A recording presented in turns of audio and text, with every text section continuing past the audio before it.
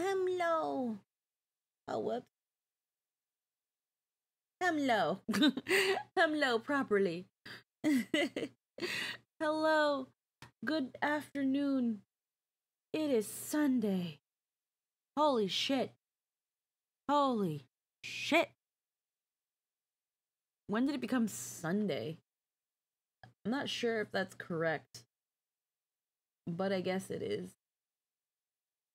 How are we today? Let me actually bring the game up so that we can hear it.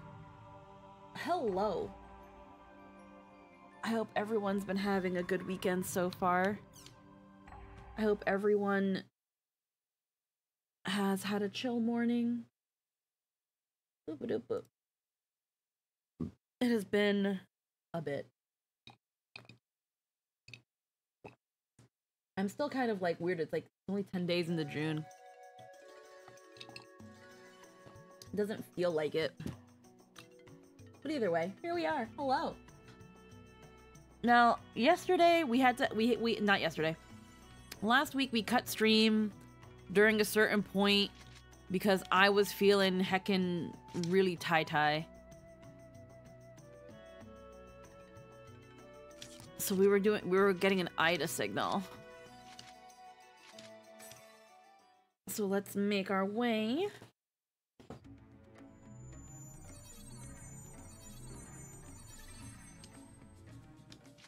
Yeah, because we need apparently Ida signals, because of course we do.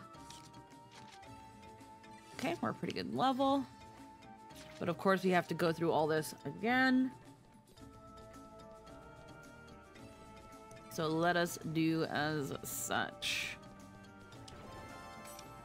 Also means there are Adler keys to get.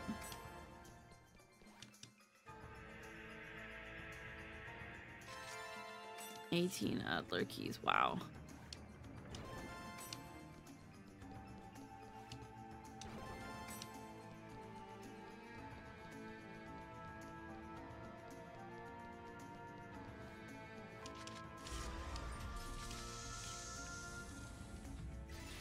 Ah, fuck. Alrighty.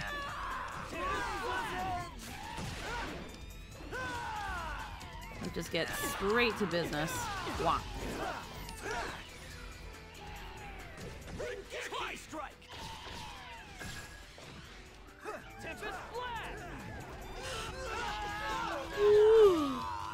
Oh, excuse me. No, I'm not trying to suck your toes, but hey, pretty girl, I'm sucking toes. The way you do the things you do reminds me of me sucking your toes. That's why I'm all up in your toes. How are you? Hold on, I'm trying to hit the enemy, I swear.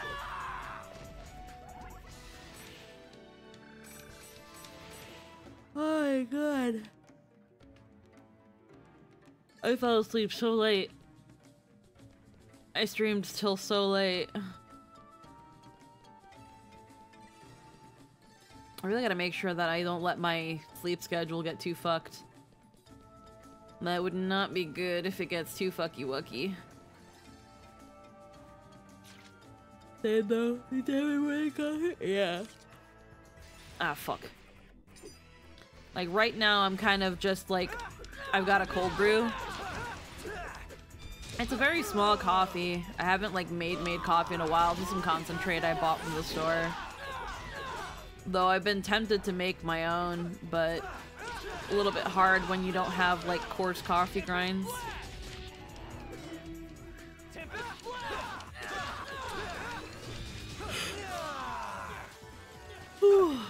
Oh.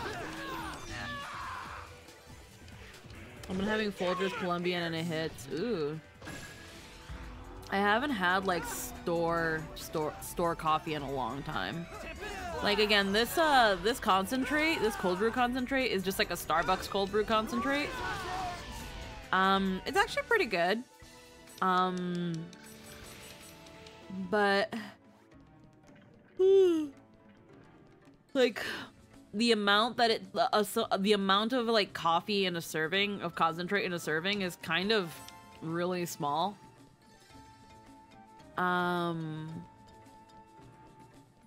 And it's that thing that makes me sad that I didn't like jack some cold brew concentrate before I left my other job.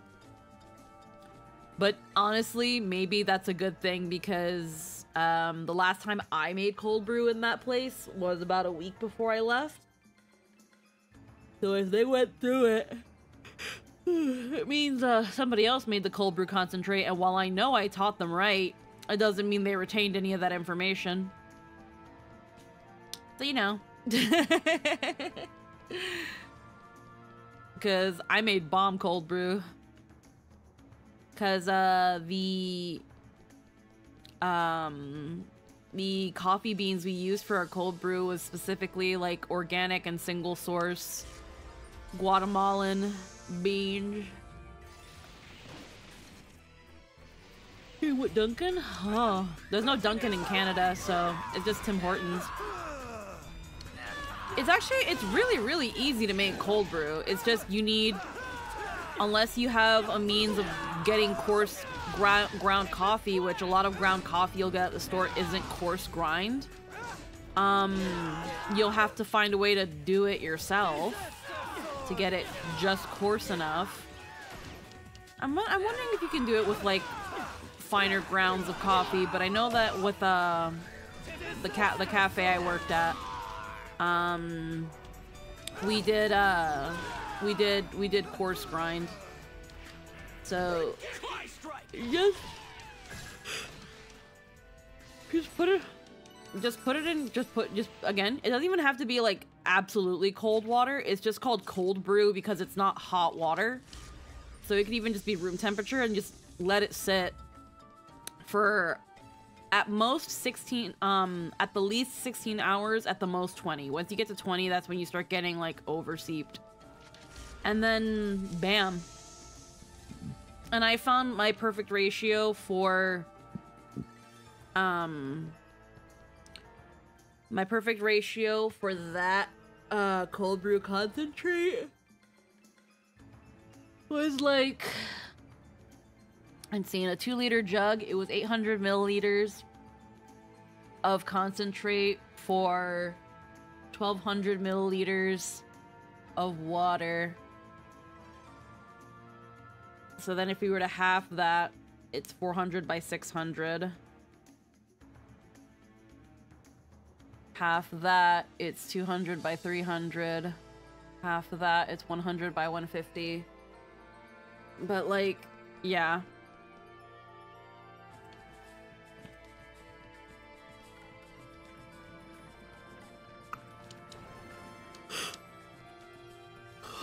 My cold brew fucking slapped though. I had people coming for my cold brew. Like, it was a thing of I had to be the one to make it, because like, even though I taught like some other people how to do it, I don't know.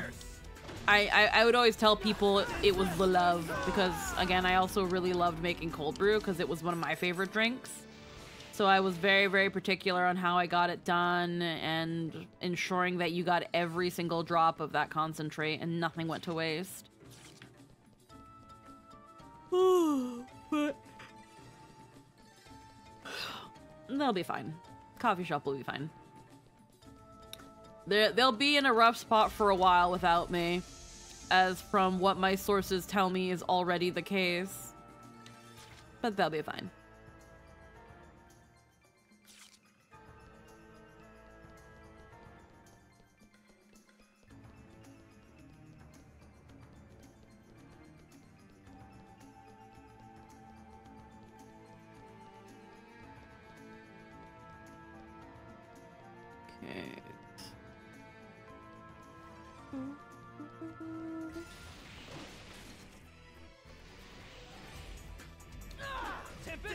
Oh, Lord.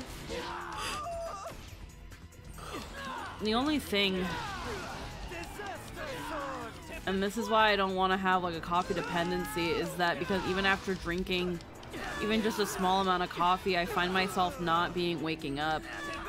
And maybe it's because it's not hot, because hot coffee I find tends to absorb better into your system than not hot.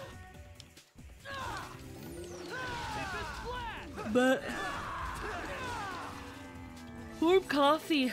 Hot coffee can upset my tummy sometimes, which is why I tend to gravitate more towards iced coffees. And cold brew has that added thing that it's not as acidic. By how much I couldn't tell you, but it's not as acidic. Oh, stop it.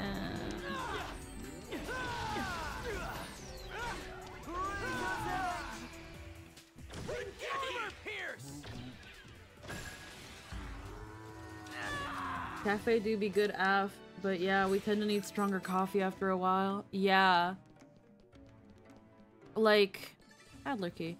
Like, when I first started working at the cafe, like my first year there, I couldn't drink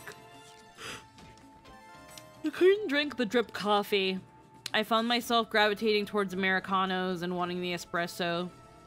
But it wasn't until one day where it was particularly really dead that I just kept chugging my iced Americano, which of course I had a big one because I came from working in freaking Jersey where I would need a large Dunkin' iced coffee, so I'm thinking like, yeah, I can just get a large Americano, a large iced Americano.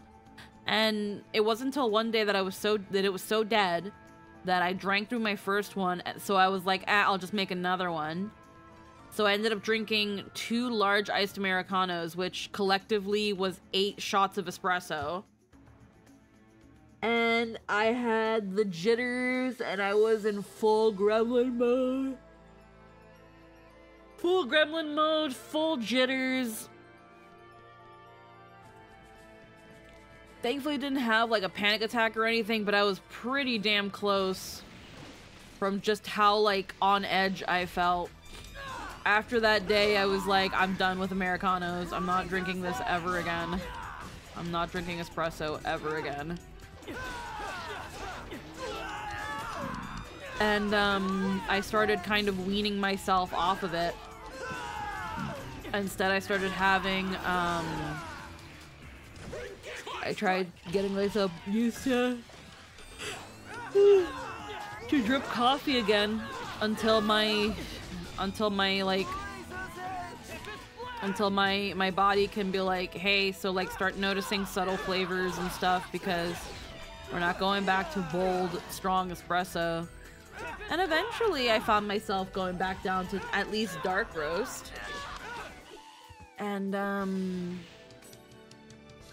I can even drink medium roast now. But it took a bit. It took some days not even drinking coffee and going instead to, it took instead going to, oh my god. It took going to things like, matcha. So occasionally I let myself have tea. And that was my way to, like, also have other sources of caffeine. I can now unlock the seal for the 7th phase. Oh. I think that's either Coon or Pies.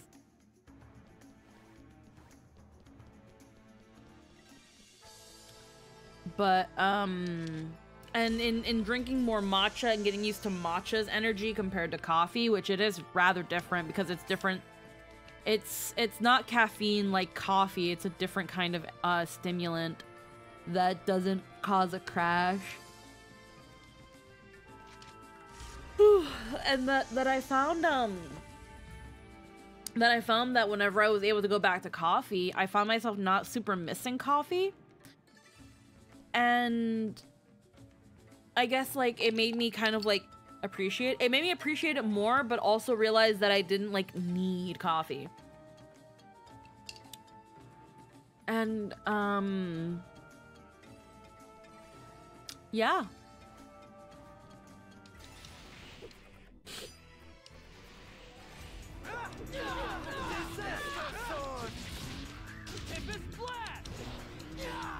Like, ooh. Look, I appreciate the fuck out of matcha. I love matcha. I'd say the matcha that my work had was really good. It was one of the highest grades of matcha, but because of that it was expensive. But I'd have to try how other matchas are from like other providers, like David's or something, and see how much it really matters if they've just got pure matcha.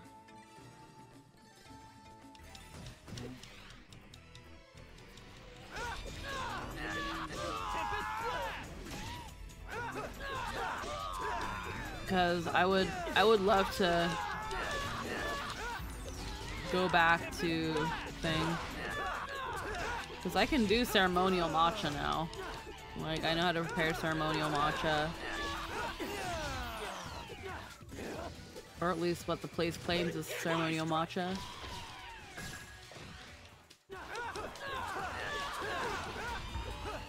Like, I'm a hella good barista. Like, I know what I'm doing, and I give a shit about what I give out.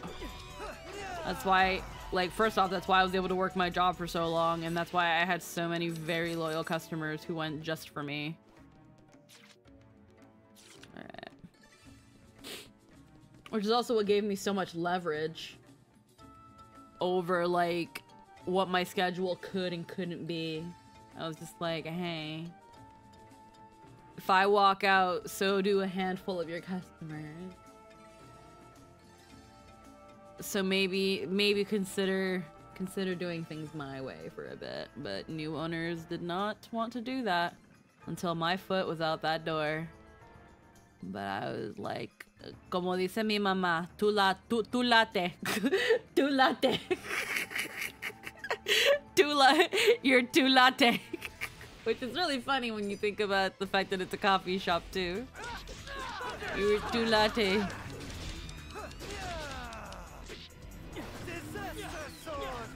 Can you believe I thought it was Father's Day today? I was talking with Din Din relatively late. We were having a little bit of a slumber party until Jester came to bed, to which I was like, okay, we gotta end our little slumber party. And like, I legit thought it was Father's Day today, and I was ready to delay stream a little bit to call my dad. But last night I was like, oh, it's next week. Which is a relief, because that gives me more time to not get my dad.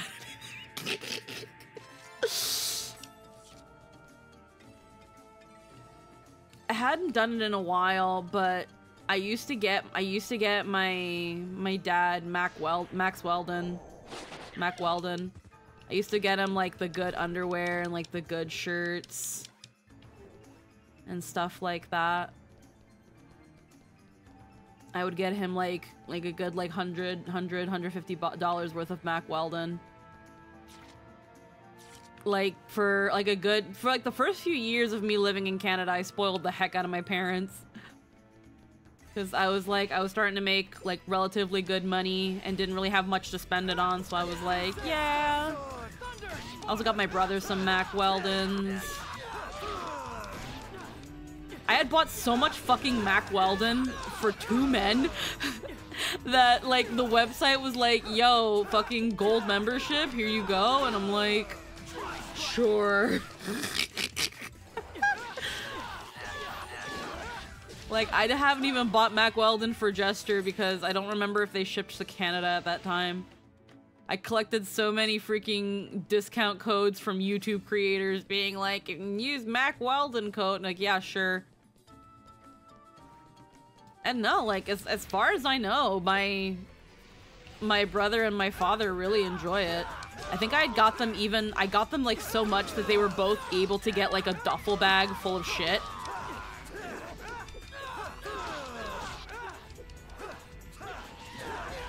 Like, it'd have to be, you know, because I should get my dad something, honestly. I'll probably get him some new Mac Weldons.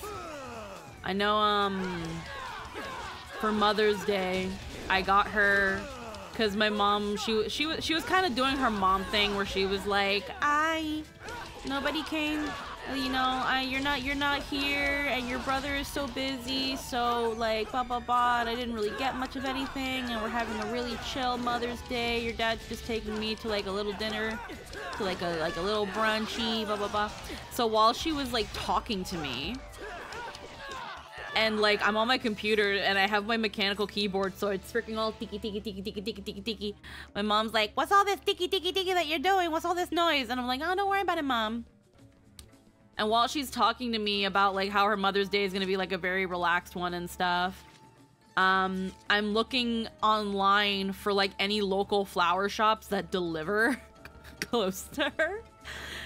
And I was like, oh, you know,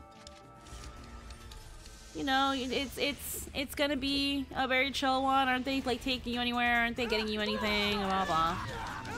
And I didn't tell her, but then that same day I found a local flower shop and I was like, hey, through their website I had them deliver some bouquets of flowers to my mom, because my mom really loves flowers and plants. So like when it comes to getting my mom like any sort of last minute gift or anything in general, you can't go wrong with getting her flowers. She loves getting flowers. She loves having them on her table. She loves having them on her like shelves and like the smells and it. Like she loves it. She loves roses. She loves herbs. She loves lilies and like all those very fragrant flowers, orchids, lavender. Loves all that stuff. Mama Pink loves it. Alrighty. Let me see. What the fuck is, yeah. So I got her that stuff, and I just didn't say anything until I got the message the next day, because obviously it was the day after Mother's Day, and she was like, oh my god. Oh my god. And then I called her, and I was like, what happened? She was like, somebody knocked on my door today, and they're like, delivery for my name? And I was like, she was like, what do you mean delivery? I didn't order anything. And he's like, no, it's your name. And then she just accepted it because she was like, it's for me, so I'll take it. And she thought it was my dad. And she like called my dad and she's like, why did you randomly buy me flowers? And he's like, I didn't. And then she finally saw the note that I left and she was like, oh, she got me flowers. Honestly, if anything, it's gonna make her nag at my brother more because she's gonna be like, your sister lives in another country on the other side of the continent and she gets me flowers. If anything, I just fucked over my brother. But yeah, I think sometime later tonight I'll probably peruse some websites and see what I can get for Papa Pink. See what I can get him for ye old daddy's day.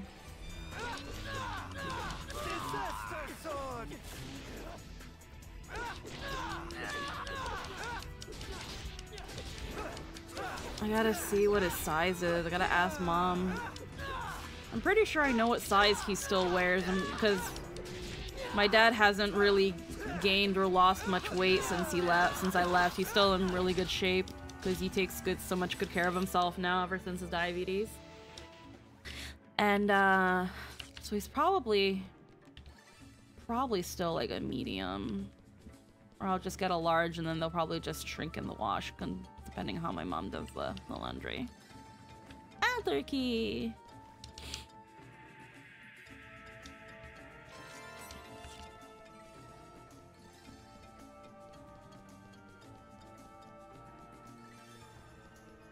Mbe.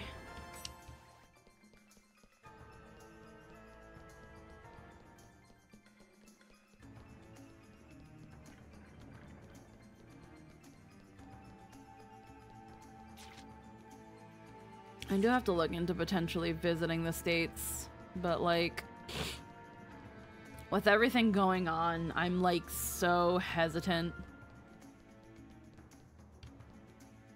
On top of like other things.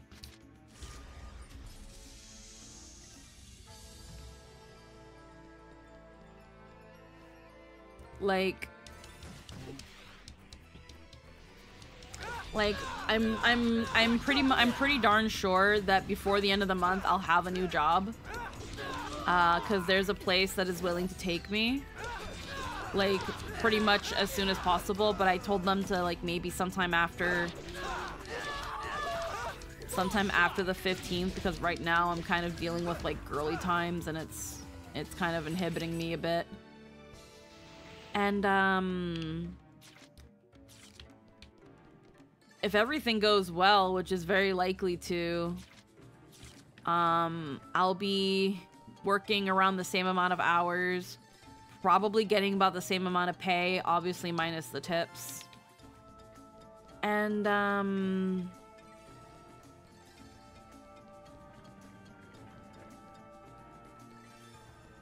it just seems like it's gonna work out and be a lot chill.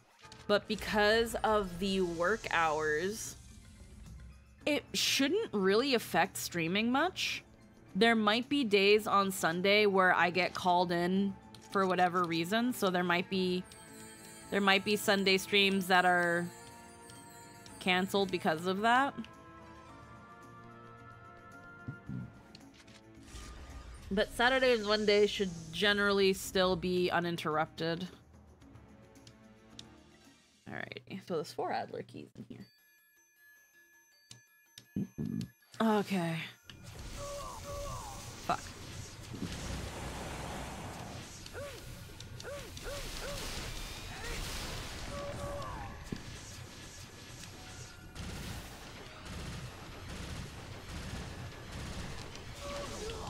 Fuck. I can't remember the controls.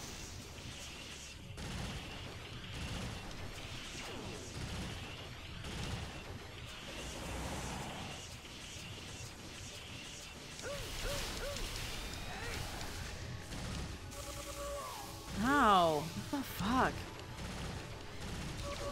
Okay, I'm like really doing badly because I just can't remember any controls. And it doesn't help that I was fucking playing Xenosaga yesterday.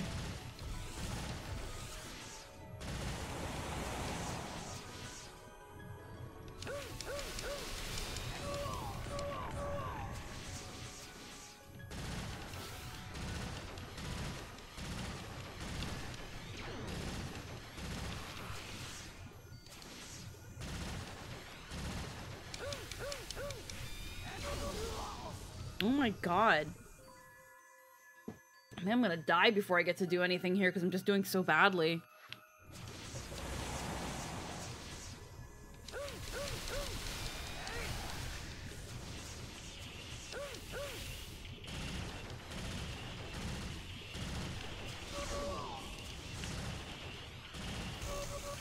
Ow.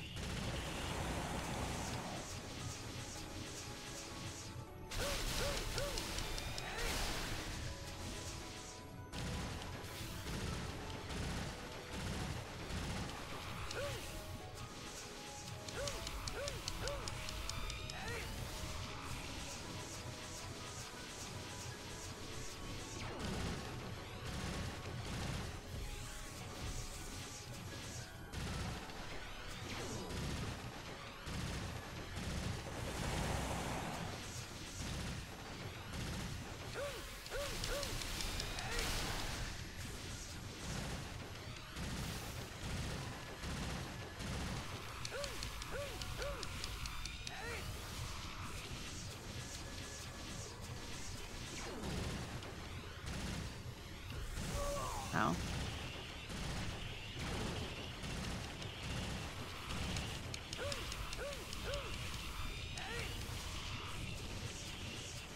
Okay, we're doing better. What the fuck?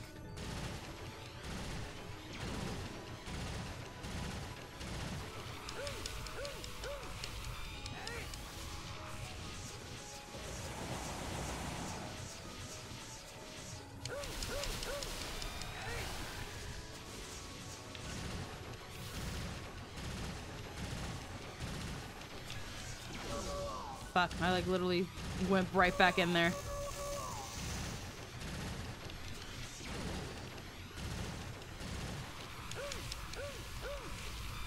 Alrighty.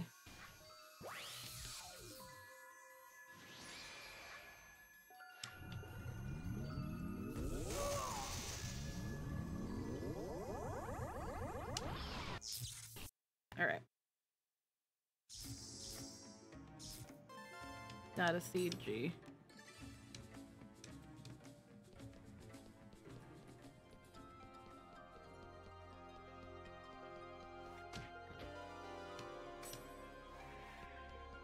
Mitigators.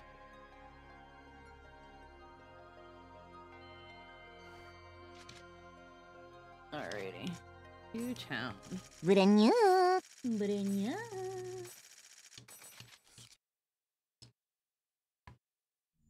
What is it, Pie?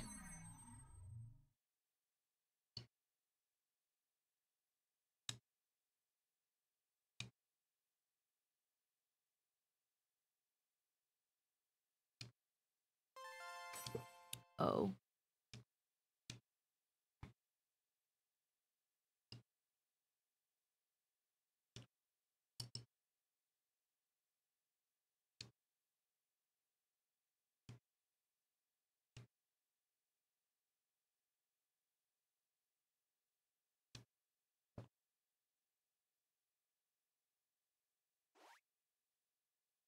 Okay, we can... I don't know, I can't remember who's the 7th phase. It might be Kun.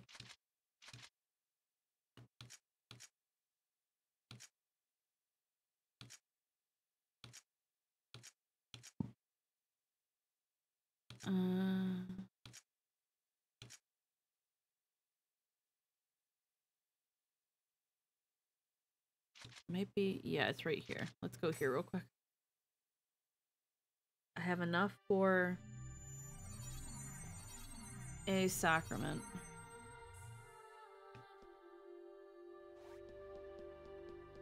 This one?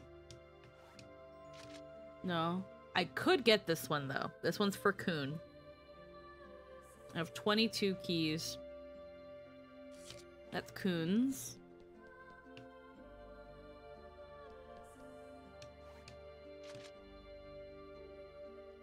The 4th phase epitaph user, which is Yata, because I'm pretty sure he fights with a fan. Sakubo for that. 6th phase. I need 3 more keys to get entrances.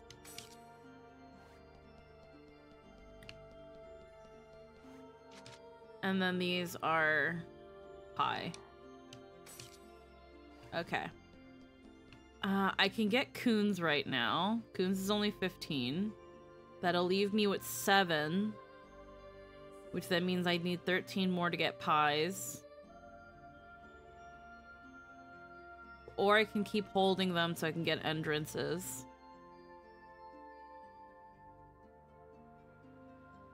Since I might use entrance and Adelie, I might hold off and get entrances.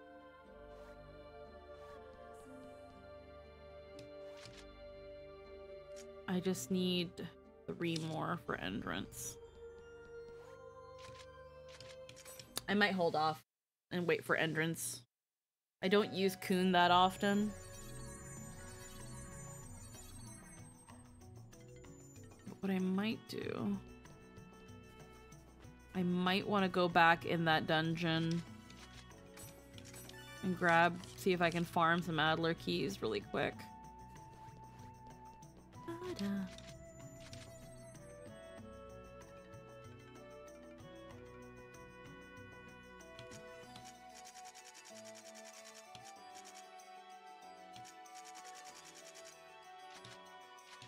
Let me see if I can find Adler keys in here again. It was 4.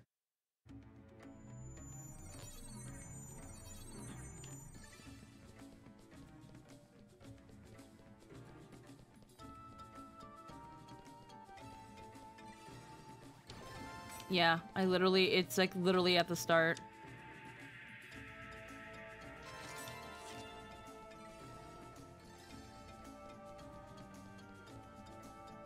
So if I can just leave and come back a couple times, and that's just easy Adlers.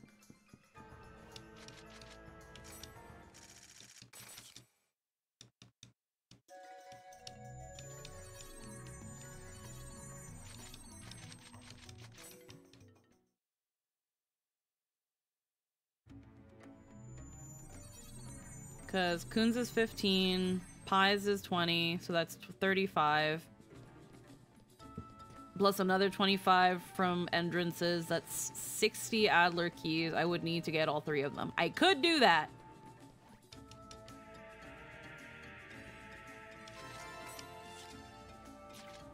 Just trying to see, because I know there's 2 Adler keys, but honestly, it might just be faster to do what I'm doing right now. There's 60 Adler keys will get me Kun, Pai, and Entrance. And then all that's left is Sakubo and Yatas. Which I don't care too much about Sakubo, to be fucking fair.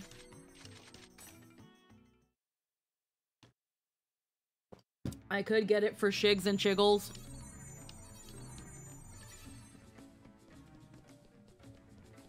For Gigs and Chiggles.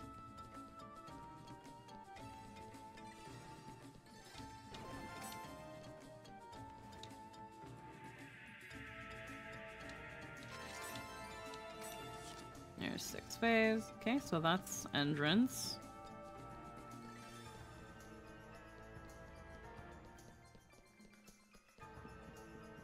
I'm sure those sacraments will probably be there too in the next game. But if I can get them now, you know, why not? Okay, so how many do we have?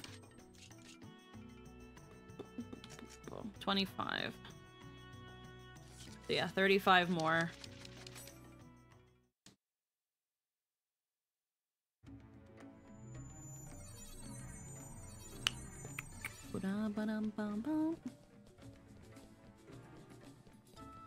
But yeah, I'm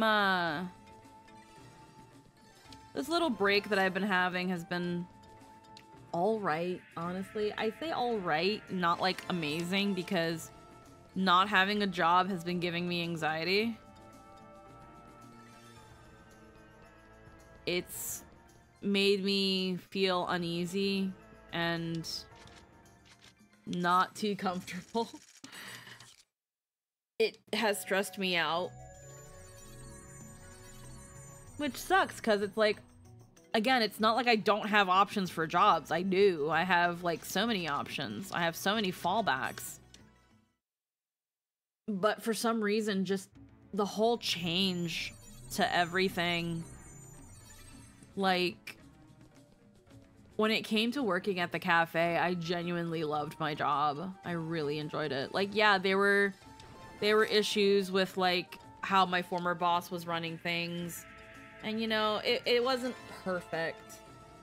But I still very much enjoyed it. I very much enjoyed seeing my regulars all the time. I enjoyed, like, you know, kind of going above and beyond at times and seeing people react to it and being like, oh my god, this made my day. This is always, like, worth coming to. Frickin' Mr. Kenny. I have Mr. Kenny's email, who's the local farmer who would, like, make me jerky and stuff. So honestly, if I ever wanted to really, like, ask him for jerky and stuff, I could simply just message him, you know, not be a stranger.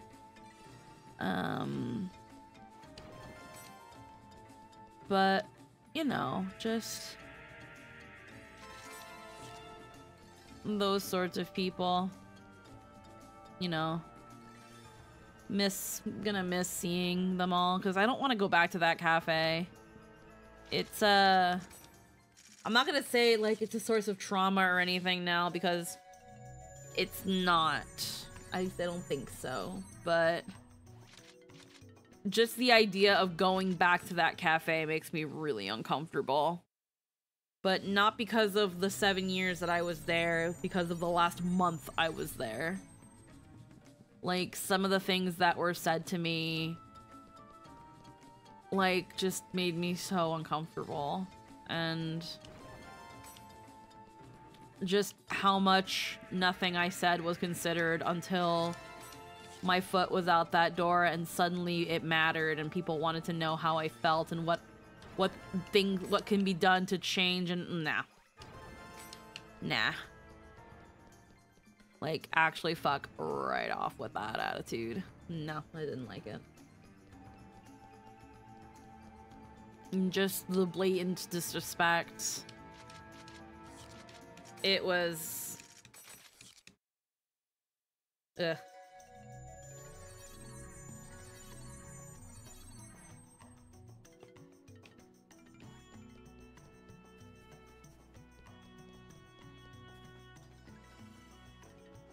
Where am I going? And then on top of that, just the way that current owner is actually exploiting vulnerable people who are trying to like immigrate to Canada. I have even considered reporting them to like the labor board. But yeah, it's not good.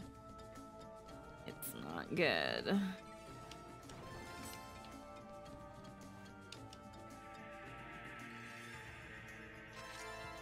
Okay, 30. Right, 30 more keys to go.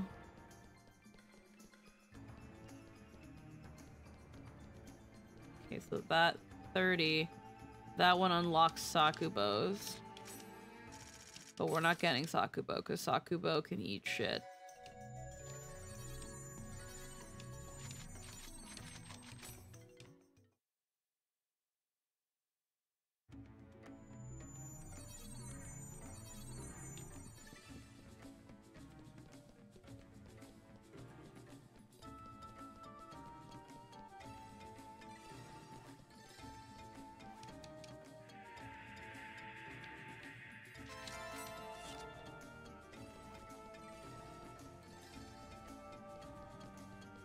If it wasn't for the fact that walking around the whole dungeon to get all 4 of them in here and then leaving wouldn't take more time.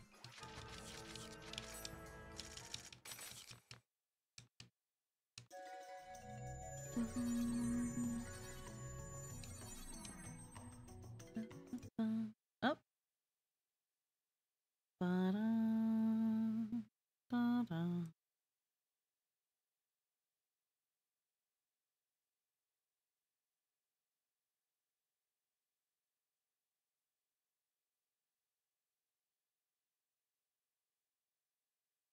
Just wait to check something really quick.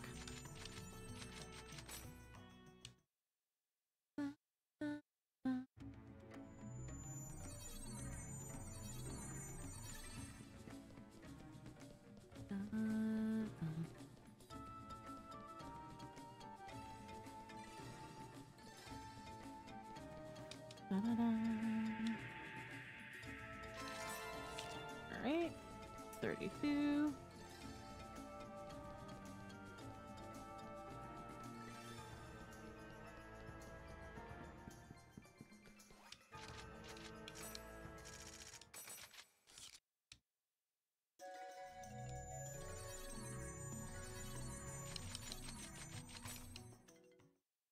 Ba-da-ba-da-ba-da-ba-da-ba-da-ba-ba.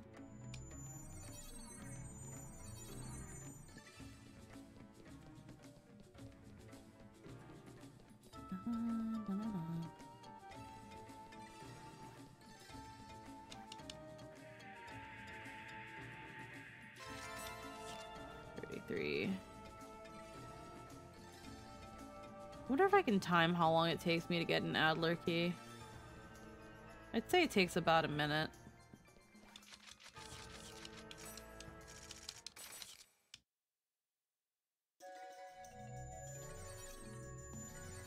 Let me see if I can time it. Alright.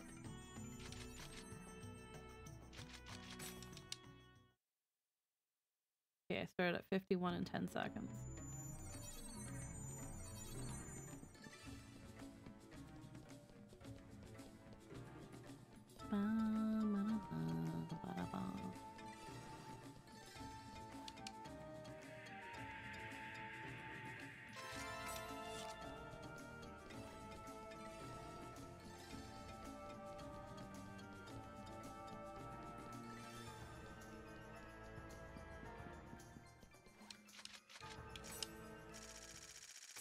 Okay. Takes about 30 seconds. A little over 30 seconds, so about 40 seconds to get a key this way.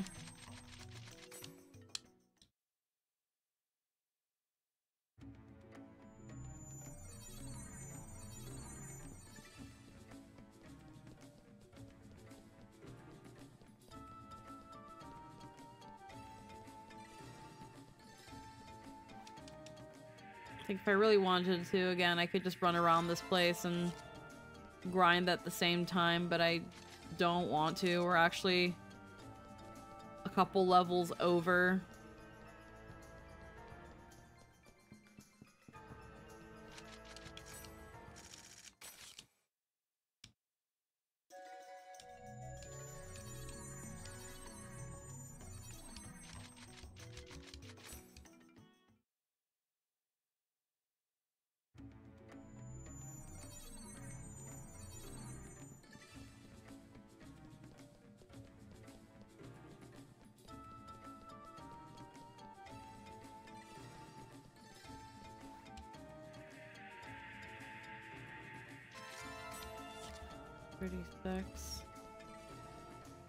It just feels slow because I'm just doing the cycle over and over.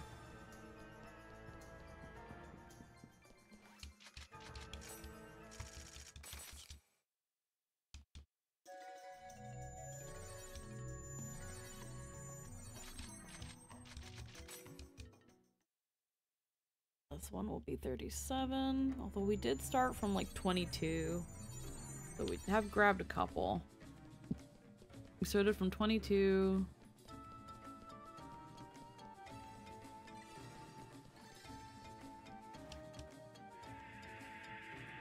16? 15. We've gotten 15.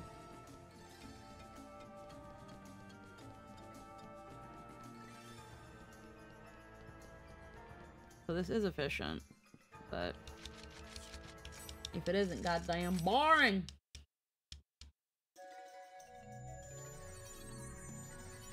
Don't even be like a half-ass completionist like me, because it's still like, ugh.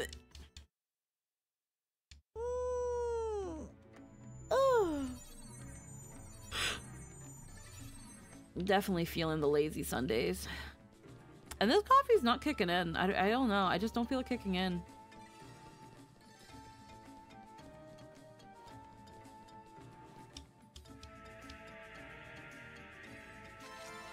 Might have to make another one. But I kind of don't want to. I bought this one creamer. I normally just get vanilla creamer and where am I going? And I normally just keep it simple. But there was one that was like caramel waffle cone. Waffle biscuit. And I was like, what the fuck? So I grabbed it. And it's a little too sweet, so I don't have to put that much. But I kind of like my coffee on the creamy side. Not the sweetie cream.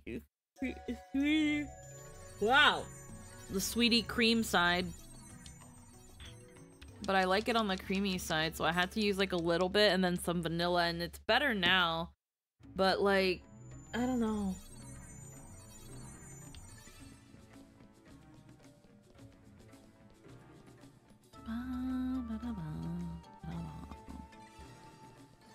Like maybe I need caffeine in another way.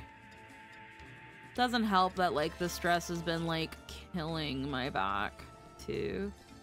Along with my girly times. Girly times kills my back, stress kills my back. Ugh.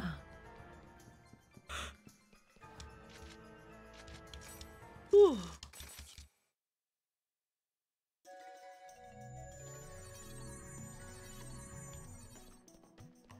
Where am I going? Actually, let me save. We've gotten quite a couple keys.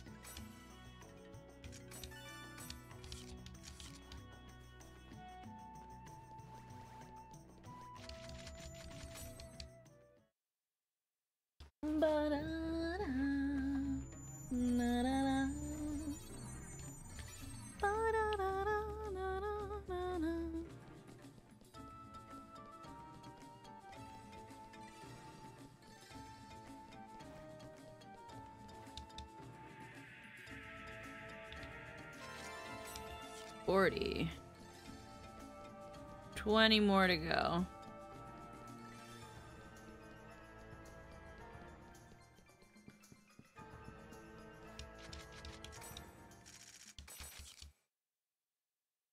anybody down.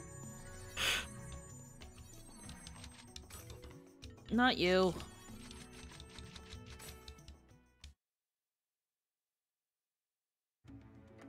Boop, boom, boop, boom, boop.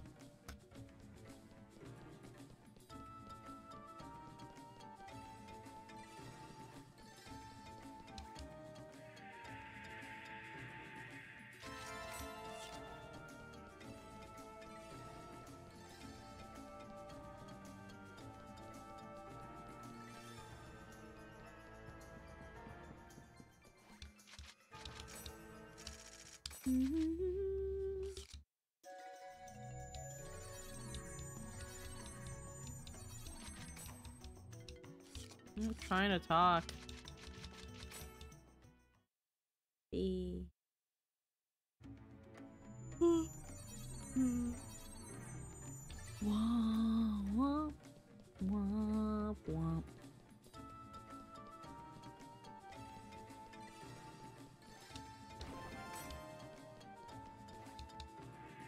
It feels like we're relatively near the end of this game, though. I don't know, it feels like we're getting to the end of it.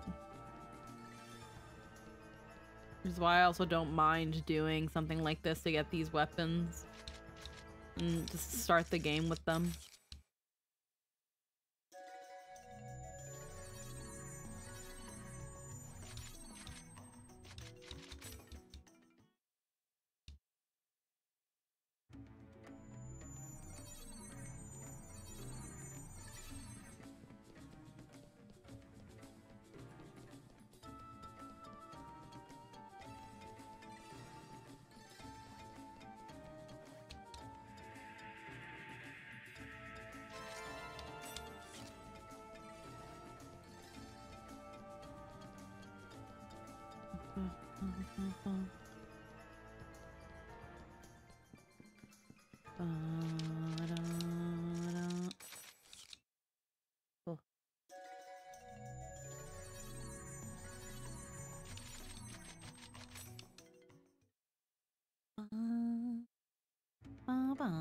You know what, Axel?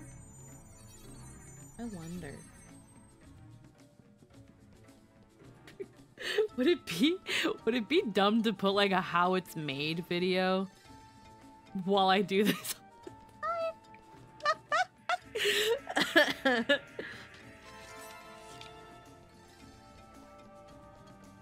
I feel like it kind of would be funny. Like, do you guys want to learn about like where like imitation crab meat comes from? How long would that video be? I'm trying to remember how long it might have been.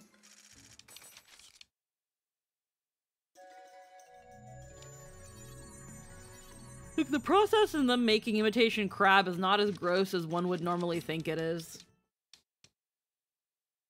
It's very intriguing, in fact.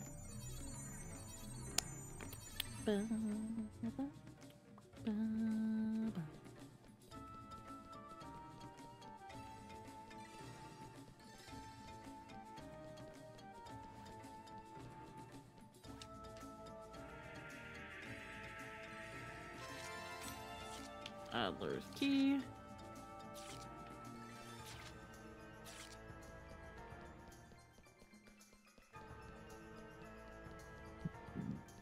B. How many does that make? 45. Oh, wow.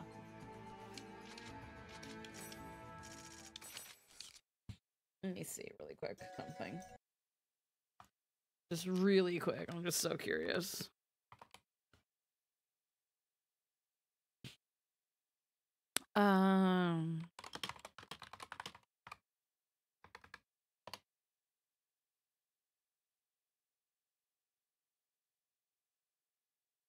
It's only 3 minutes.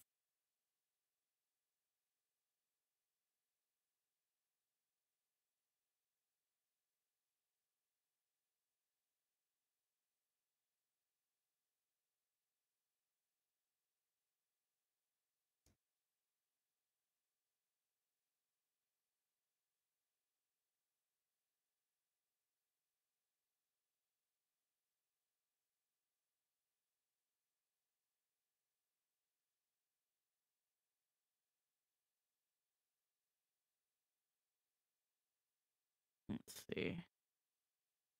How shrimp are caught and processed? From sea to shrimp.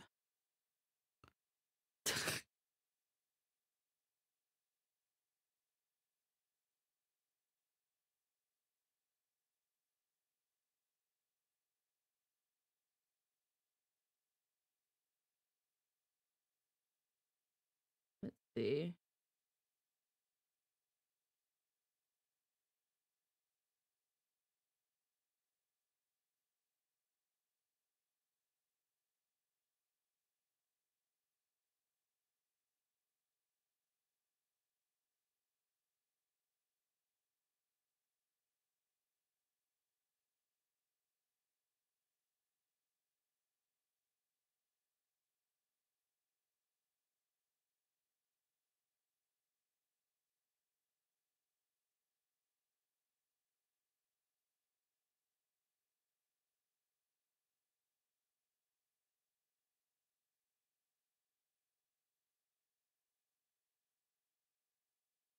Let me see. I'm just trying to see if I can find like a good size video or something.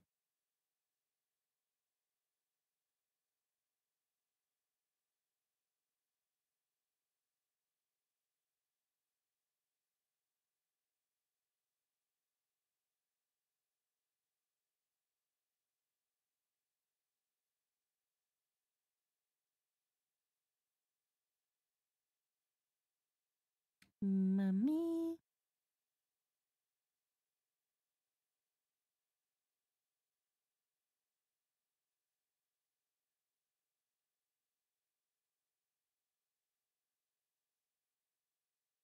Okay, B.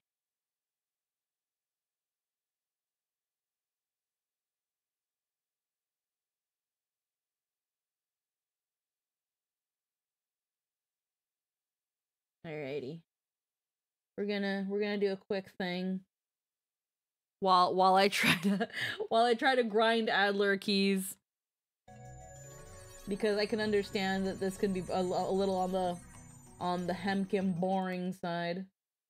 So let me really quick let me maybe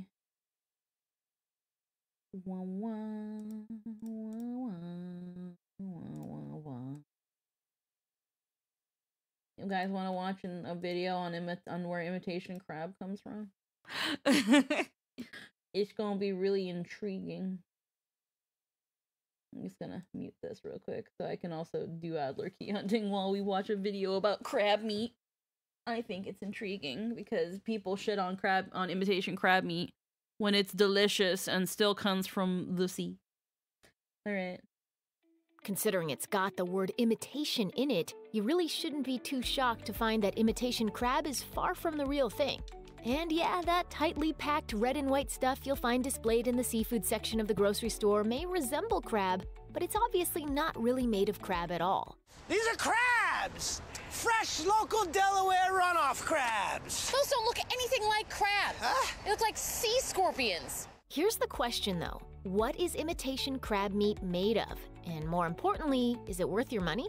Weirdly enough, while you won't find any crab meat in imitation crab, you will find seafood, because imitation crab is made up of a paste called surimi, which is basically processed, mashed up fish. Yeah. Usually it's actually a combination of fish such as Alaskan pollock or Pacific whiting fish that have been put through a complicated manufacturing process and turned into a gel-like substance.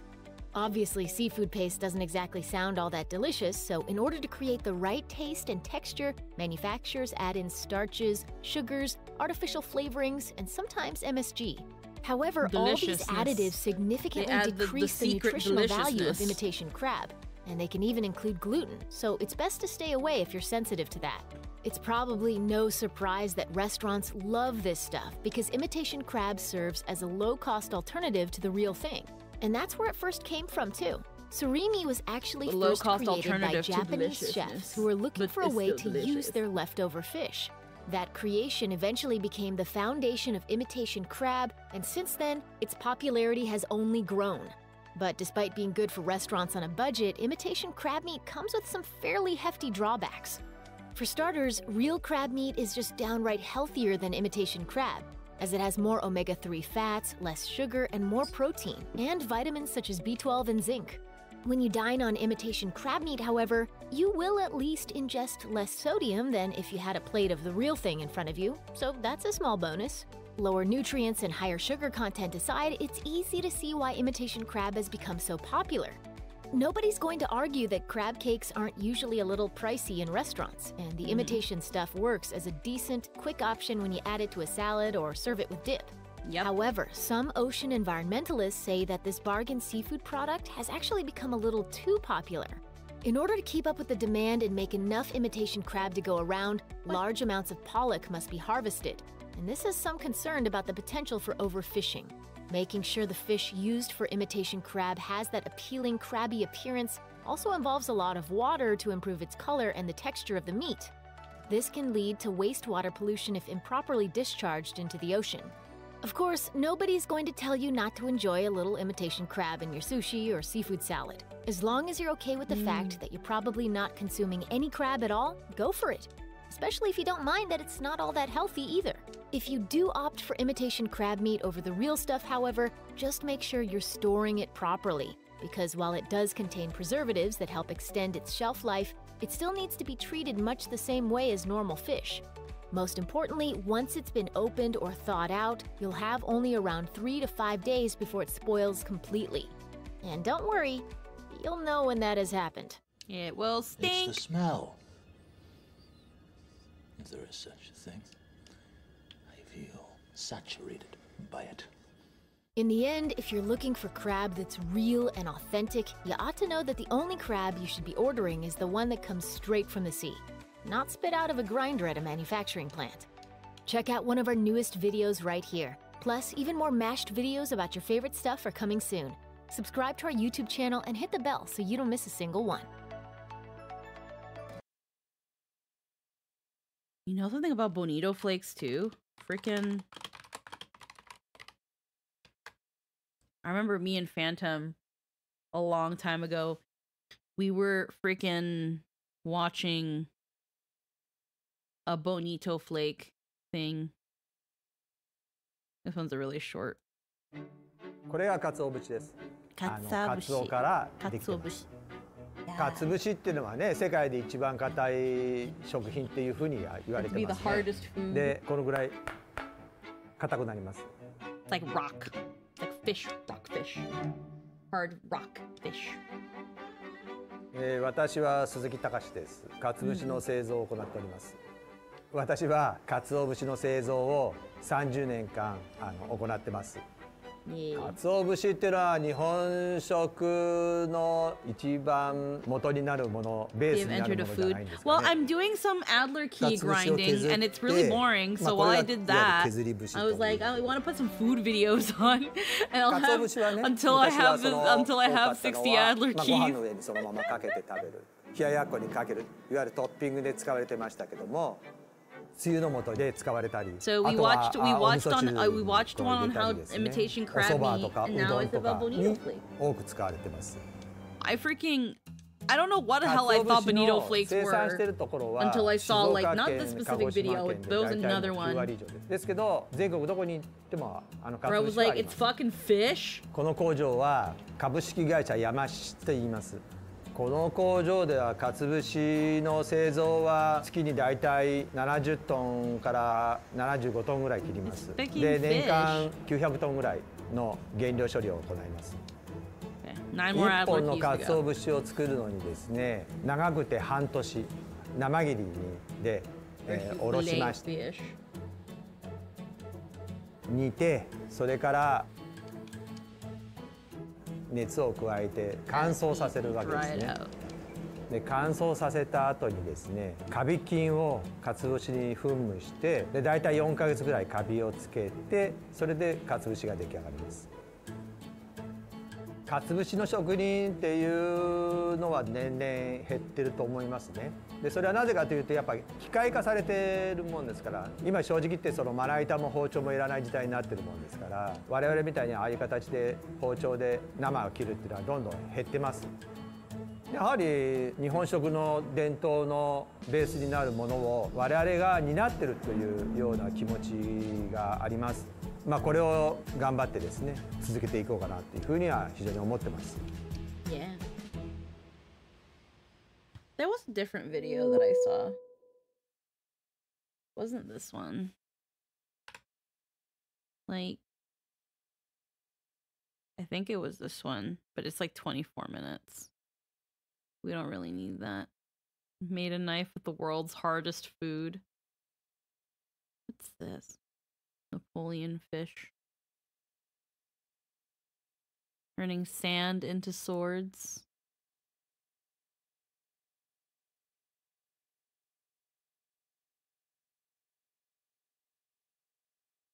Trying caviar. Hidden flavor. Yeah.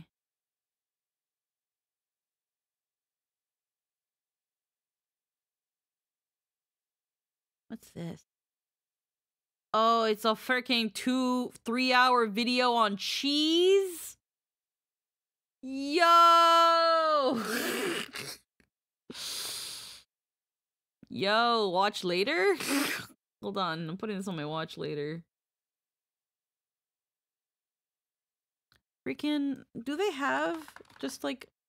God, I remember when I used to watch so much History Channel. American cheese. Y'all be shitting on American cheese. What is as American as the 4th of July and an apple pie? American cheese, of course. You can make it your nacho dip with it, Hi, or Black melt it Ace. onto your fresh off the skillet grilled sandwich. American cheese is absolutely perfect in its simplicity and gooey goodness. But what exactly is it? And how do you make it? Step 1. Selecting the natural cheese and other ingredients. I'm trying to get Let's 60 say you Adler wanna make keys some while y'all mac learn and about cheese. or a nacho dip. Or maybe you're in the mood for a hot, crunchy grilled cheese sandwich. What do you need? Well, cheese. Technically speaking, American cheese is not exactly real cheese. It's actually a blend of different cheeses, including cheddar cheese, washed curd cheese, Colby cheese, and Grand Dollar cheese. So from a legal perspective, any cheese made from a blend or two or more is real. Cheeses can only be described as processed cheese or a cheese product. So the official name of American cheese is pasteurized processed cheese food. This means that unlike natural cheese, which is directly made from milk, American cheese is made from a bunch of other different cheese varieties, and this cheese blend shouldn't compromise less than 51% of the final product's weight. Now for the successful production of American cheese depends on the good quality and selection of natural cheeses. We can use one or more varieties of cheese or blends of cheeses with different degrees of maturation. The criteria for selection of natural cheese include flavor, texture, consistency, and level of acidity. When the cheeses have been selected, the products are removed from their packaging, de-rinded, cleaned, and ground before processing. This physical treatment of natural cheese facilities and easier melt ensures proper blending of the added ingredients and enhances better contact between emulsifying salts and cheese components. The other ingredients that are added to the pasteurized processed cheese include water, milk powder, cream, and hydrogenated milk fat, vegetable fat, whey proteins, vitamins, emulsifying agents, caseins, and starches, spices, and food coloring. When melted, the salts hold everything together and give you that wonderfully gooey pull. So choose the right raw materials to get that perfectly blend of creamy, salty, and gooey cheese is the key here. Only brands that meet this strict criteria can label themselves as American cheese. It's a strict criteria, guys. Strong flavor, not just any little piddly preference. bitch can become The color American may range cheese. from white to light yellow or even orange with a very smooth texture. It's essential to add a variety of emulsifying salts like sodium chirate and phosphates to ensure the viscosity, texture, pH balance, and binding of the water and fat content of the cheese. In fact, both spreadable, slice, and block type American cheeses will use similar ingredients. The difference lies in the proportions of the materials used and the manufacturing procedures, which may vary according to the end product. Now once we're done selecting the natural cheese and other ingredients, it is time to proceed to the most crucial step. Step 2. Formulation of a balanced mix. Where regular cheese making starts with milk, American cheese production actually starts with natural ready-made cheese. First, the cheese is washed and scraped. After that, it can either be chopped into pieces or mechanically grated into fine shreds and melted together at 165 degrees Fahrenheit. The main components of natural cheeses are fat, protein, minerals, sodium chloride, and moisture. So the formulation of balanced cheese blends is based on the proximity composition of the natural cheese used. After that, the cheese is melted in a scraped surface cooker, which blends the cheese with water, emulsifying agents, milk proteins, and other added ingredients. The fat level of the cream, butter, and anhydrous milk is standardized, and milk proteins are fortified at this stage. Water on condensate is added to the mixture from a direct steam injection during the heating stage. Typically, American cheese spreads contain 20 to 40% added water, while the block or sliced cheese contains less moisture, which is typically 2 to 25% added water. It is very important to keep emulsifying agents in mind in this stage. This is the stuff that will hold the cheese together and prevent it from separating during heating. Emulsifying salts like sodium citrate promote a series of psychochemical changes in the cheese blend and supplement the functional properties of the milk protein. Salts that will emulsify the fat and stabilize emulsion and pH level of the cheese, so make sure to blend them in really well if you want a desirable structure of the cheese after cooling. However, some precautionary adjustments to the balanced mix should be considered when using food ingredients such as meat, fish, or liquid additives like coloring material and flavoring agents. So this makes up our balanced mix: natural cheese, water, salts, and milk proteins. However, some manufacturers will choose to add miscellaneous additives to the blend to make it tastier and appealing to consumers. We can choose to add egg protein, wheat fiber, nuts, dried fruit, meat emulsion, mustard oil, or even mashed potato to the mixture and blend it all really well together to obtain a thick, creamy paste. Once all the ingredients have been blended into a smooth mixture, the next step is to heat it all to form a stable mass. Step 3. Heat treatment. In the third step, the balanced mixture is heated. We need to heat the blend because heating is required to pasteurize the product. Now, this is another critical step in the production of American cheese because the cooking time, cooking temperature, the extent of mixing and blending, and the rate of cooling affect the final properties of the processed cheese. During its preparation, the cheese is heated for more than 30 seconds, at least at a temperature of 150 Fahrenheit. For this purpose, we'll use a batch cooker or a process kettle. The important thing here is to ensure that we have a minimum filling temperature of 72 to ensure the proper pasteurization of that yummy cheese we all love. That's because high temperature processing conditions eliminate the looming threat of corrosive spores that can germinate and grow during the sheer life if the product is not refrigerated. So, heating provides additional security during the cheese production and prevents product spoilage. Now that we're done with mixing and heating the mixture, it is time for an optional step: homogenization. Step 4. Homogenization. Although the equipment used to manufacture pasteurized processed cheese products provides the homogenization effect on their own, further homogenization may be required to make the cheese smoother and more homogeneous. The high shear cookers used during the heat treatment produce an emulsion of the fat droplets in the continuous hydrated phase, while the modern continuous cookers are equipped with a tangential steam injectors that are pretty good at adding the creaming effect in the American cheese. However, if the manufacturer desires to add more homogenization into the cheese, they install I keep saying that word wrong. In fact, we need to use an inline mixture or homogenizer for the processed cheese Homogenizer. to make them more creamy and smooth. Once the mixture has been thoroughly homogenized, That's what it you is hear, allowed to guys. cool Cheese down. is gay. While the Happy spread Pride products Month. cool down more rapidly, the blocked or sliced products need time to cool more slowly. Cooling the cheese will give us the desired texture and consistency. After we are finished cooling the cheese, all that is left to do is pour the blend into molds to obtain the cheese slides, blocks, or spreads. That brings us to the very last step in this fascinating cheese-making process. Eating it? Step 6. Filling machines and packaging. Our last step is to shape the product how we want. Once all the ingredients have been combined into a smooth, homogeneous paste, it is time to add the finishing touch. The mixture is poured into large molds to solidify into sliceable bricks. These are the massive blocks of frame American cheeses that we see in the deli department. In other cases, the mixture is piped through a machine that churns out long, thin sheets of cheese. These sheets are further cooled down and hardened until they can be finely sliced and individually wrapped. So after we obtain the perfect slices, blocks, and spreads, we can use glass jars, metal tin cans, laminated aluminum foils, plastic tubes, and bottles for packaging our final product, the American cheese. And of course, now it's ready to be melted on top of your hamburger or omelet. Bon appetit. Trays. Click one of the 2 videos on your screen right now. They're so good. Man, I love cheese. Apparently cheese, like, activates parts of the brain similar to that of the fucking hard drugs, and I'm like, hey, yo. You can't take away my cheese, though. We've got 60 Adler keys. Alright. I don't have pie, but I have Coon. So let's get Coon.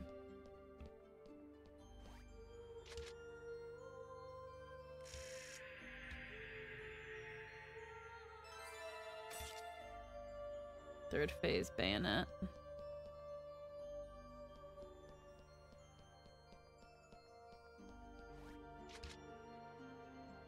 Alright.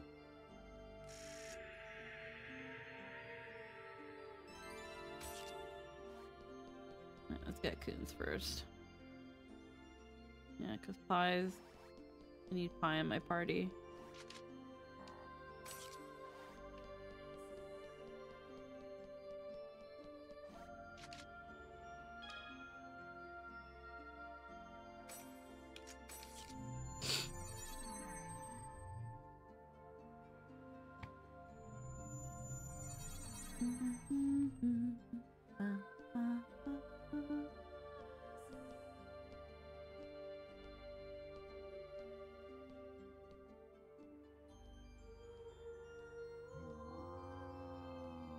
Womp womp.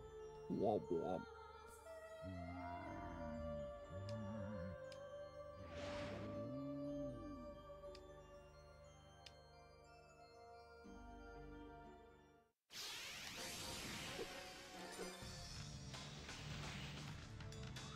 Tempest Blast! Disaster Sword! Propagate stopper. Try Strike! Tempest Blast!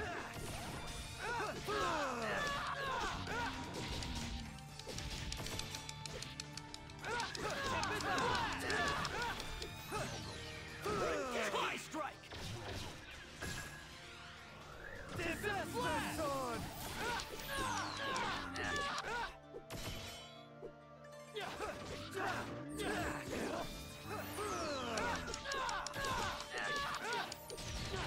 Disaster Sword!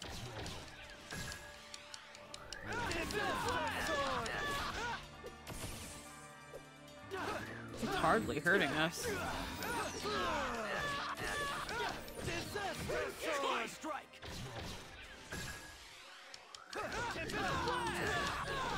Did it fucking heal itself? None of that. Disaster Sword! Tempest Blast! Try Strike! There we go. Fucking healing itself. None of that shit.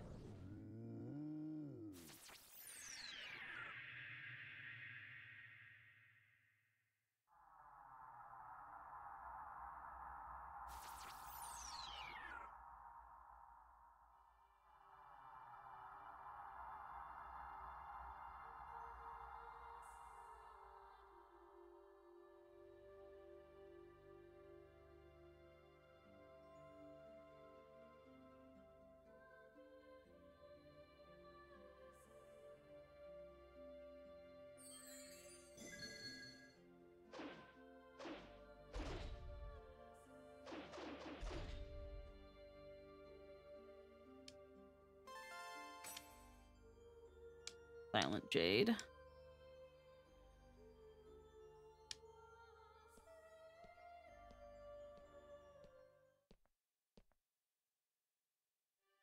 Alrighty. Does he already have it? Wrath Lion. That was level 51.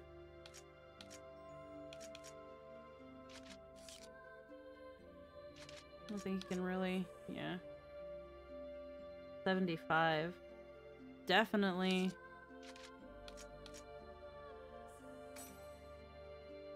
Changing main weapon. What about customizing it? Yeah, you can't customize these.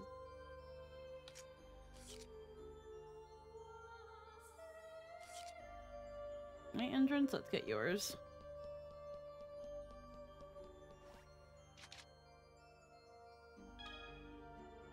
Level 83. I didn't check what level the field beast for Coon was. It might have been easier.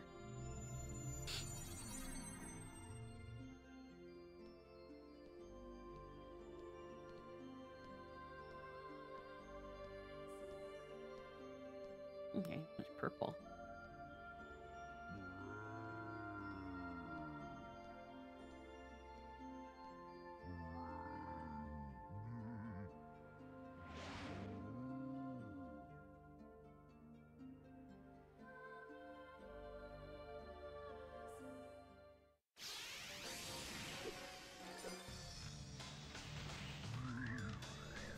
Attempt rejector. Alright, let's see. Fuck.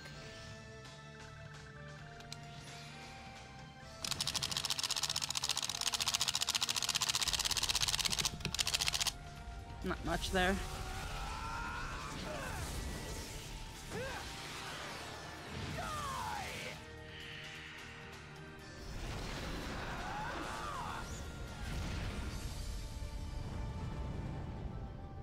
Alrighty. Wow. Tempest Blast! Consider it health.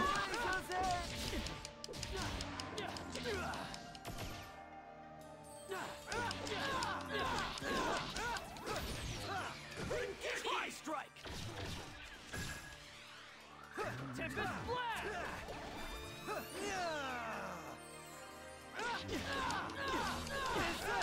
Sword! Tempest Blast! Well, start fucking healing yourself. Tri-strike!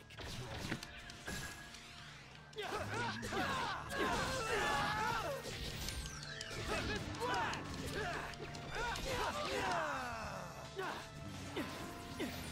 Tri-strike! Oh shit, wait, why did I hit Coon? Sword!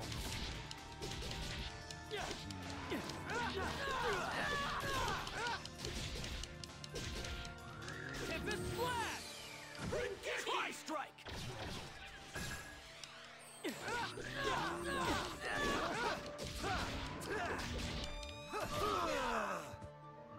Tempest Blast! Fucking healing itself. Tri-strike!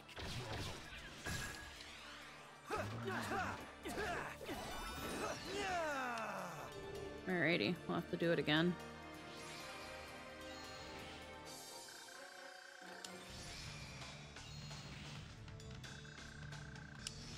Fuck.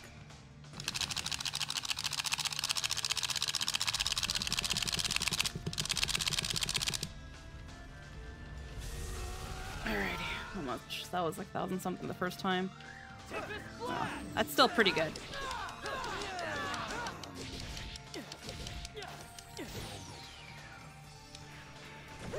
Lotus Flower!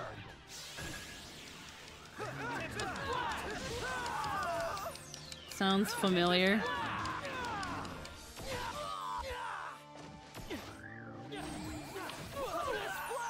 Oh, fuck.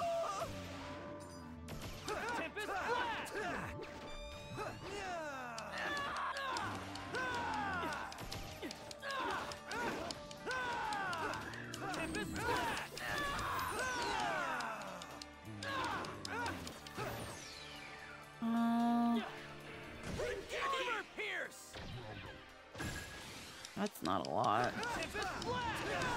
Hi, Benkin. How we doing? I mean, at least it's poisoned, but...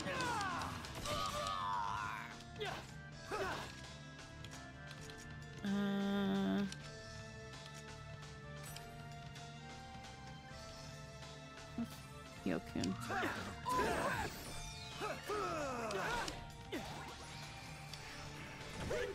Strike!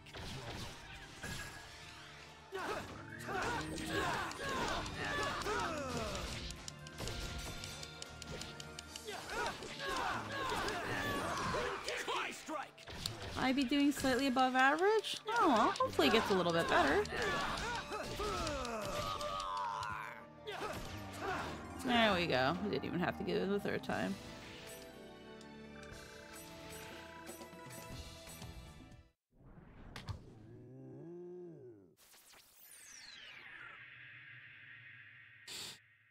Alright, and then we gotta bring in pie and do pies. And then we pretty much have everyone but Sakubo and Yata. We got Adelise, we got Coons, we got Endrance, we got Haseos.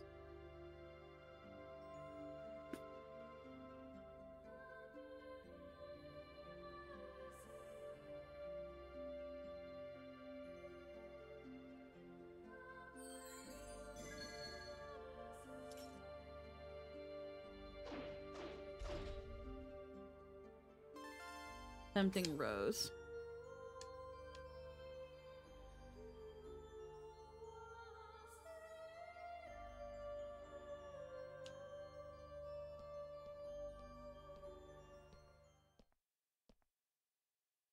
Hell yeah. Alrighty. Princess Blade. Level 42. Tempting Rose. Wow. I mean, everything else is good, yeah. Charming Smile. What does that do? Adds charm to regular attacks. Increases chance to Rengeki. What is... critical hit rate? Ah, green gift.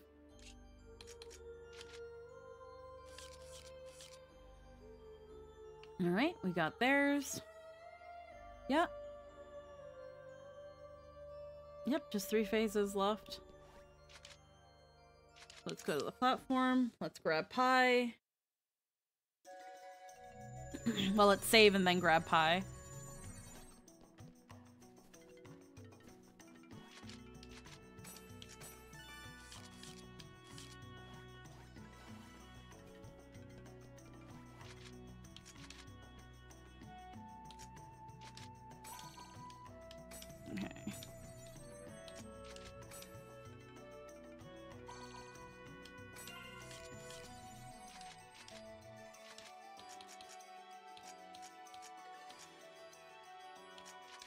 Sacrament.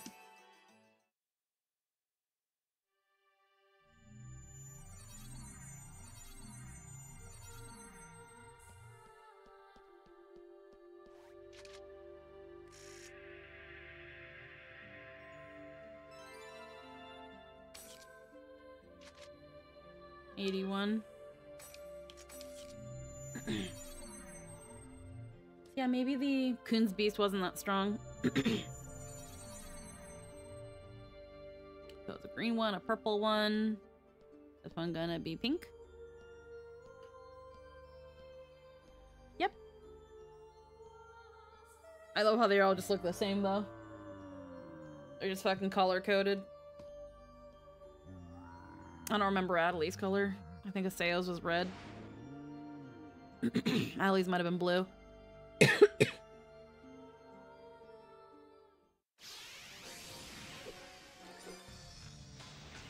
Alright, Pie. Let's get your Avenge Preventer.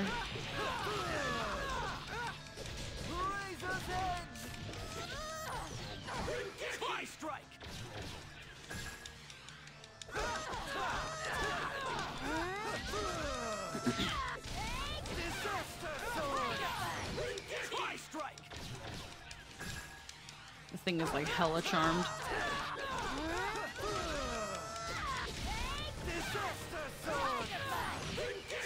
It is not attacking.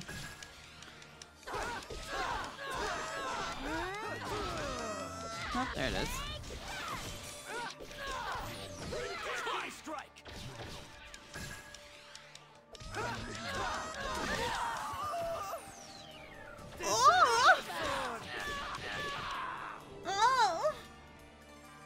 That's what you sound like, Endrance. Ah, fuck. That wasn't that great.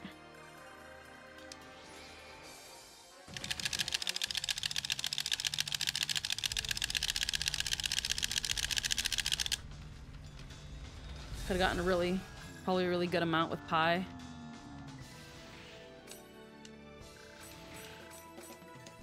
Alrighty.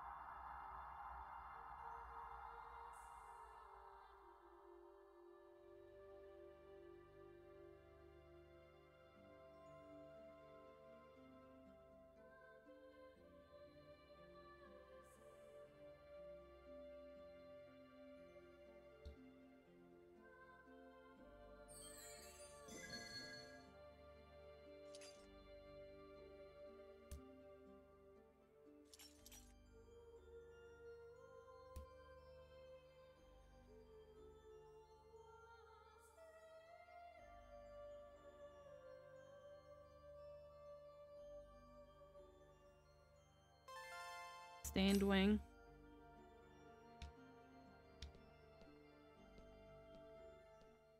I don't think we ever got anything about Pie's older brother.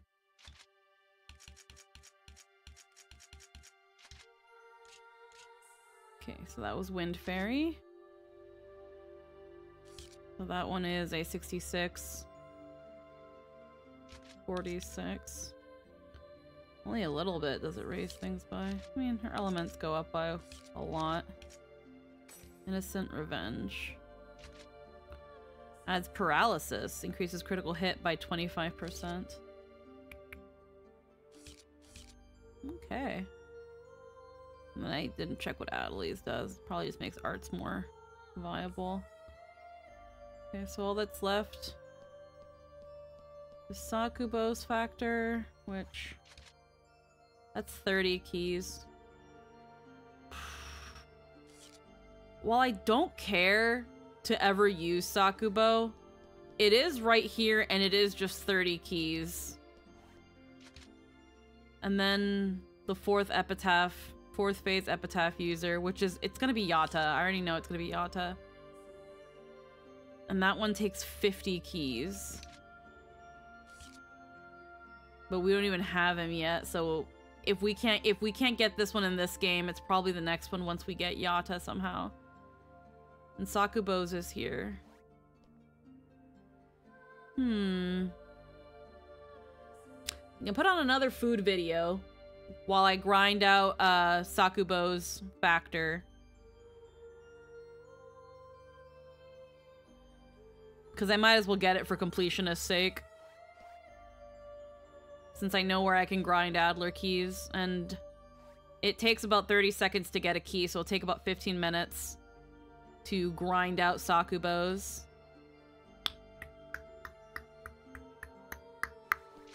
Yeah, we can do it.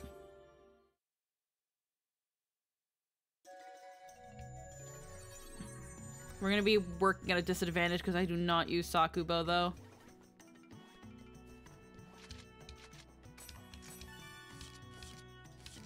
So what I'll do...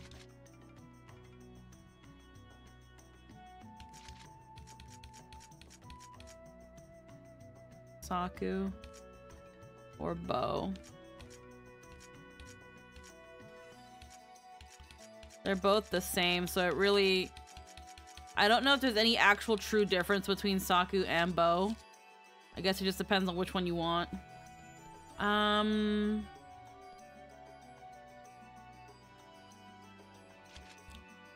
We'll put them in our party now for the sake of having them in so that we can just go straight to using them.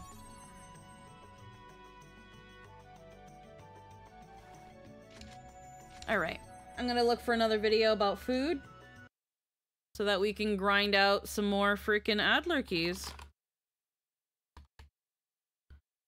Ba ba ba ba ba ba ba ba ba ba ba ba ba ba. How it's made. Pasta, salmon.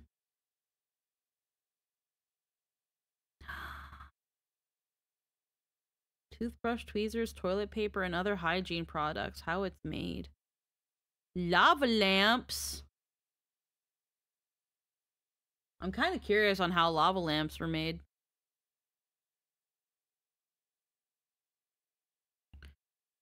You guys ever had lava lamps? Lava lamps are freaking goat.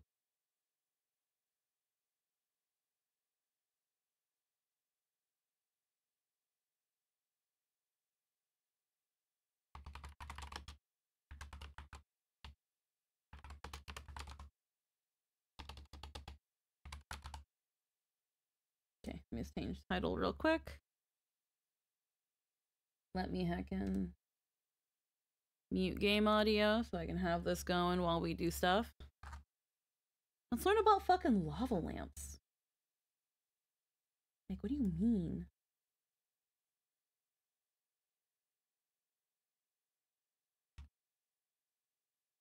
All right. Have you ever been mesmerized by the soothing flow of a lava lamp and wondered how it's made?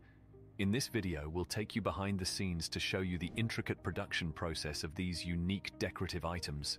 Lava lamps have been popular since the 1960s, and their popularity continues to grow today. But have you ever thought about what goes into making one?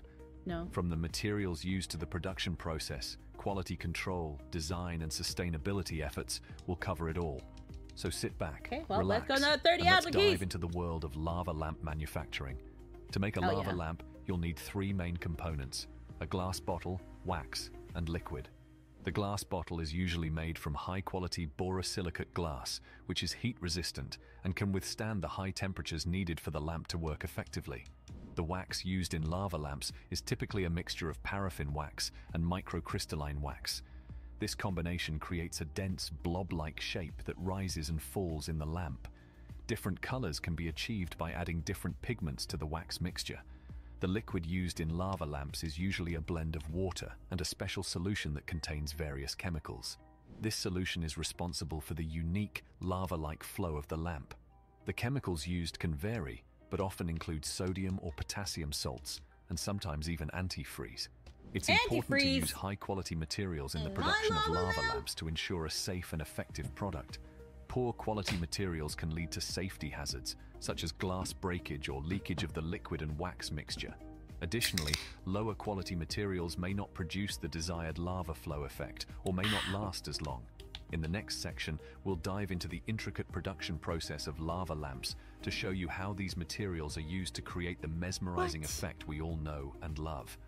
The production process of lava lamps is a highly intricate I love seeing lava lamps come back. Several steps. I used to have a lava lamp when I was younger. It got so fucking hot. Glass blowing. But I wanted to touch it all the time. Is creating the glass bottle. I think we got it from like a yard sale. And shaped into a cylindrical form, then blown into the classic shape of a lava lamp. The glass bottle is then cooled and inspected for any defects or imperfections. Step 2, filling the bottle. The next step is to fill the bottle with the liquid and wax mixture. The bottle is heated to a specific temperature and the wax is melted and added to the bottle. The liquid solution is then added to the bottle and the mixture is stirred to ensure an even distribution. Step 3, adding pigments. If the lamp is intended to have a specific color, pigments are added to the wax mixture before it is added to the bottle. The pigments are carefully measured to ensure the desired shade is achieved. Step 4, sealing the bottle.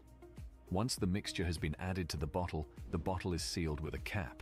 The cap is screwed on tightly to ensure that the liquid and wax mixture doesn't leak or spill. Step 5, testing and quality control. Before the lamp can be packaged and shipped, it undergoes rigorous testing and quality control measures. The lamp is checked for any defects, such as leaks or bubbles in the wax. It's also checked to ensure that the wax and liquid mixture creates the desired lava flow effect. Step 6, packaging and shipping. Once the lamp has passed quality control measures, it's packaged and shipped to its final destination. The lamps are often packaged with foam or bubble wrap to prevent any damage during transportation. The production process of lava lamps requires a lot of precision and attention to detail. Each step must be carefully executed to ensure a high-quality final product. For example, the temperature at which the wax and liquid mixture is added to the bottle must be just right to create the desired flow effect. Additionally, the lamp must be sealed tightly to prevent leaks, which can be dangerous. There are several machines and equipment used in the production process of lava lamps. The heating equipment used to melt the wax and liquid must be carefully calibrated to ensure the right temperature is achieved. The bottles are often filled using specialized equipment that can measure the exact amount of wax and liquid needed. Overall, the production process of lava lamps is a complex and detailed operation that requires skilled workers and specialized equipment. The result is a mesmerizing decorative item that has captivated people for generations.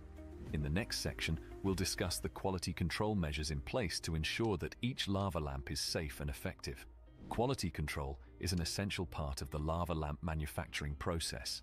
Each lamp undergoes several quality control measures before it's shipped to its final destination. The lamps are checked for any defects, such as leaks or bubbles in the wax, and to ensure that the lava flow effect is working properly. Additionally, lava and that's lamp something when I was younger, like our manufacturers lava must adhere lamp to had like a safety little standards cap to thing that ensure you can the cover the lamps are cap, safe for and the bottom consumers like to looked like a use. bottle, and I was The like, what is materials this? Like, used it's in the just a production bottle. process must be high quality and safe, and the lamps must be free of any potential hazards, such as glass breakage or leakage of the wax and liquid mixture.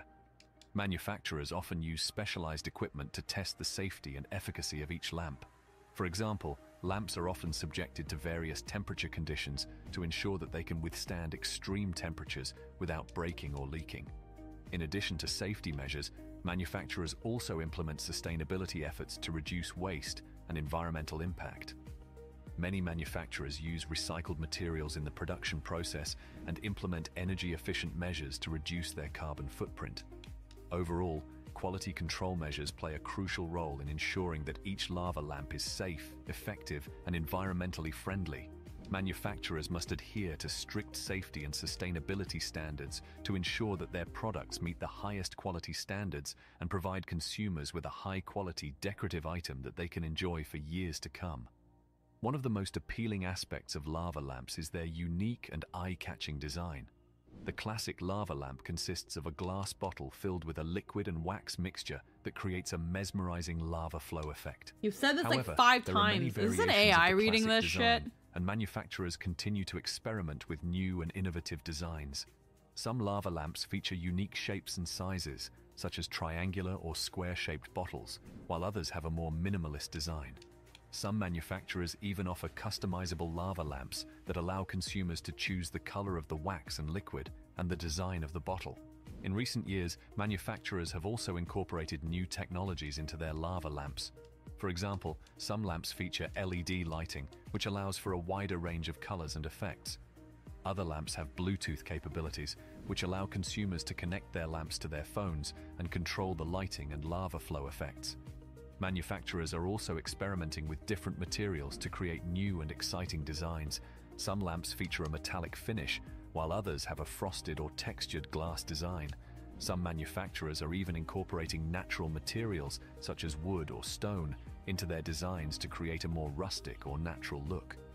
The design of a lava lamp can have a significant impact on its overall aesthetic appeal. A unique and innovative design can make a lava lamp stand out and become a conversation piece in any room. Manufacturers are constantly pushing the boundaries of what's possible with lava lamp design, and consumers can expect I remember one to see time I had a new and glow-in-the-dark exciting dolphin designs in the keychain future. that, In like, addition to once the I design of learned the that, lava lamp itself, manufacturers once also I learned offer that a you have to wide put range it of by a light to accessories make it glow enhance the look brighter, and I functionality put it of the lamp. on my For lava example, lamp light. some I took lamps the come bottle with out and stands I or put it on the bases that light, allow them to be and I left it displayed in a there for a variety of bit, but ways. that light bulb got Other so lamps come with hot remote that it controls partially allow for melted easy my adjustment dolphin of the lighting keychain. and lava flow It effects. glowed like a bitch, Overall, though. the design It of a glowed lava like lamp is an crazy. important aspect But of my its my appeal. dolphin didn't look like a Manufacturers dolphin continue to anymore. experiment with It new was like materials, technologies, Lazy Apple and shapes VT. to create unique One and sec, let innovative me designs pause. that capture the imagination Where's my and enhance mouse? the decor of any room. Lazy Apples, hello and welcome. Thank you for the raid. How are we doing today? We are currently, right now, I actually am playing GU. I'm just grinding Adler keys and it's very repetitive and boring, so I put on just like a quick video so that we can listen to it and learn while I grind keys.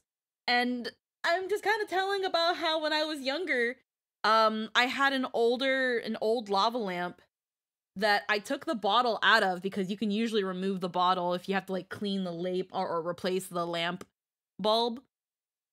So I had this little plastic dolphin keychain that glowed in the dark. It was really cute. and I put it on the bulb because I heard that if it gets more light, it'll glow brighter. And I left it on, and it got so hot that it melted my dolphin keychain. So like the side of it was like flat. So I had like it looked like a half melted dolphin. And it glowed bright as fuck, but it didn't look like a dolphin anymore. And yeah, I miss lava lamps. Lava lamps are really fucking cool. But when I was younger, I was like so intrigued. I was like, it's just a bottle with like, again, water and wax, but they got old ones got hot as fuck back then. Hot as fuck. In conclusion, lava lamps are not only fascinating to watch, but also involve a complex production process that requires skilled craftsmanship and quality control. The design of lava lamps is constantly evolving, with manufacturers experimenting with new materials, technologies, and shapes. As consumers I feel like this is narrated by AI because it just feels very repetitive and just weird. How it's made, McDonald's food. Oh, glass bottles, fiber optics, Pringles. Yeah, but we're just looking at like things on like how it's made. Salmon, pasta. Let's look at this. This is a relatively long video. It shouldn't take me this long to get freaking Adler keys. I'm at about 10 right now. So we don't have to go that hard on this video. Do you have to get to work? No worries. Thanks for the raid, hun. Have a wonderful day. And if you guys are down to listen to how it's made videos while I grind Adler keys for a .hack GU, just freaking sit back and chill out. We'll be back with the game in a bit, I swear. It's in the background. We're just grinding Adler keys is boring, I'm gonna be real.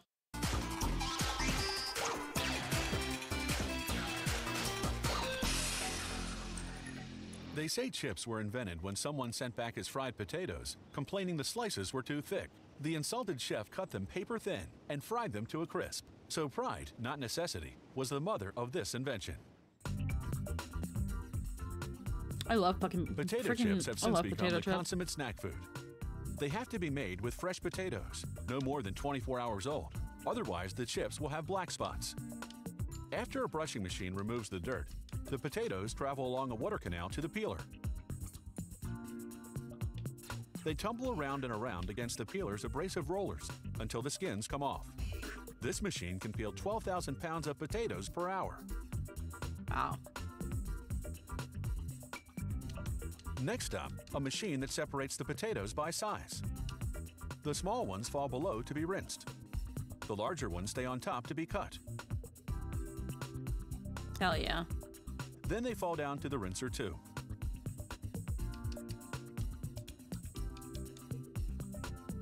I kind of want to make homemade potato chips, but I feel like it would just be so much of a hassle. The potatoes go through slicers. The slicer's blades are adjustable. They can be set to different thicknesses or to different shapes, to slice ripple chips, for example. The centrifugal force created by the spinning throws the potatoes against the sharp blades. To make regular chips, they cut slices 6/100ths of an inch thick. An average potato will yield about 36 chips. Okay. Finally, it's time to wash the potato slices. They spin inside a giant barrel of cold, fresh water for about a minute. Then, like at the car wash, the slices pass under an air blower to dry up the excess water. The fryer contains canola oil, boiling at 375 degrees Fahrenheit. It takes just 3 minutes to fry the potato slices into potato chips. As or the you chips can exit bake the fryer them on the conveyor belt, the excess oil drips off. Next, a shower of salt.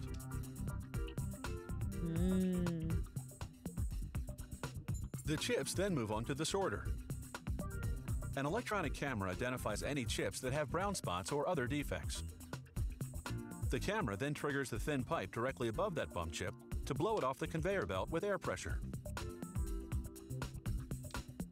Elsewhere in the factory, they're making another popular snack food, cheese puffs. Cheese puffs! They take corn flour and mix it with water.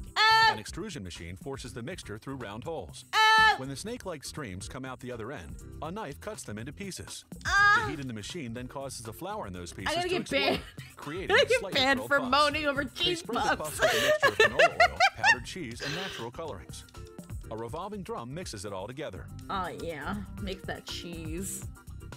All those cheese puffs. Oh. Back in the chips department, they spray the potato chips with powdered seasonings, which simulate flavors such as barbecue or salt and vinegar. Ooh, I love salt and vinegar. The next machine separates and weighs the portions to be packaged.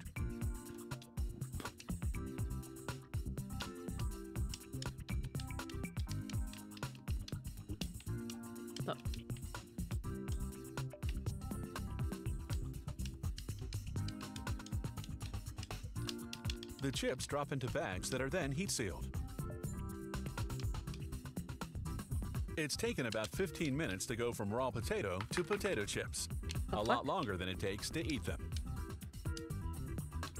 When Marie Antoinette said let them eat cake, she probably didn't mean those mini jelly logs. Still, in the realm of treats for the sweet tooth, snack cakes have been revolutionary. They're just the right size for a quick snack and individually wrapped to stay fresh. Veteran snackers will recognize this as a jelly log, a sponge cake rolled up with jam and a creamy filling. First, the factory bakes the sponge cake. It comes out of the oven in continuous strips. Those moving arms align the strips to receive the fillings. One machine then does it all. First, it deposits an even layer of cream filling. Is he making Twinkies? Then blobs of strawberry jam. The game was acting up a little bit weird, so I had to like check. Is it making? Now the rolling begins.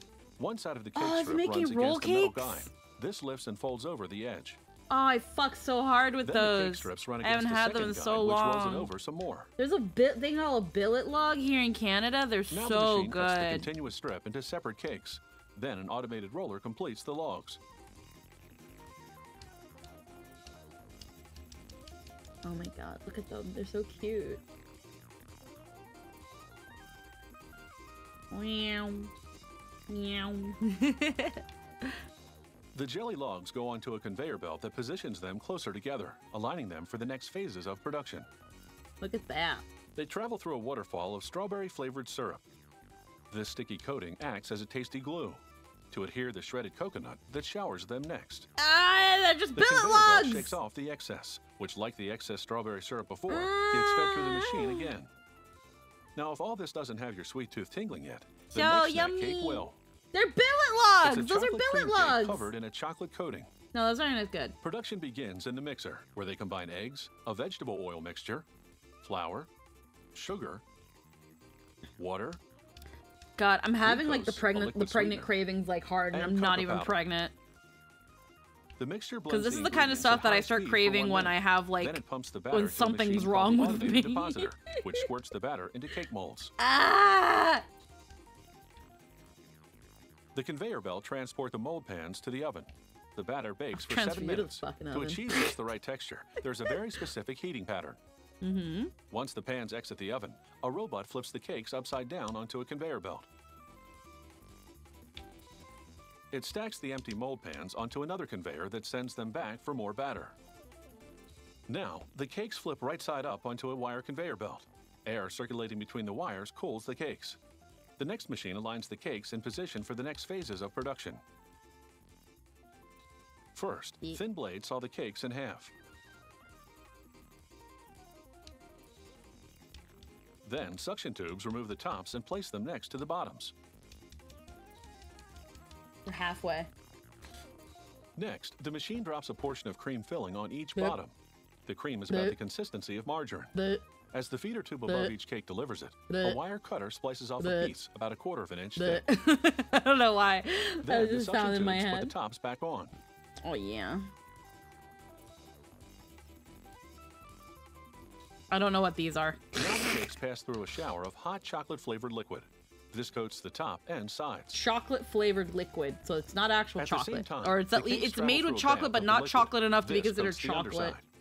It'll say like Air jets chocolatey or blow off the chocolate excess. flavored. The cakes pass through a cooling tunnel. This hardens the chocolate-flavored coating. Then it's off to the packaging Yeah, department. legally it can't The be cakes called file chocolate into a sheet of polypropylene film. The machine seals, then if it's cuts less the than a film certain between percentage each of cake. chocolate. This keeps each one fresh until snack time. How and when the first pretzel came to be depends on whom you ask. Pretzel! One story tells of a monk baking rewards for children who were pious. Today's bakeries still fold the dough to resemble arms crossed in prayer, but they do it much faster, I'm so granting fucked. tasty wishes The to a lot more place I'm snackers. gonna most likely be working at soon is like, it's in a mall, and like right in front of it is the fucking Although hard Mr. pretzels are Pretzel. more I'm common, gonna fucking this company die. makes the more traditional soft-baked I ones. love soft pretzels. To make enough dough for 4,870 pretzels, a worker first blends shortening, sugar, and salt in a huge mixer. The machine automatically adds yeast, corn syrup, 6,200 liters of cold water, and 345 kilos of flour.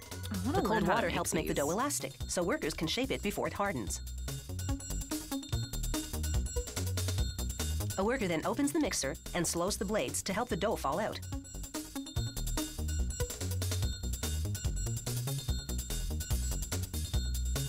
He splits the batch on a table, then creates chunks that go into a tank called a hopper. Walmart has soft pretzels, but It they're feeds not an as auger good that as if you channels go the to dough like a chunks through little pretzel guillotines. place, you know? The Like a blades chop the Wetzel's or chunks an into Auntie 70-gram Anne's or a balls to Mr. make small Pretzel. pretzels, or Excuse me, 140-gram I'm a balls lady. for large pretzels.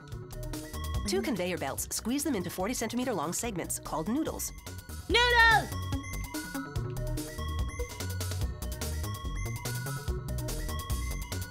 Another machine now Those grabs sun the ends of flaps. each noodle and twists them over each other to create the pretzel's 3 signature holes. Oh yeah. For my 3.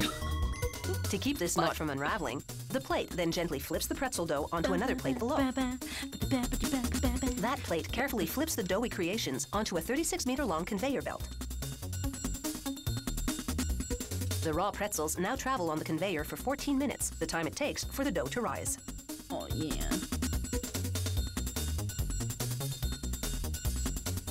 Yeah, this song slaps.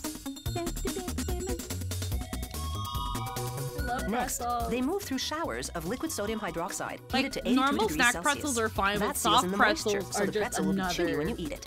Another fucking with some mustard. They go into an oven with that's mustard. about the You gotta length have of the a city mustard. bus. As they enter, flames sear and harden the outside. This prevents the bottoms from sticking to the mesh conveyor belt during baking. After about 3.5 minutes at 293 degrees Celsius, the pretzels are piping hot and golden brown. They drop onto a long conveyor, where they gradually cool on their way to the next step, a trip through a freezer that's longer than 7 Olympic-sized swimming pools. Wow. After 30 minutes at minus 28 degrees Celsius, the pretzels are rock solid and ready for packaging. But first, a camera scans them so that a computer can track each pretzel and guide a robotic arm to pick it up. This arm is one of 5 operating at separate points on the line. The robots process 1 pretzel per second and clean up after each other until the belt is picked clean. The pretzels then fall through a sliding gate, landing on a conveyor that whisks them off to the next step. There, a machine drops a packet of coarse salt into each bin of 6 pretzels. A mechanical arm nudges the pretzels over to make room for it. The salt packet lets you season your pretzel the traditional way before warming it up at home. The machine blows open plastic bags with compressed air. Mechanical arms push the pretzels and salt packet inside. What brand is this? Oh, just super pretzels. Oh, I've seen those. A robot arm then places each bag into a cardboard box. The printing on this package displays the company logo, the nutritional content, the production date, and the heating instructions. So, next time you're looking for a salty snack, don't tie yourself up in knots. Just have a pretzel instead. Don't tie yourself up in knots. For people who need to grab a quick bite for breakfast, the invention of the toaster pastry in the Ew. 1960s was the greatest thing since sliced bread. Blech. Finally, the toaster could be used for more than toasting bread. And the These toaster suck. pastry was definitely a sweet alternative. I'll still watch while they're made though. It might help The justify toaster my pastry hatred. retains its sweetness during toasting. The syrupy Cherry filling and frosting pomegranate. don't melt out and into the toaster. I feel like they'd make It's it all way because too of the fucking ingredients sweet. It and wouldn't how taste they like come either together. one. At this factory, they start by making an organic pastry. The blender operator loads dry ingredients like rice bran into the blender, followed by a sugar syrup and molasses. It's the molasses that gives the pastry a brownish color. Okay. He adds organic palm shortening and organic granulated sugar. The flour and water are piped into the blender barrel. Spiraling mixers blend and knead the dough to the desired consistency. Next, it's into a hopper that feeds the dough between two rollers. They squeeze and flatten the dough into a sheet that's about 0.8 of an inch thick. A conveyor moves the toaster pastry dough forward to sets of larger rollers. They apply serious pressure to roll the dough much thinner. Wheels at the sides fold back the dough as the width expands. A dusting of flour to the rollers keeps things from getting too sticky. Coming off the final rollers, the thickness of the dough has been reduced to 0.2 of an inch. At another station, they've whipped up a batch of cherry pomegranate jam. The jam is hearty and thick, so it won't run, as nozzles pump the jam onto the rolled pastry sheet. Each toaster pastry receives 3 strings of jam. This depositor system fills 10 tarts at a time. It works out to 390 tarts a minute. A second sheet of dough heads towards the jam-filled one. En route, a spiked roller punches holes for venting steam during baking. Without these holes, the pressure would build and the toaster pastries would explode. The top sheet of pastry now merges with the bottom one. The conveyor belts move at exactly the same speed, so the top pastry lands in perfect alignment on the jam-filled one. A cylinder with a brass grid pattern bears down on the pastry to compress it between the jam fillings. This forms pockets of jam. A cylindrical blade slices the pastry into individual tarts. A device pulls off the side trimmings. What are the trimmings used for? The toaster pastries travel through a 150-foot-long convection oven, heated to 300 degrees Fahrenheit. The operator keeps a close watch for leaking jam. That would be a sign of bad seals in the pastry pockets. He rejects any with leaks. He also keeps an eye on the color as the pastries brown. They shouldn't be too dark or too light.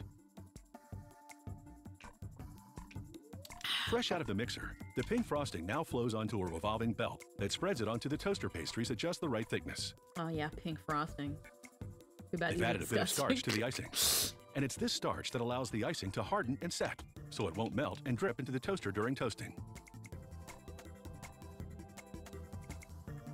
They sprinkle granulated colored sugar onto the toaster pastries.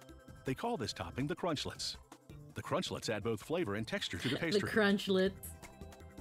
Once cold, the toaster pastries transfer from one conveyor to another.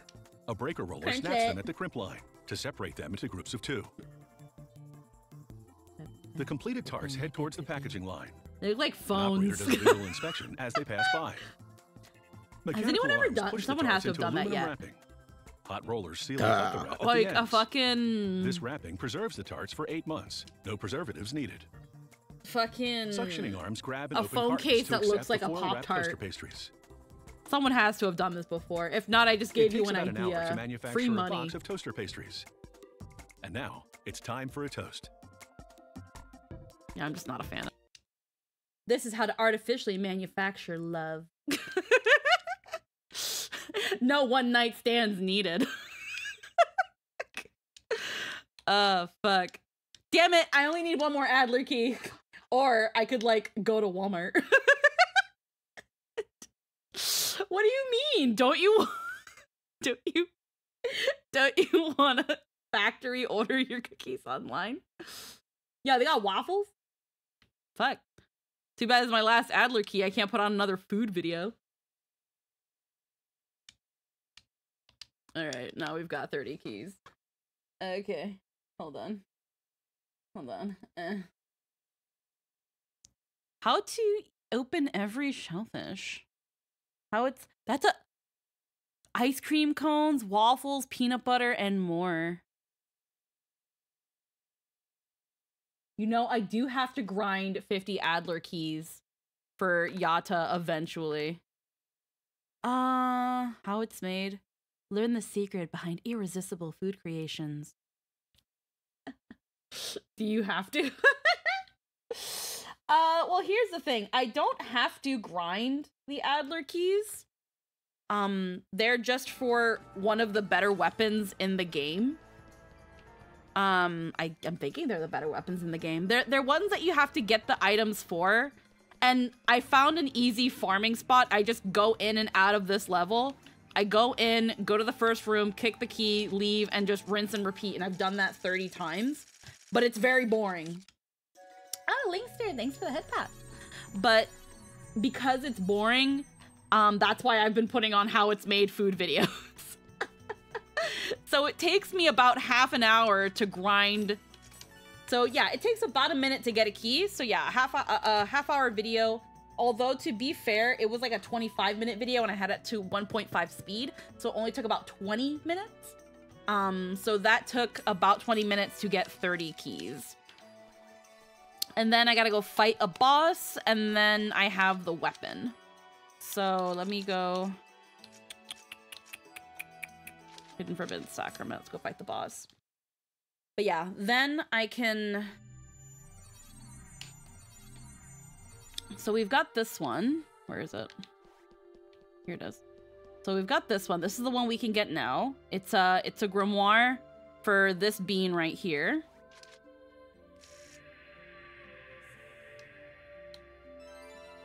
Okay. 85. Well, we could probably do it still. And then this one is the last one, because we've gotten all the other ones except for one that it's very assumed that Ovan took. But this one is 50 Adler keys. Now, I can't get this one right now because I technically don't even have the party member that's required, which again, I think it's gonna be Yata. I'm pretty sure it's gonna be Yata.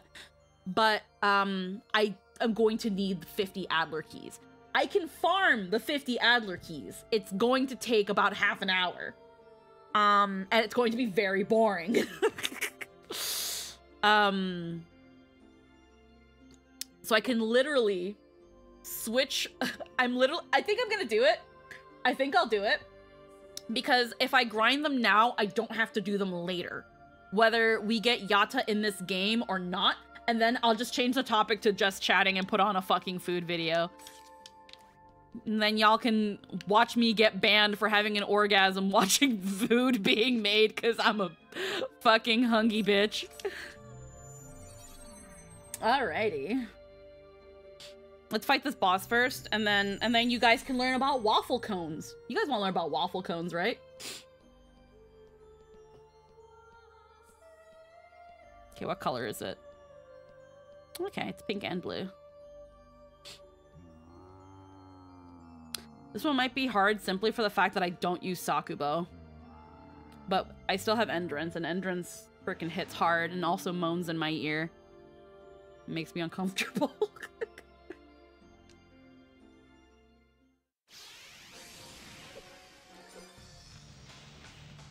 Alright. Scheme Breacher.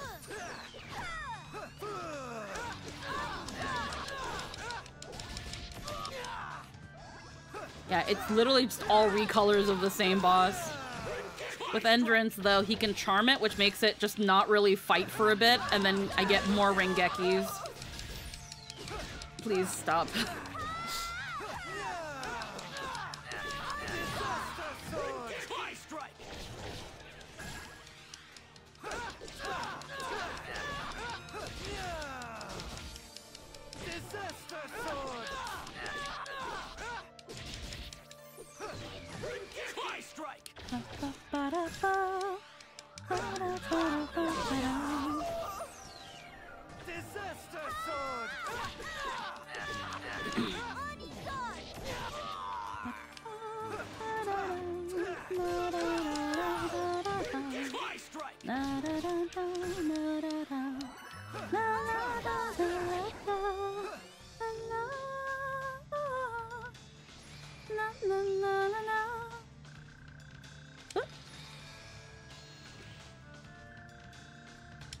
Fuck, I ain't gonna do shit.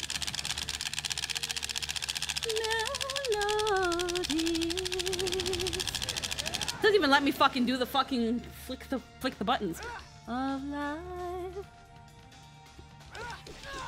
Love lost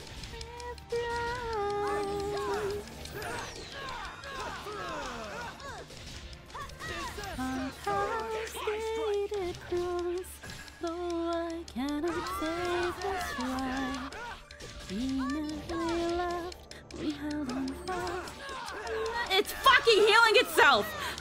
God damn it. And then we said goodbye. And the echoes of stories never told. A ring of love till the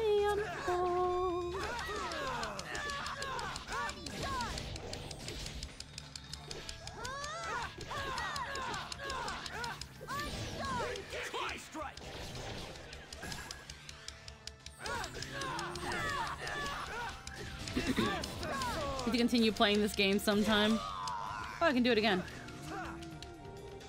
Okay. Let me see if I can actually do the button things right.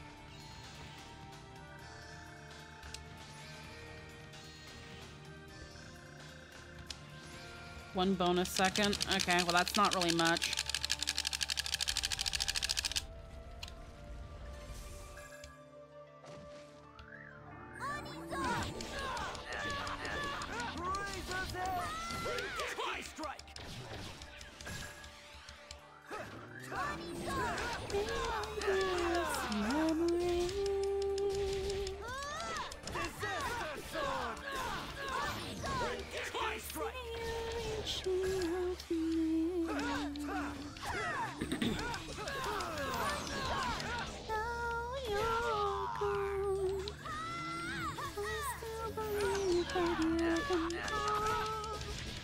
Stop healing yourself.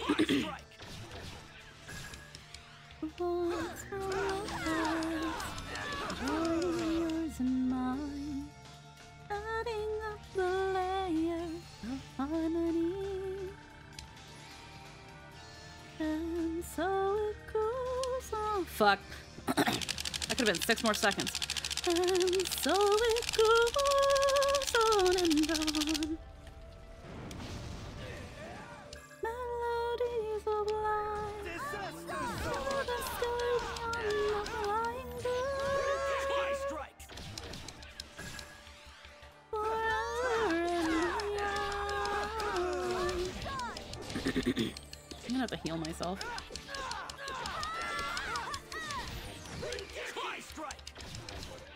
So far and away, see the bird as it flies by, gliding on the shadows of the clouds of the night sky.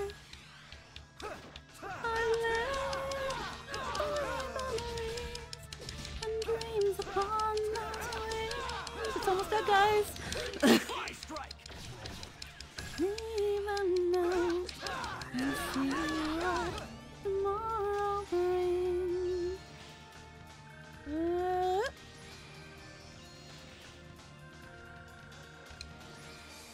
That doesn't give me much, but it's whatever.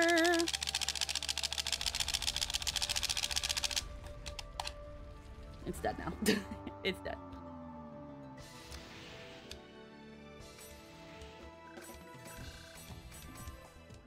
All right, 50 Adler keys, let's go. And then I guess till the next game, because I have no idea when we're getting Yanta.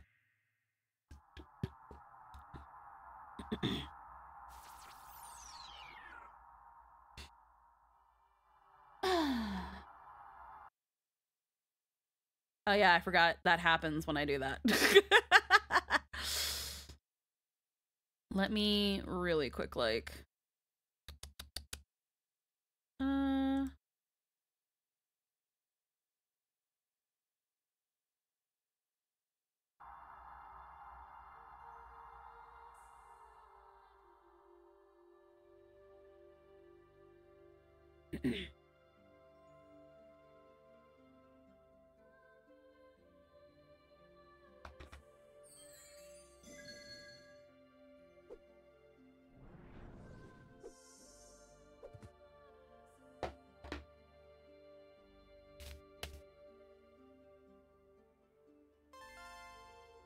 Right, and that one's called Infinite Spiral.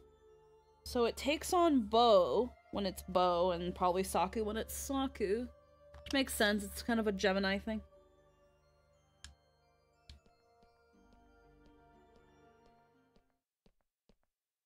Alrighty.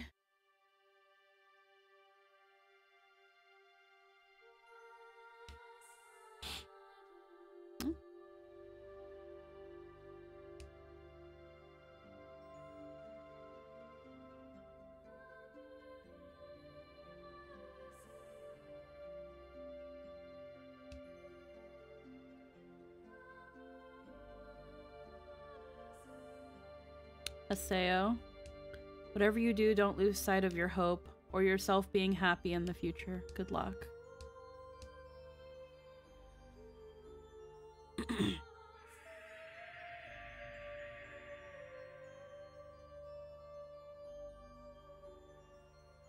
That was Philo, wasn't it? Is he still alive? No, I'm pretty sure he's dead. They say he's dead, but it can't be after all. He already... Either that or he left all the messages in his character, but we're not gonna worry about that. Fictional online game. Well, it doesn't matter right now.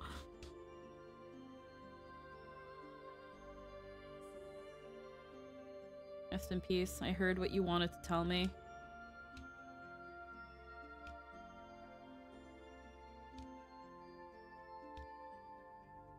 Okay. How are you doing today? We're doing pretty good. This place also got a lot lighter and nicer while you unlock the sacraments.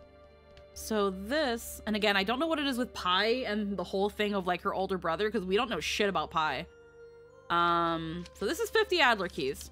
So that means we're gonna grind and learn about fucking waffle cones now.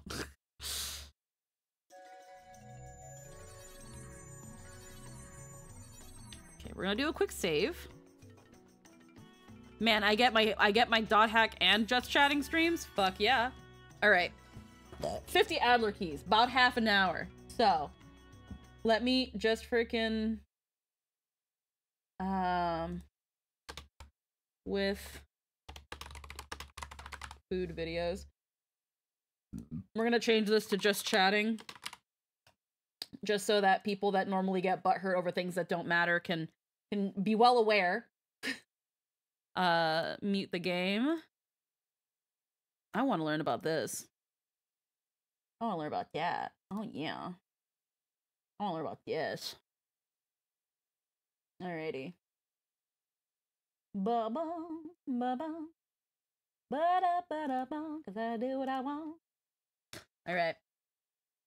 Who dares fucking message? Oh no, these are just pings. Go away. Go away. And go away. There you go. Bah. Alright. So this is waffle ice cream cones, waffles, peanut butter, and more. How they're made. Do I have my speed at 1.25? Let's turn on those captiones so people can hear. And soda crackers are also called saltines, originally a brand name that over time became a generic term. You can eat them plain, or spread something on them, or crumble them into soup. Doctors even recommend eating soda crackers when you're nauseous, because they're dry and easy to digest. yes. Or you could They're be flat and bumpy on the or you can be like me, who when she was very small, would dip them into mayonnaise and eat them. I used to dip these in mayonnaise and eat them. outside with a tasty texture resulting from some interesting chemical reactions. Workers first dump ice into a trough to prevent the dough from overheating during fermentation. The first ingredient is a specific amount of finished dough to kickstart the fermentation of this new batch. To that, they add water. Okay, let's get wheat this flour, child off my damn yeast, party. and enzymes to help the fermentation. A mixer blends the ingredients for about 5 minutes. They let the dough sit for 16 hours, while the enzymes break down the starch in the wheat into simple sugars. The yeast then reacts with those sugars, producing carbon dioxide gas, which makes the dough rise. Oh, I didn't get to see what their thing Then they does. adjust the fermented dough's pH level with sodium bicarbonate to produce the right flavor, color, and shelf life. Then for additional flavoring, some salt, malted barley flour, and vegetable oil. I formally convey my presence. Then Hello! the mixer remixes the dough for about 5 minutes to blend in these new ingredients. Now they let the dough ferment. Oh for boy, how another I've 6 missed how it's hours. made. Hell The yeah. Sodium bicarbonate counteracts the acidity this produces and relaxes the Petchoin gluten Mexico? so that the Hello. dough breaks easily Hope when I'm saying your stretched. name right. The perfect consistency for soda crackers. A machine then extrudes the mass of dough into a sheet that's 2 inches thick and folds the sheet over itself 3 times. This folding creates the light and flaky layers inside the cracker. The dough sheet then goes through a series of rollers that reduce it to its final thickness, about 1 millimeter. A revolving die cuts the cracker shapes, perforations and all. The little pins puncture the dough and push it firmly onto the conveyor belt. This keeps the dough from deforming when moisture and gases escape during the baking process. From there, the sheet passes under a shower of salt. The sheet now takes a 3-minute trip through a long oven with different temperature zones. Gas flames bake the dough from above and below. All right, we're gonna grind 50 Adler The heat keys. transforms the sodium bicarbonate in the dough into carbon dioxide gas, which then breaks through and escapes. This drives out trapped moisture and It was forms close, blisters similar in the to crackers. Hecho. Oh, As the Hecho sheet of baked Mexico. crackers exits Hecho the oven, Mexico. a roller breaks it into rows. Oh, yeah. I never assume the extent unless I'm sure. So. The rows then run from one like conveyor belt Hecho to in the next, Mexico. stacking like Oh, roof Hecho in shingles. Mexico. I get it now. I get it. Your name's Alignment literally wheels made in keep them Mexico. straight until the next set of wheels gently breaks the rows into individual crackers.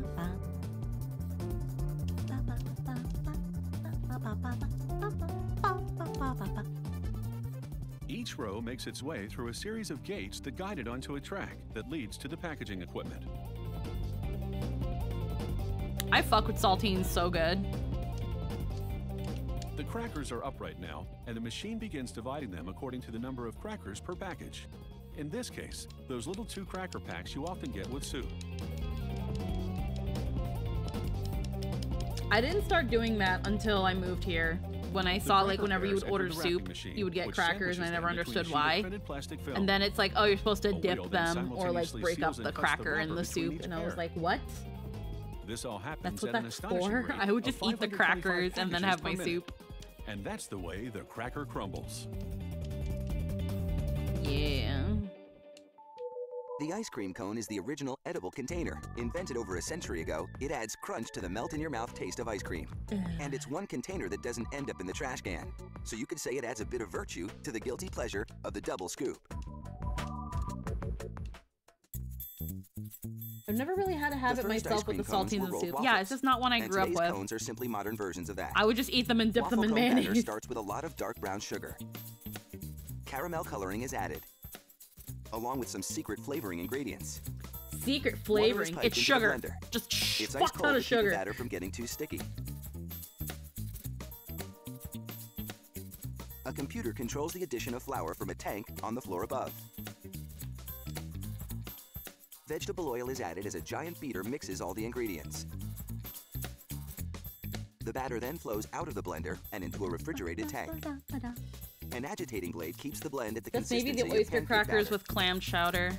Those are kind of different than saltines, Next, nozzles though. deposit batter onto baking plates that look like moving waffle irons. I find Plates those slip are down like and the baking plates roll through a glass heated oven. they for remind a me quick of Saint bake. Maria crackers. Like, hold on.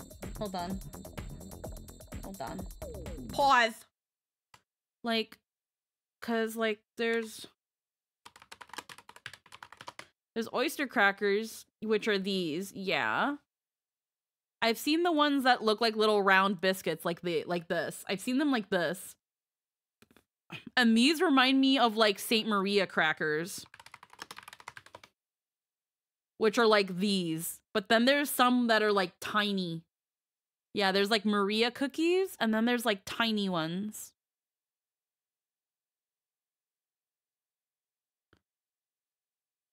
Like, what are the tiny ones called? There are tiny versions of Maria crackers.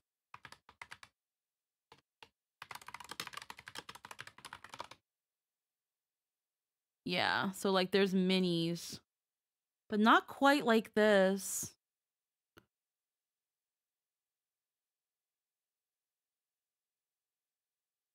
Oh my god, what are they called? Yeah, there's mini Marias.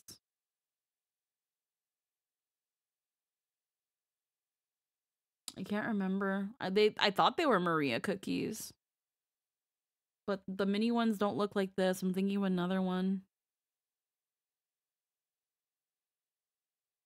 Like mini Latino cookies. ¿Cómo se llamaban, coño? Que no me recuerdo. They're not sprinkle, no son alfajores, no son dulces de leche. Ay, pero no me recuerdo cómo se dicen. Son chiquititos. They look like this, but they're a little flatter. Ay. I love the Maria cookies, never seen them small. I don't remember. They were like little like Goya cookies. They were definitely I remember seeing a Goya brand. There was Maria's. And then there was a different one, but again, like I've seen the Maria cookies like this, but they had like a little cross. They had a little cross on them. And they were I remember them being palmeritas. I don't think I liked those when I was younger. Not Nilla's, because again, it was a Goya brand. Ay, no me recuerdo. God. Okay, it was like mini cookies with cross. Latino. Ay, ¿cómo se llamaban? I was a little upset to find out that the Maria cookies are originally British. They are? Fucking, they're ours now. They're ours now. Alfajores, Spanish Christmas cookies, Spanish bread. Okay, let me just do it with cross. Ay, que no me recuerdo cómo se llamaban. Ah, tiny Latino cookies. Mexican polvorones. No, not polvorones. Yo, pink Mexican cookies. No. Packaged Mexican.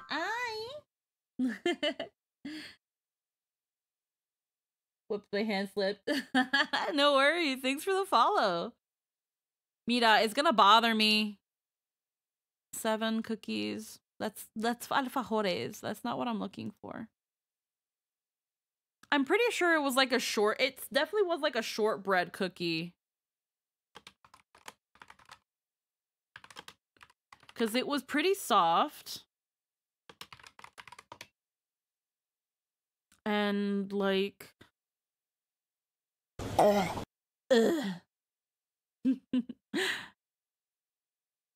Was this? They... Cornstarch? Sequilo?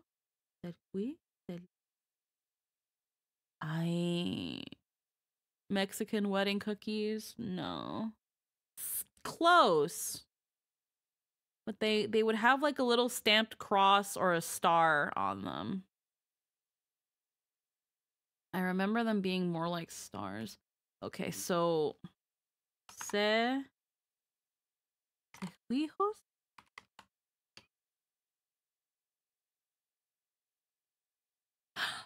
They were called milk cookies. Yes, milk cookies. Hold on. Latino milk cookies. Okay, we might be... Yeah, because they kind of looked like this, but they would have like a little cross on them. Goya. No, I'm just getting Maria cookies. And again, they might have been like Maria cookies, just like rounder or with something, pero que no lo encuentro. Dulce leche, Maria, Goya, pupu... No, not pupusa. No.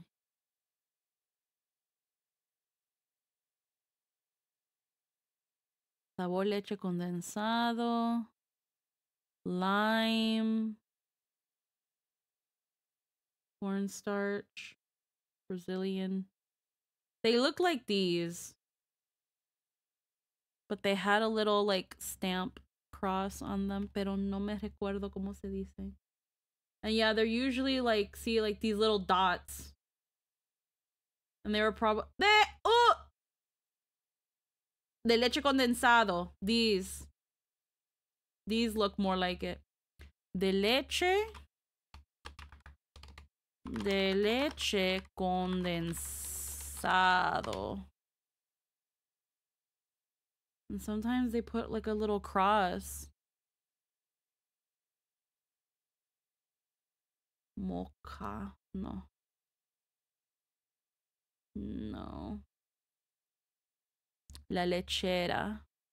Maybe that was the brand.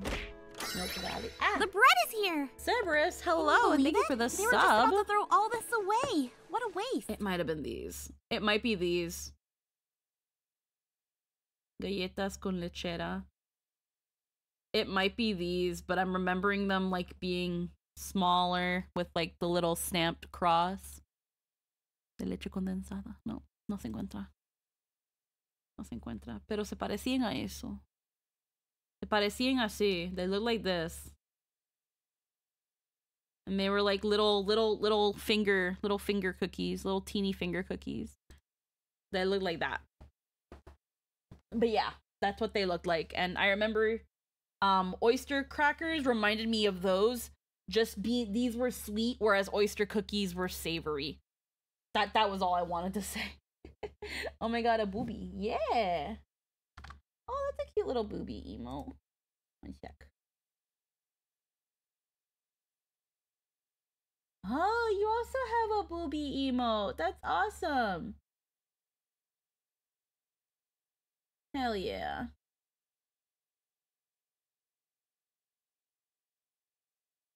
Yeah, a blue-footed booby is actually, funny enough, my mascot. So I arted it myself. Oh, hell yeah.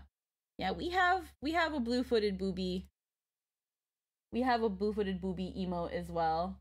At some point, I want to get a chat pet that is a blue-footed booby.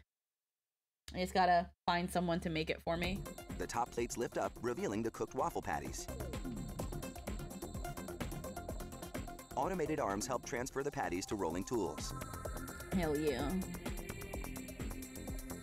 The tools grab the patties and twist them into cones.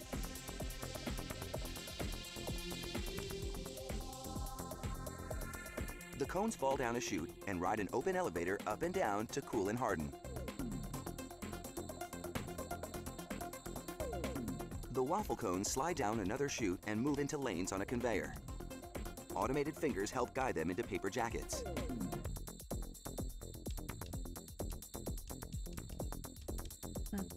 A computer with a camera eye counts the cones and sends a message to a machine that stacks them in the right increments. And enjoy your lurk.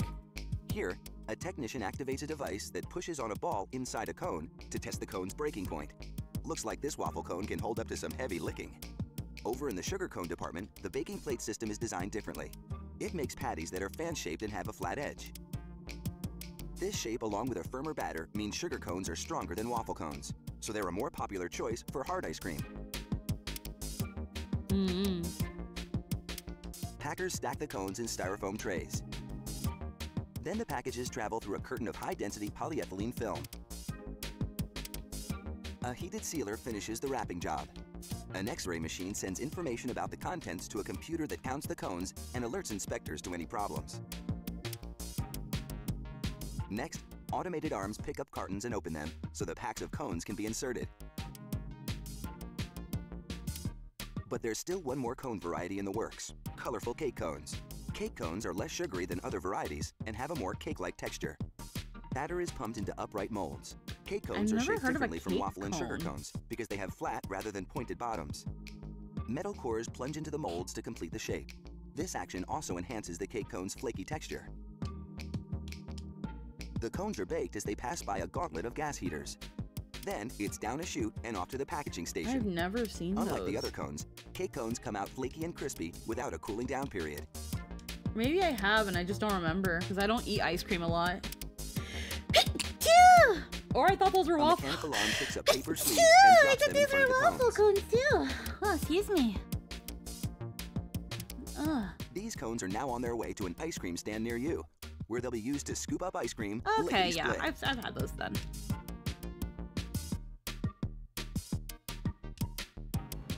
As early as the 1400s, Africans made peanut stews. Peanut butter, as we know it today, was invented in 1890 by an American doctor. He used it as a protein substitute for people whose teeth were so bad they couldn't chew meat.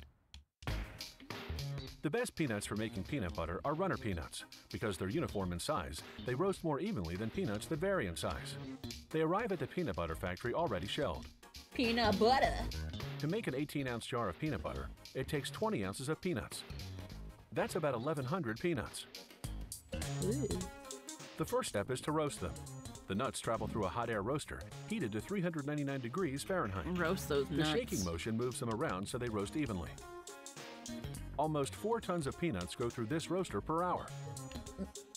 When they come out, they've turned from white to light brown.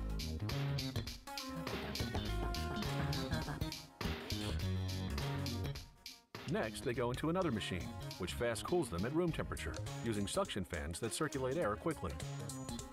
This rapid cooling process is critical. It halts the cooking and prevents the peanuts from losing too much oil. Next, the peanuts go through a machine called the blancher. It removes the outer skins by rubbing them between rubber belts. Then it splits the kernels and removes the heart of the peanut, which has a slightly bitter taste. But what's discarded doesn't go to waste. The skins go to farmers for pig feed, and the hearts go into bird feed. Yeah, there you go. I'm guessing the heart is that little like spike thing that's inside the peanuts. The peanuts Sometimes land like in a big stainless creates a steel little hopper. divot when they take them out. They're okay. I mean, hi King, how we doing? Hello. I'm From grinding there, Adler they drop keys while down we into the listen grinder to to be ground into a paste. food videos.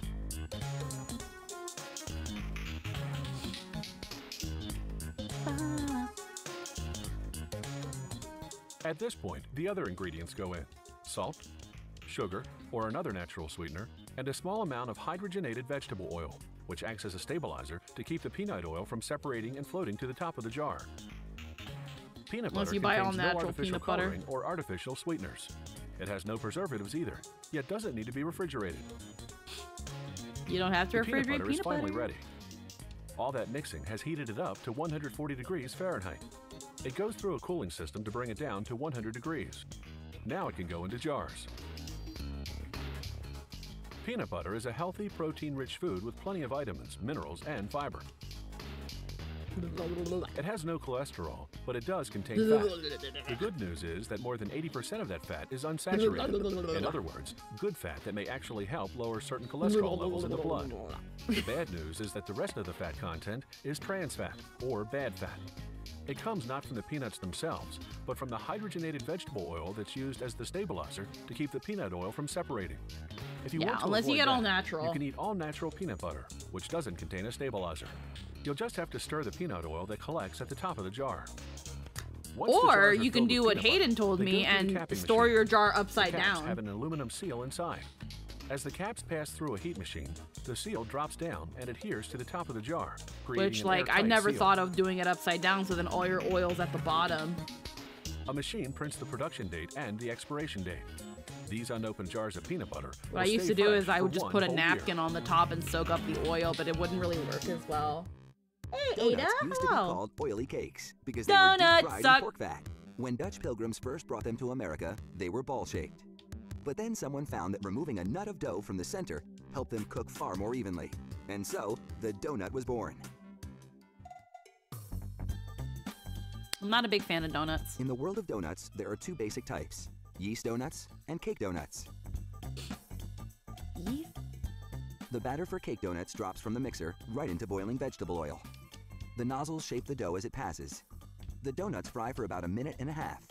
Then a conveyor carries them out of the vat to cool. Yeast donuts require more time to make. A high-speed mixer works the yeast dough, then workers pull it off the machine into bins.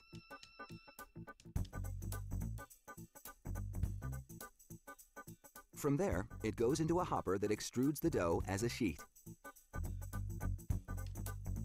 Huh. Then it's onto another conveyor belt where a series of rollers flatten the dough sheet to just 3/4 of an inch thick.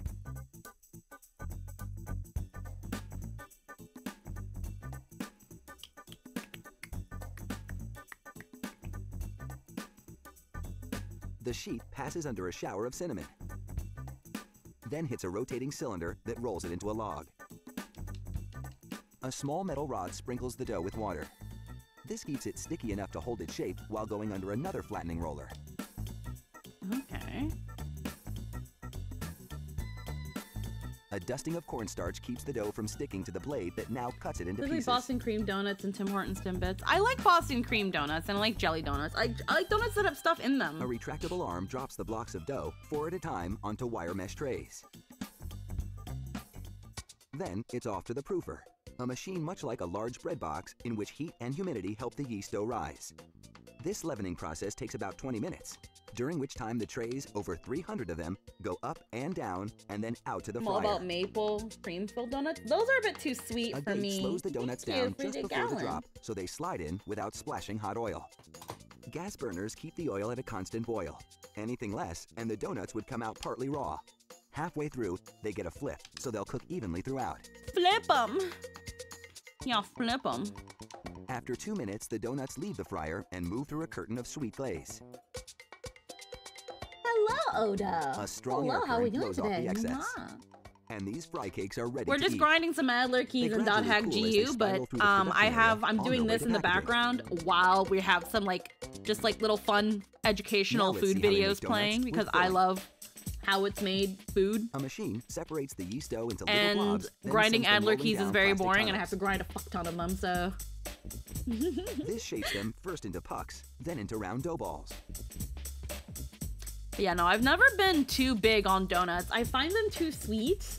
Rollers then flatten the balls before and they just, enter the I don't know, proofer to I was just rise. never too There's into them. cornstarch everywhere to prevent the dough from sticking to the machinery or to the conveyor belt. But again, I love Boston cream Row donuts after row and of I donuts love fry in hot oil. jelly donuts. Then slide into a large drum that But tumbles I them around, only ever, covering them with it's a very sugary rare I coating. have a craving where I want donut. And that's when I want those. And then Now I'll it's go time for grab the like donuts some to get some filled. Tim Hortons. But These nozzles inject just again, the right it's amount very of jelly. rare I have that Each craving. worker That's fills why I call them 45 pregnancy donuts a minute. cravings. Oh yeah. Jelly. After filling, like when they're these powdered, donuts too. known as Bismarcks are ready to go on to packaging. Oh yeah. They're just one of the many delicious varieties that this factory turns out on a daily basis. I'm not a fan of glazed or chocolate glaze. I like chocolate donuts, like when they're actually chocolate, not covered in like a chocolate. I don't We like don't know glazed exactly though. when popcorn first exploded onto the snack scene, but it was likely thousands of years ago. Popcorn grains dating back nearly 5,600 years have been discovered in caves in New Mexico. And down through the ages, this unique grain just keeps popping up. You're welcome. You're welcome, colonizers. Nothing says it's showtime like a big bowl of popcorn. This grain has certainly made it big in the entertainment biz. This success story has its roots on the farm, of course. Popcorn is one of 6 types of corn, and it's the only kind that pops. They even breed the popcorn plant to enhance traits like color, taste, and poppability. What kind of donuts do you By think fall, the crop is ready Head to Gallon harvest. likes? I think Peeling back the husks reveals Corn. kernels that are smaller and harder than those of other corn. I At think harvesting, popcorn has moisture content of 16 to 20%. That's a bit too high, so to bring it down to 14%, they condition the crop in these giant bins, pumping warm air up through it. Gallon to would accelerate the definitely drying. like sprinkled It's a donuts, but critical he would step. like Popcorn that's the too very dry may not extra pop, sprinkled and if it's too donuts. wet, it could The spoil ones when that like stored. look too good to eat. And he would In the probably factory, want a something series with of like oscillating screens not a sift chunks of cream but pop a and broken custard. kernels out of the He would popcorn. want a custard filling, I feel like. Gallon Vacuum seems pipes like the pull the kind of finer person that impurities to a likes dust his collector sweets and but suck the not larger too impurities sweet. into a chute. Like you really need to find that They end balance, up but in he a waste bin loves to when be they look discarded or extra. used in animal feed. Yeah. At this junction, the system funnels the filtered popcorn in one direction and the impurities in another. It's the perfect opportunity to see the difference between the two streams. Oh. The purification process continues at the gravity table. Its vibrating action, along with powerful fans, cause the popcorn to rise and float Oh on yeah, air. vibrating action for In the popcorn. process, kernels that are too Gotta heavy or vibrate it. too light gravitate away from the center and are shunted aside. The grains in the middle of the mass are the optimal size, but leaving nothing to chance, they go through one more screening. The kernels now head into a very different kind We of hold sorter. very high standards for our popcorn kernels. Only prime popcorn. Inside, the kernels fly by an electric eye. It detects remaining debris or defective grains. The machine sends a blast of air to get rid of them. It's time to test a sample of the production run. He pours in a half pound of kernels along with some oil. As the pot reaches 446 degrees Fahrenheit, the water in the kernel starts to steam. As the pressure builds, those kernels explode and turn inside out. Just think about all this those reveals lost the starchy part of the kernel and creates grains a white that could fluffy still puff. be used. Yeah, but To pass again, this standards. test, the popcorn has to expand 44.5 times the original volume. The My tester mom used loads to the have an pop old puffs into a popcorn tube machine. with measurements Used to on it, love and doing this batch of popcorn is right on the mark. Yeah. As you can see, a little bit of popcorn can really go a long way. From a pea-sized kernel to a puffy white treat in a matter of minutes. Puffy, puffy. And although popcorn kernels come in a range of colors, that starchy part that's exposed by popping is always white. Now it's all in the packaging. Maintaining the correct amount of moisture in each kernel is critical. Heat sealing the bag locks in the grains to keep them from drying out on a store shelf. Yeah, you don't want them to dry out or else they're not going to pop anymore. Moisture is critical. This paper bag, destined for the concession market like movie theaters, is multi-layered. It includes a vapor barrier to control moisture loss. It's taken 6 months to grow this popcorn and a couple of weeks more to process it. But it will all be worth it at snack time. Because when these grains explode into a mountain of munchies, there should be enough for the whole gang. I love extra Before butter refrigeration, and white. ice cream was a handmade luxury. Ingredients white, went into a mixing white bowl, cheddar. inside a tub filled with ice and salt water. The salt helped the ice absorb heat, cooling the mixture to below freezing. In the 1920s, commercial freezers made mass production possible, and the ice cream industry was born. To make ice cream treats, you first have to make the ice cream. It all begins with fresh cream. The factory stores it in refrigerated silos set just a few degrees above freezing. The silos feed a high-speed mixer that blends the cream with other ingredients. The main dry ingredients are powdered skim milk and plant-based stabilizers and emulsifiers. Stabilizers prevent the ice cream from crystallizing, and emulsifiers allow the mix to bond with air during the whipping process. I feel like The vanilla other is the ingredients are best sugar flavor. and corn syrup. Vanilla gets a bad rap. After about 3 minutes of mixing, People a that pumping think that system moves vanilla the is mixture into basic pasteurization tanks and heats it to 162 are just degrees not for half creative. an hour, killing any bacteria and activating the stabilizers. Vanilla Then is such the a factory versatile homogenizes flavor. the mixture. That's the A fun. process That's the that breaks up ironic the thing. fat globules, Vanilla giving the ice being cream a like smooth texture. the term used for basic, yet it's one of the mixture most is cooled versatile and concentrated flavors vanilla flavoring is that added. everything starts Then, with. the concoction is chilled and whipped for about 15 seconds. Whipping blends the mix with air, transforming it from a liquid to a soft solid. Without air, the finished product would come out looking like frozen milk rather than ice cream. Yeah. The ice cream sandwich wafers are made of chocolate cake I ingredients. think vanilla should not A be on filling its machine own. feeds 2 I lines of wafers toward an disagree. injection pipe. Vanilla is wonderful on its own. Just as 2 wafers come together, the machine injects a third of a cup I of vanilla fucking love ice in cream between. sandwiches. The Vanilla is pipe's head basic shapes because the it's ice the cream literal into a base for rectangular slab everything. that fits perfectly between the wafers. All this happens at a rate of 140 ice cream sandwiches per minute.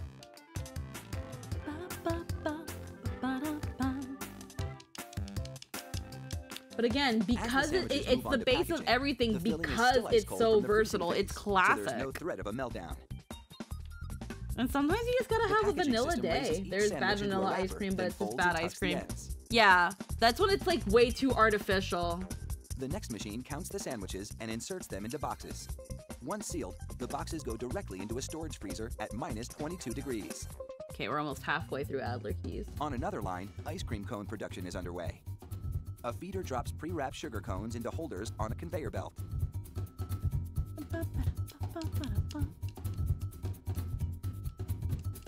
Because it's like the thing, like chocolate can be Spread too is sweet or coated too inside bitter, with a caramel chocolatey can layer, be which too adds sweet. flavor and creates a Only barrier salted between the caramel cone is the and ice good cream. caramel. So the cone remains crispy Like there's until you eat it. sometimes there are just some flavors that it's just like you're not in the mood for that.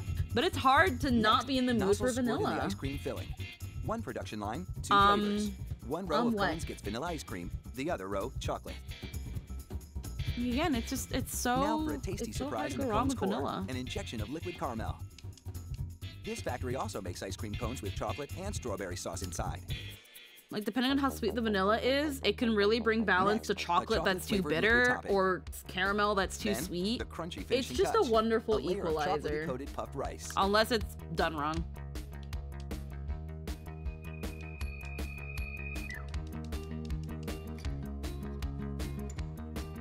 Finally, the cones move under a lid dispenser that applies a wax-coated paper lid to each one.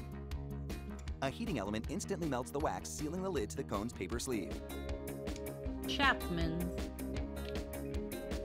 From here, they're considered a good ice cream brand here. They're then okay. Straight into the freezer, ready to take a licking. The waffle started out in the Middle Ages as a flat wafer made not from wheat flour, but from oats or Awana. barley. As its popularity spread throughout Europe, many variations of shape and recipe developed. The introduction of leavening ingredients gave rise to the fluffy honeycomb breakfast cake we know today. The introduction of frozen waffles in the 1950s marked the dawn of a new era for these breakfast batter cakes. Making your morning waffles was suddenly a snap. I'm the kind of person, All the big waffles prep are work takes good, place at the factory. but they have to be They made add right. flavorings like berries to a flour-based And waffle like, mix. And then turn to the I don't liquid know, I'm the ingredients, kind of person water, that can't vanilla have a oil, completely and sweet liquid cane breakfast. sugar. They pour them into a big tank and mix thoroughly. I gotta Then you're have ready to something thicken it savory into on a the batter with side. a flour-based waffle Like, premix. I recently went to brunch. It also includes baking powder, which reacts with Like, I recently went to brunch with my former assistant manager, and what they have over at Cora, which is a breakfast franchise, it's I think it's called the Louis or something. The Louis wants it all or something.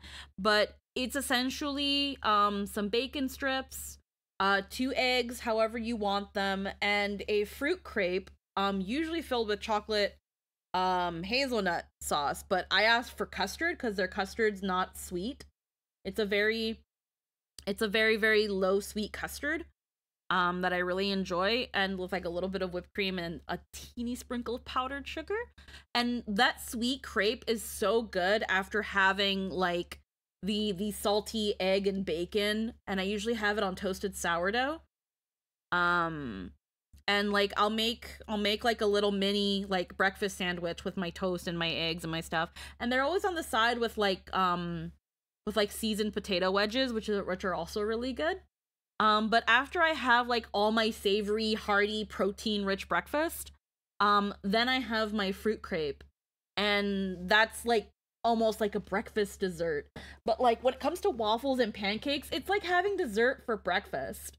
And I find myself not really going for it, automatically. So there's like so many Coras. Not this one.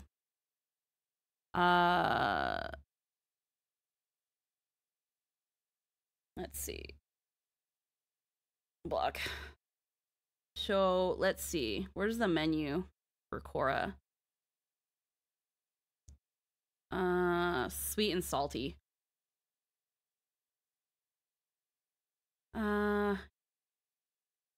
Here we go.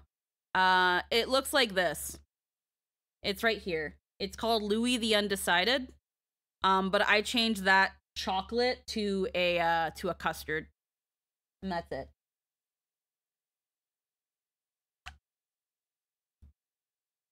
water to cause pockets of carbon dioxide to form for a leavening effect that will continue. And then I during just get my eggs sunny side up this batter with is like complete, cooked medium because I like runny yolk. Produce 3,600 waffles.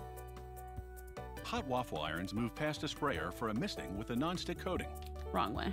Down the line, an automated pump deposits measured amounts of batter onto each grid plate. The top grid plates encase the batter. This production line is computerized, which ensures the plates are filled quickly and without any spills. So it's Louis the Undecided. If you guys ever get to go to Canada and you find like a Cora's restaurant, the waffle irons rotate, allowing the batter to reach all the crevices it's Louis inside. the Undecided. They now move through a long gas because oven. they have a salty and sweet menu for those that kind of want a little bit of both in their breakfast, like me. They emerge from the oven. I love their piping eggs hot, Benny where a too. Their machine eggs called a Benedict picking are drum really removes good. them from the irons. As the picking drum revolves, But I found needles grab lately the I've been waffles and appreciating pull them off the hot fruit grid crepe plates. and the eggs and bakey. The picking drum transports the waffles up to another level.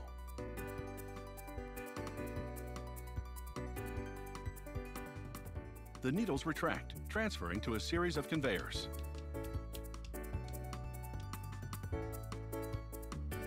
At the other side of the factory, the waffles enter a blast freezer. The Not temperature sure if that inside chain is is in my minus neck 19 of degrees Canada. It Fahrenheit. depends. I'm pretty sure Fans blow frigid they're air all onto the around. waffles as they spiral through the freezer. It takes just Probably 20 minutes mostly to in freeze and BC preserve though. these freshly baked No, because it waffles. started in Quebec. The frozen I waffles think it now started in merge into Quebec. lanes to be sorted for So stacking. it's in Ontario and BC. There's probably kind one of in trapdoor Alberta. system A releases couple in them 3 at a Alberta. time to grippers that I don't know. move You them gotta look onto up a Cora. conveyor. Cora.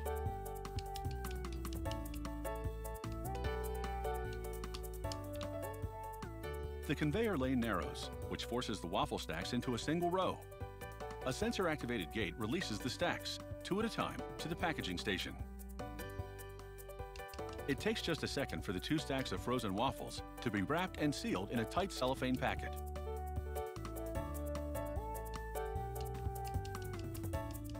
Then it's into a metal detector. To demonstrate how it works, we place a quarter Yeah, on one of the packages. waffles The system senses it immediately, and a blower blasts the package off the conveyor. Suctioning fingers now pick up the outer paper. I like waffles, but I find like I conveyor. gotta be in the mood for them, and I think I like them more with chicken. A ram then shoves Like the chicken wrapped and waffles into the waffles. box. Incredibly, they churn out more than 8,600 waffles an hour at this factory, catering to different tastes and dietary But I remember when I requirements. was younger in high school, And that that was merits like the a quickest toast. breakfast. Get dressed, put waffles in toaster, get bathroom stuff sorted out, things are done. Yeah. All right, let me. Chicken? Yeah, chicken and Ada, have you never heard of chicken and waffles? Hold on. Yeah. Let me. 1 second. You never heard of chicken and waffles? Oh my god. Hold on 1 sec. 1 moment.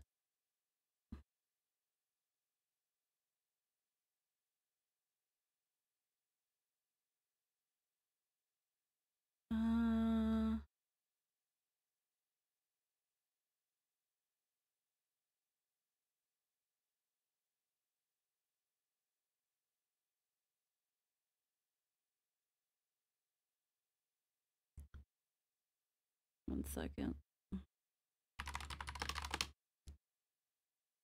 That's crazy because my mind they are sweet. Well, here's the thing. It's not like chicken waffles. It's chicken and waffles.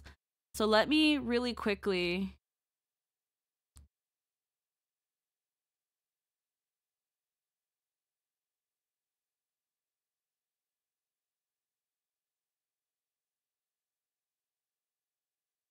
I just want to check something really quickly.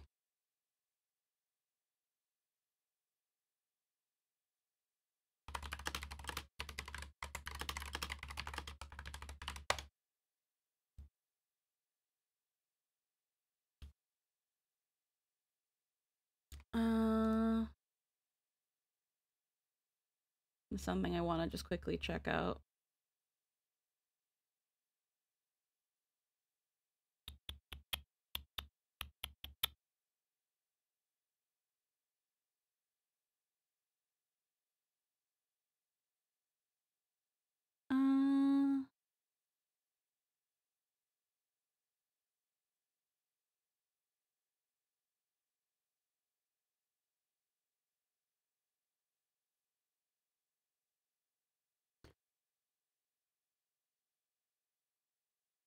Just want to check something really quick on how to do something here.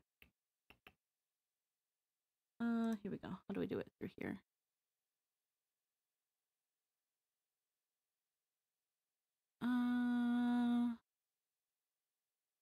Wop, wop, wop. Wop, wop, wop.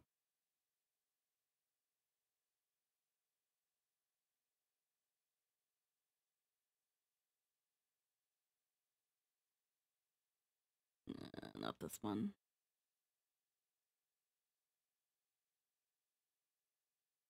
I haven't had it myself, but I only learned of chicken and waffles thanks to the Lay's flavor contest. Yeah.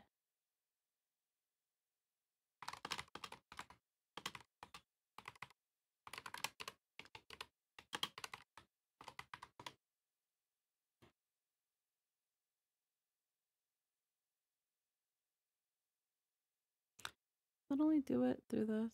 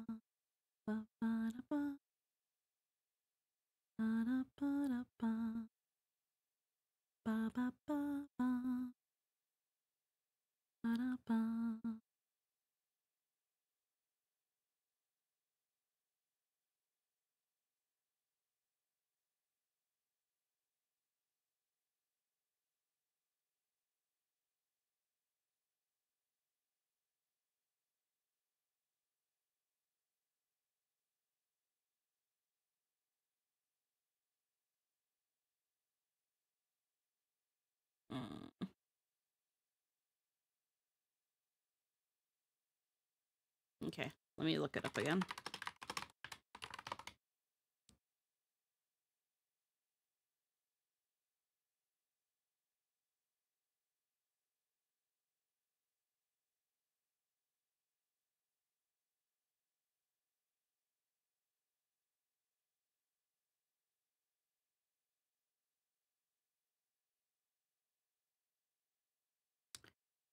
I just want chicken and waffles. Being weird though. Okay. B. All right. So it looks like this. It literally just looks like this. So it's just waffles and then it's just fried chicken over it. It's really that's it. Like it's just you have the savory fried chicken and then you just have it on a little bed of a waffle. So then you can have salty and sweet. But like you don't have to like eat them together like in the same bite. It's just that. It's just a salty sweet breakfast. Yeah. But that's it. Some people make sandwiches out of it. Like you can make White Castle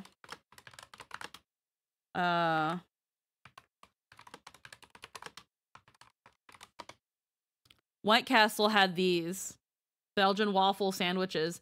These were actually imported from Belgium. So these were Belgian waffles.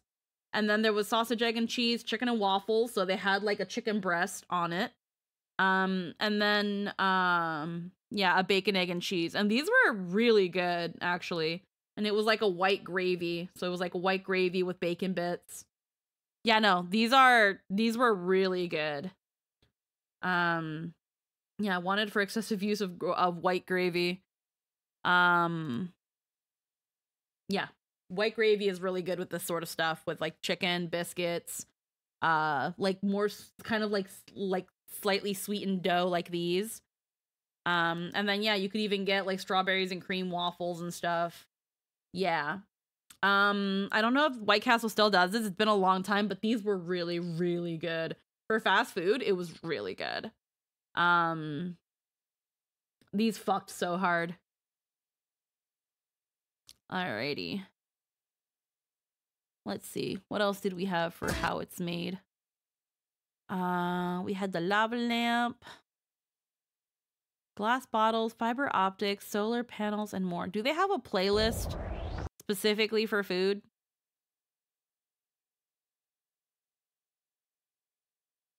Would love to try it. Yeah. So we had this one: potato chips, pretzels, chocolate chip cookies. Oh,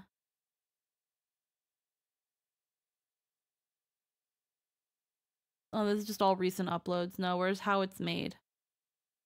Where do you have how it's made? Savage builds. Let's watch Animal Logic. Let's see. Secrets of the Underground. Space. The Unexplained Files. Oddities. Physics of Baseball. Beautiful Machines. Here we go. How it's made. A bunch of videos in here. Computers, circuit boards, memory, toothbrushes, tweezers. That's an hour long. We don't need that. All things glass. Building a neon sign. Some of them are shorter. How mannequins, marionettes, crash test dummies, and more. How golf balls, glass bottles. Peanut butter is jarred. We've seen this. We've seen the ice cream cones, waffles. Making puppets for stop motion animation. Some of these are like only a minute long. Candles, hand forged hammers. Dog sleds and Arctic shoes. How retainers are made and how orange juice is processed. Two very different things. Chocolatey supercut. Bamboo steamers are made. Leaf debris and vacuums. Learn the secret behind irresistible food creations. I mean, that might be like sherbet and stuff. Leather printing. Authentic pasties.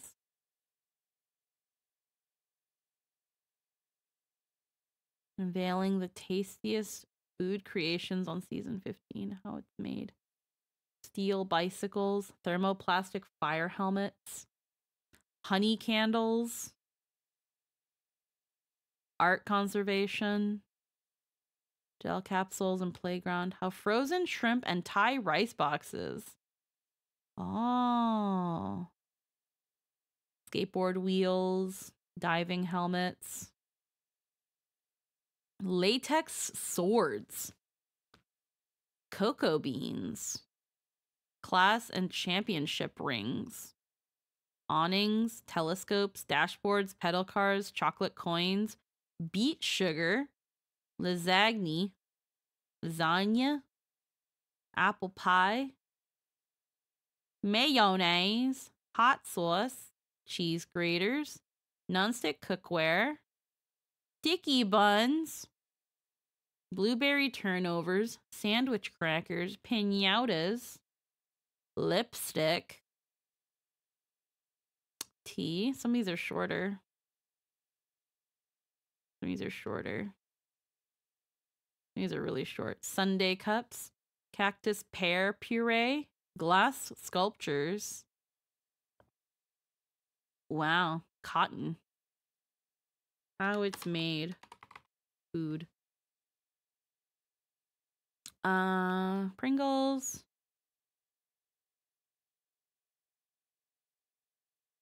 Golf clubs. Cart teas. How it's made. How pencils are made. How toilet paper is made. How instant noodles are made. How croissants are made. How kimchi is made. I might want to learn how to make kimchi. All right. Close this. Now, sundae cups, exotic cactus pear puree, frozen pancakes, and haggis. Oh. Oh. Oh. Let's watch this while I get more Adler keys. I'll put this back to its... Get the fuck out of my... Alright, I'm gonna put this in normal speed. Okay, it's in normal speed. So we're not having it be like just a little bit faster. Alright, let's do this.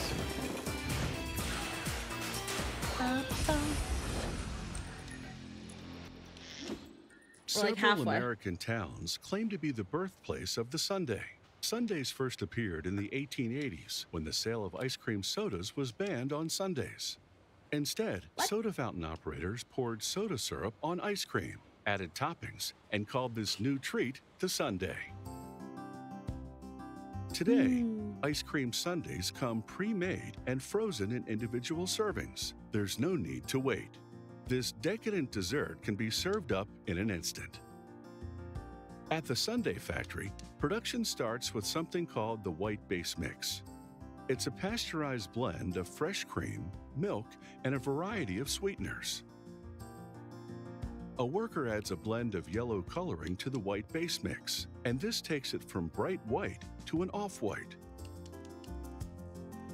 A generous helping of pure vanilla extract lends a distinctive flavor and adds extra color to the cream base.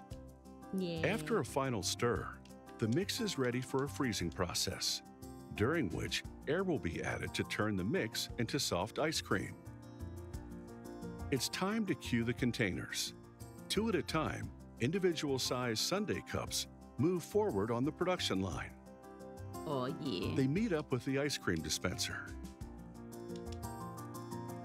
It automatically pumps precise amounts of We're the at soft 30 vanilla hour ice keys. We cream got 20 into the more. cups. It fills the cups to the 3/4 mark, leaving plenty of room for toppings. I don't think I've It's ever now had a time legitimate to prepare sundae the though. next layer of deliciousness, the chocolate fudge sauce. A worker mixes skim milk and sweeteners to a frothy consistency, and then adds several large bags of dark, rich cocoa. The mixer paddle agitates the ingredients to distribute the cocoa evenly throughout. Yeah. So The ice cream. chocolate fudge is pumped into I don't a know. It's plastic kind of tote considered to a little cool bit different. overnight. It's like specifically During soft cooling, serve ice cream the with stuff sauce on it. thickens up substantially. It's now a rich chocolate fudge syrup.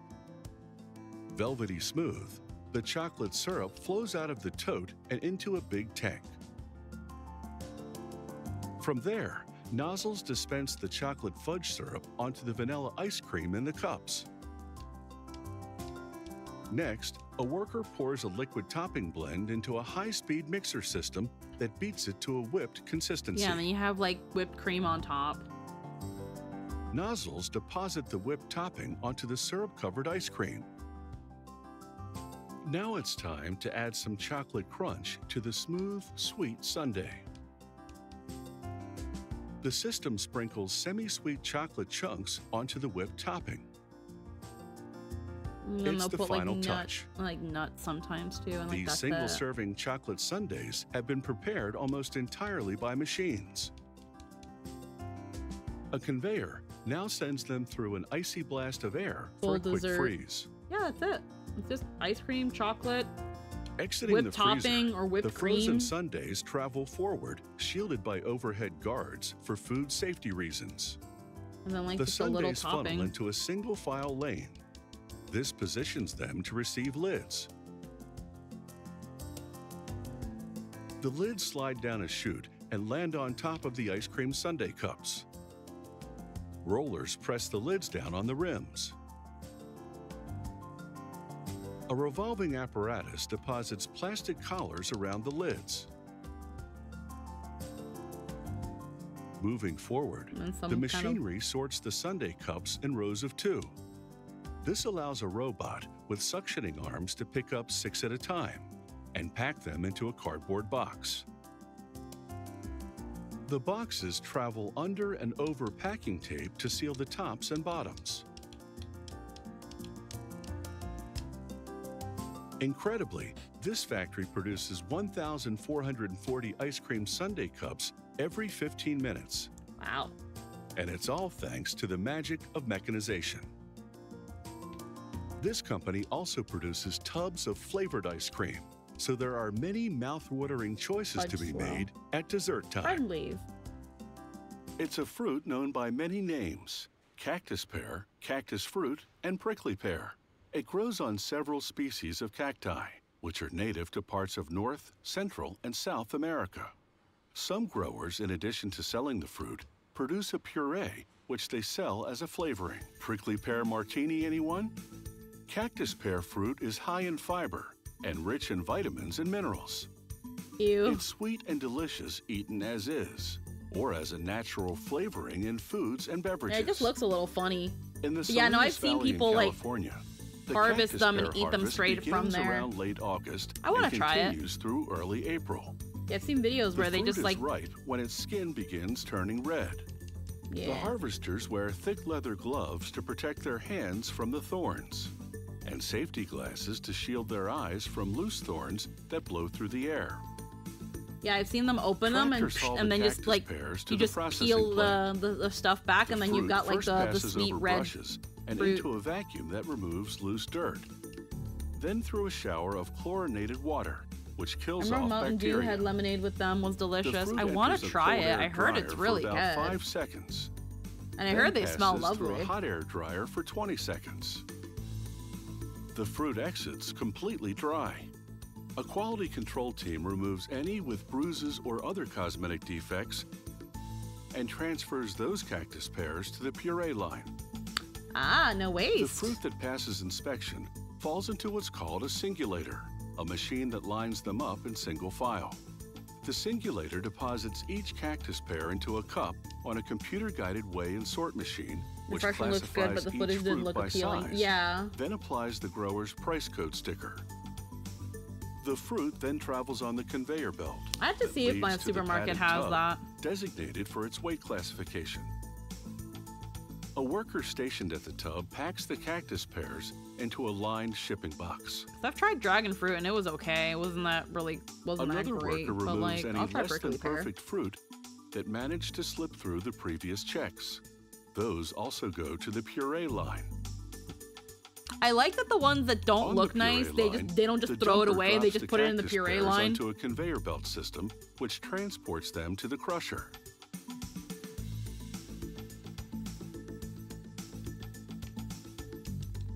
The machine don't waste crushes the anything. fruit, separating the skins and flesh, mashing the flesh into puree, and extracting the sweet magenta-colored juice. From the crusher, the pressed skins drop onto the vibrating shaker, while the puree and juice flow through it into a tank below. The shaker separates any puree still caught in the skins. The skins drop into a bin and are hauled off to be used as compost or sold as animal feed. There you go. Animals can eat that, yeah. No waste. Once the tank is filled to capacity, with about 400 pounds of puree, a pump transfers it to a large hopper. A worker releases puree from the hopper to the finisher. The finisher's fine screens trap the seeds, while letting the puree pass through to a holding tank below. Yeah, The seeds are sold to businesses that press them into oil for cosmetic and hair products. Oh, we use From every the bit holding here. tank, the de-seeded puree passes through a second finisher with even finer filters. Then it flows into a tank for pasteurization, which kills off any remaining bacteria. The puree is finally ready. A worker fills a drum, which is double-lined with plastic bags. How vibrant it is. She draws 4 one-cup samples from Look at each that drum color. for quality control tracking.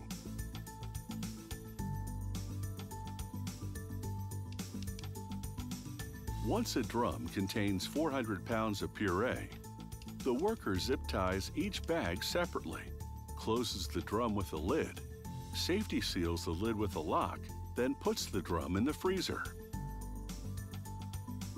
The cactus pear puree is sold frozen to the food and beverage industry, which uses it to flavor many products, from ice cream, sorbet, and gelato, I want to try to flavored water, wine, tequila, and brandy. Cactus water. El castor. Early versions of pancakes were thin, like crepes.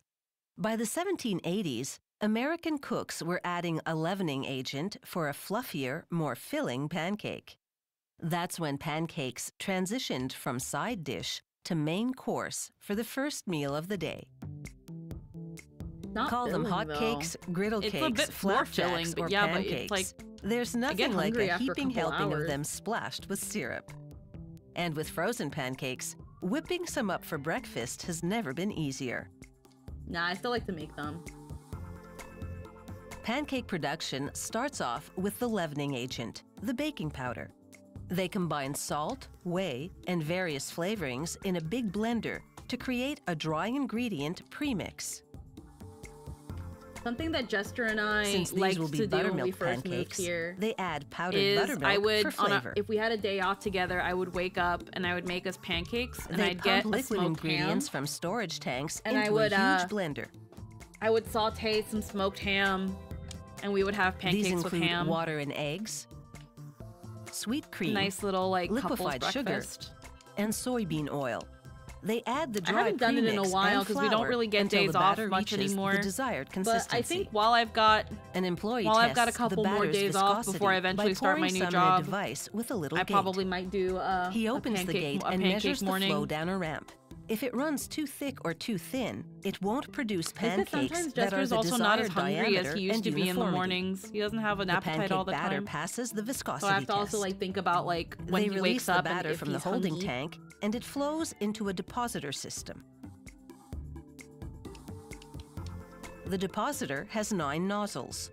Each nozzle I want to shoots get like an those heart exact shape. amount I of wanted the to get those like pancake batter heart-shaped molds, onto a hot moving but they're hard griddle. to find too, like a good one. Because of the perfect viscosity, each deposit of batter radiates out to form a neat round shape. I do Each have a one waffle the iron, same though. size as the That's next, a small one about 10 that centimeters someone in was kind diameter. enough to gift me on Throne, and that was fun making waffles. They run 3 depositors and moving griddles simultaneously to produce but 750 it's such a small little pancakes waffle a minute. maker that it takes a bit That's to an make like a incredible good stack of 45,000 waffles. pancakes an hour. After several seconds on the griddle, one side is cooked. So automated stainless steel spatulas flip the pancakes over. There are 2 sets of flippers. After flipping, the first set repositions and the second set flips the next row of pancakes. Hell yeah. It's mechanized synchronization. The flippers are spaced apart exactly as the depositors are, so the pancakes arrive at the flippers in the correct order to be picked up and turned over.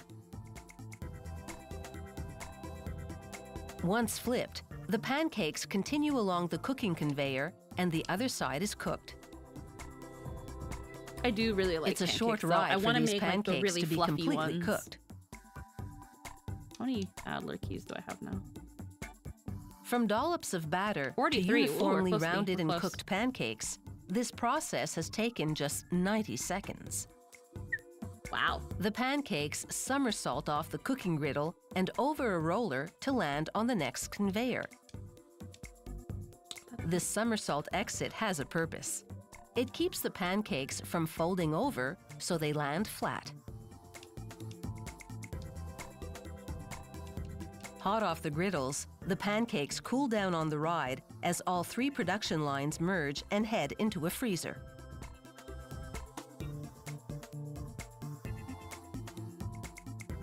I love seeing these videos because Inside the people freezer, give it's a very frigid like minus prepackaged 28 and frozen Celsius, foods such a and the bad rap, but pancakes it's like freeze look, fast. look how they're made.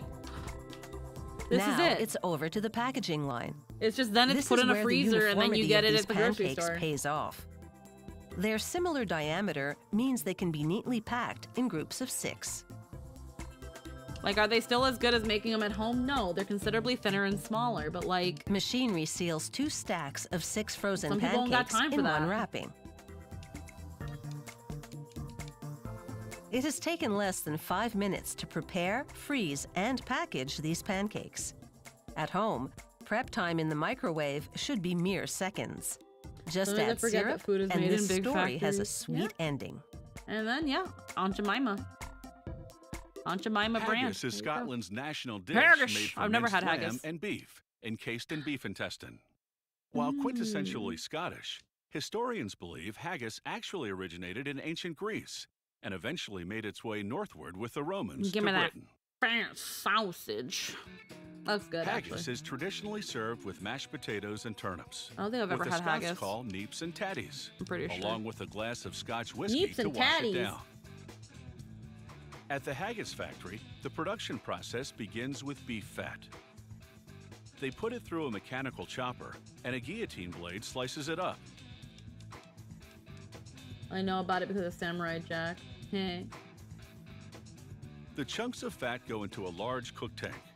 They fill the tank with water and simmer the fat for 2.5 hours. Then, using a strainer, they drain the cooked fat and put it in a tub. Oh, yeah. Then they empty the tub into a mincer. Mince it. Next, they Fattening. chop up lamb lungs. Lamb lung? Oh, yeah. Haggis recipes sometimes also use heart and liver. No part, They no simmer those in a no cook tank part as well left for behind. 2.5 hours. Look at those. Using a strainer, they drain and remove the cooked chopped lungs and transfer them to a tub. Again, I love freaking recipes like this because no part of the animal is They now wasted. take dried shredded onions and rehydrate them with some stock And from the cooked meat. the organs are so dense in nutrients and stuff. They pour the onion and stock mix into the tub with the cooked lungs. Then empty the whole thing into the mincer to join the ground fat. Look at that. Oh, I dump it. Next, 2 different grinds of oatmeal, medium and coarse, to give the haggis just the right texture. Not too stiff, but not too loose. The consistency is key, which is why the grind proportions are a closely guarded company secret. Also as they show it, so you can kind of get an idea. The spice blend they now add. All the company will divulge about this seasoning is that it includes salt and pepper. The oatmeal and spice blend now join the other ingredients in the mincer. And there you have it, the finished haggis mix, ready to be stuffed into casings. In keeping with tradition, the company encases its haggis in beef intestines. No part wasted. After a thorough cleaning, the intestines are stored in salt. Before use, they soak in cold water overnight to desalinate. This also softens them up until sufficiently pliable for the stuffing process. On the filling line, workers slip an intestine over what's called the stuffing horn. Then, with the knee, activate a lever that triggers the machine to pump out a set amount of haggis mix. On this run, they're preparing the 1-pound size. They close the casing on either side with a thick aluminum staple.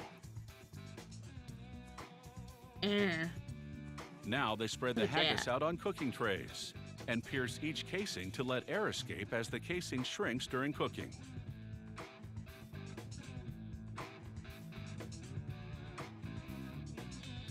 Look at that. The temperature inside the steam oven is 230 degrees Fahrenheit. That The big haggis ass cooks oven. for 1 hour, during which the casing shrinks and forms into a ball shape. Once the haggis come out of the oven and cool, workers cut them apart. Look at that. Each haggis We love goes it. into a printed plastic bag, then into a vacuum sealer. I'm gonna buy a haggis and see what I The can do with it. machine draws out 99.9% of the air before sealing the bag. I love This dick vacuum haggis. packing process extends a Even though I've 7 to never 10 day shelf life to 4 weeks. The packaged haggis now drop into a tank of hot water. The bags instantly shrink and thicken by 25%, making them significantly more durable. Those little putties. Haggis may date back to ancient Greece, but it's certainly changed with the times. This company also makes a 1-minute microwavable version, a canapé format, and even vegetarian haggis. Far beyond what Robert Burns could ever have imagined. All right, 50 Adler keys. Just in time, too. Alrighty. We now have 50 Adler keys. We will hold on to them. Technological corks look very much like the traditional stoppers that are cut and shaped from a solid piece of. Alrighty. We can go back to the game now. We can go back to the game now. Alrighty. Brr. Let me close all this. Bah. Let me also hold on.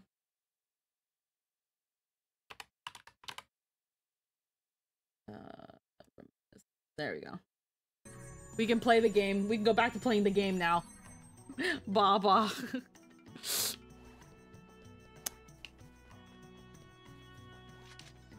Now I know what to do whenever there's just needless, repetitive grinding. Just fucking put on food videos. Alrighty, so what does this actually want me to do next? Reunion with Ovan. Hidden Forbidden Battleground. Okay.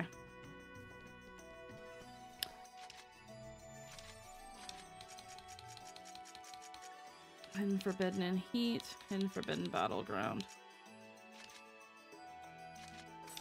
Right, let's go meet up with Ovan again. Actually,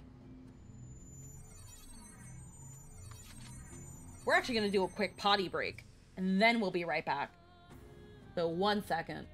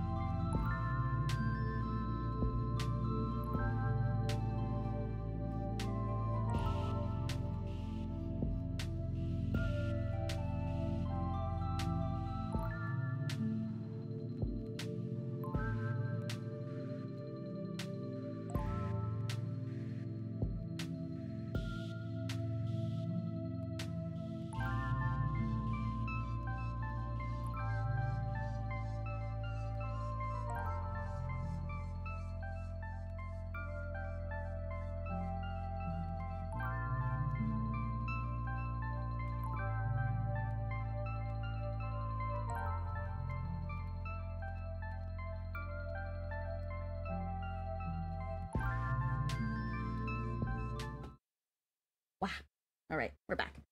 B. B. B. B. B. B. B. B. Alright. Okay, should be able to have now the missing things here to do what we need to do here. Cedo. CG. The 5 pillars are resonating.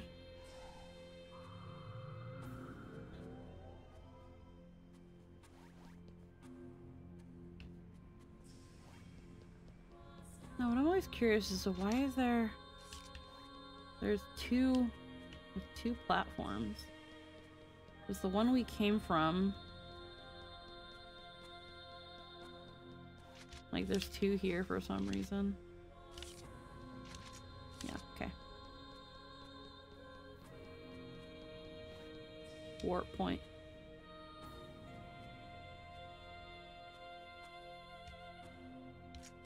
Alright, let's go. I don't know. This feels final bossy, but I don't know.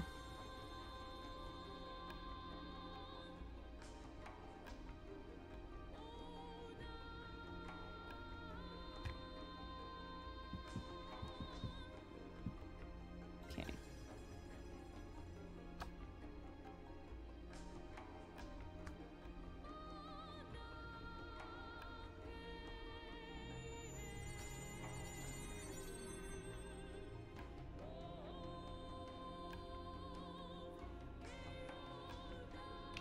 Alrighty. Wow.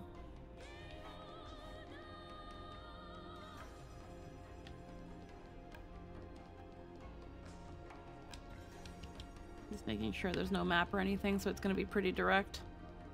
Probably.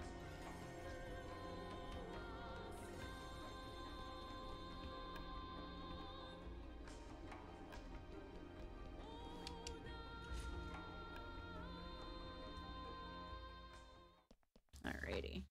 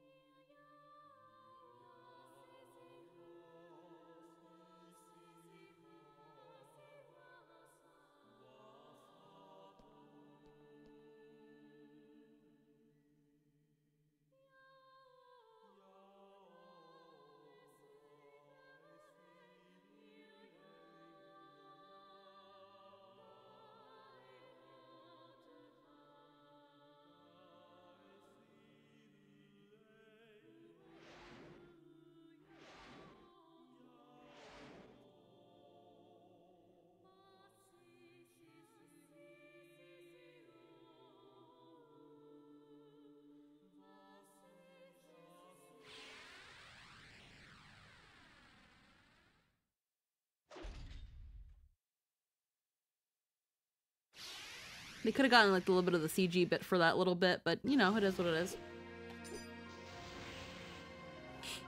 Alright, Ovan. So he's got 4,000.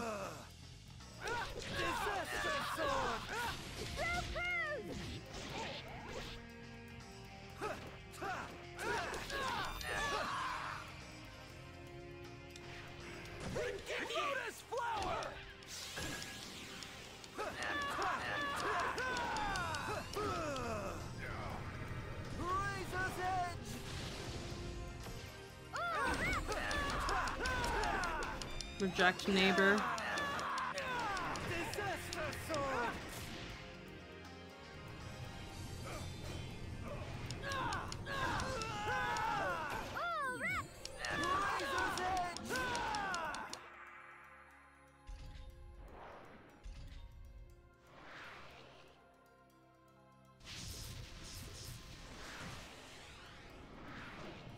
Right, how's this gonna go? He just gets to do this?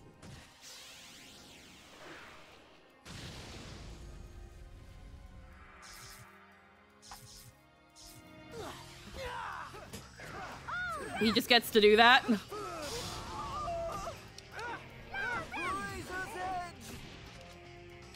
I can heal myself too.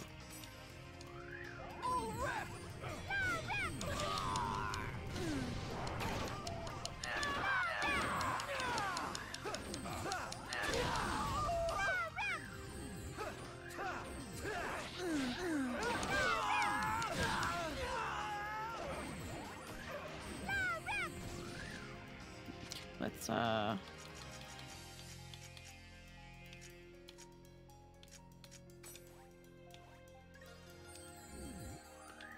she uses a lot.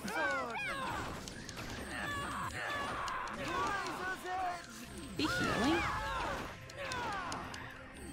Restore neighbor.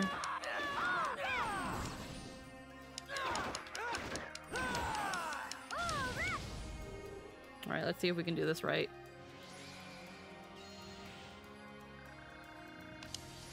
Fuck.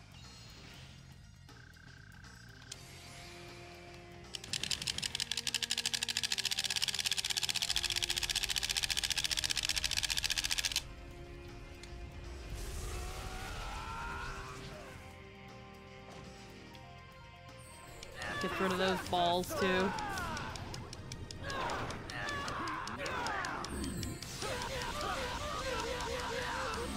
Ow. Ow.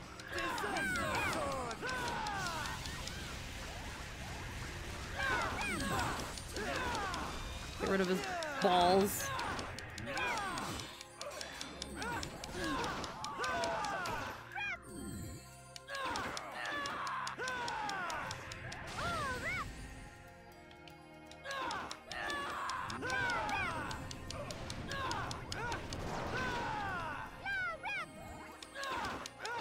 Light neighbor. Disaster sword.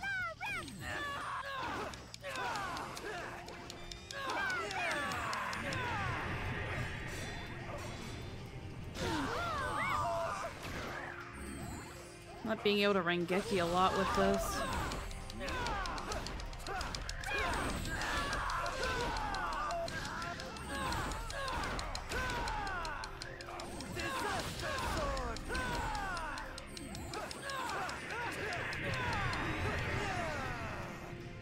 Fuck it though, just changing weapons.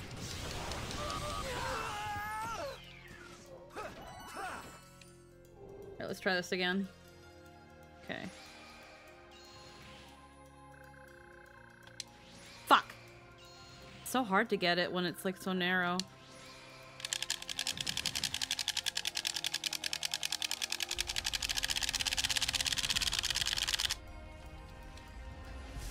Imagine if I had just those 6 seconds. Damn.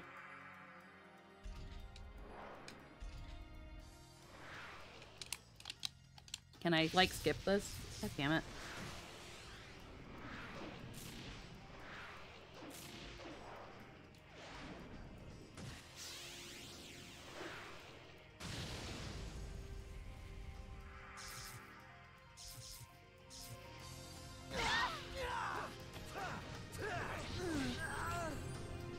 Okay, how do I...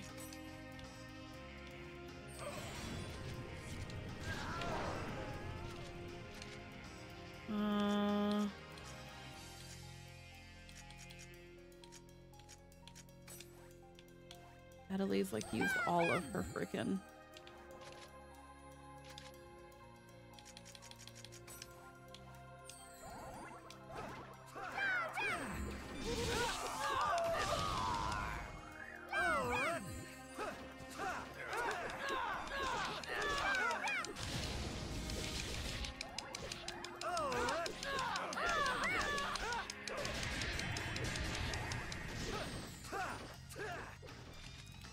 Adeli's like freaking destroying.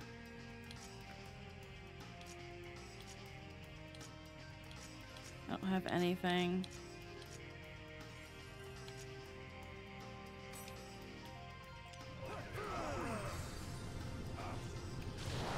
Did I inflict poison on him? Yes, I did.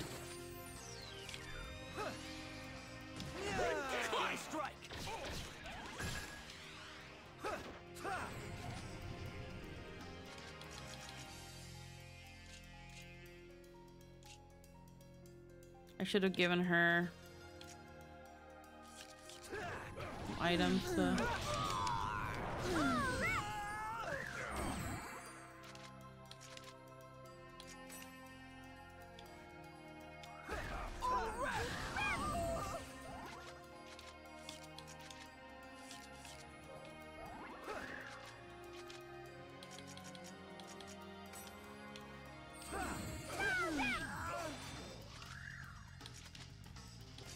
Yeah, it's like...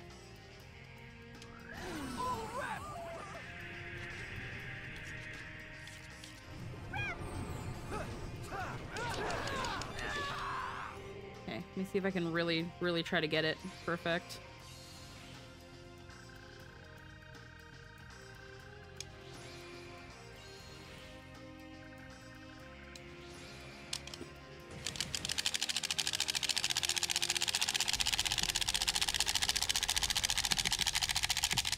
$54. 800. I guess it also restores some health. I have no idea.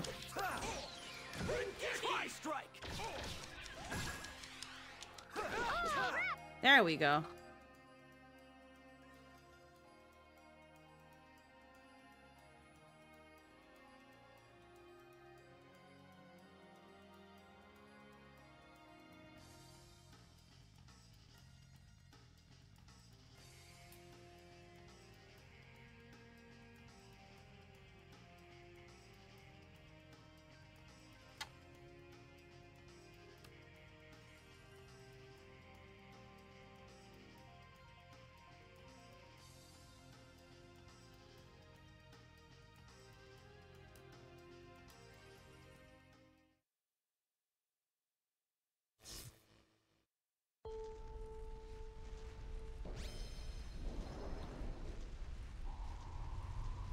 Ah, fuck.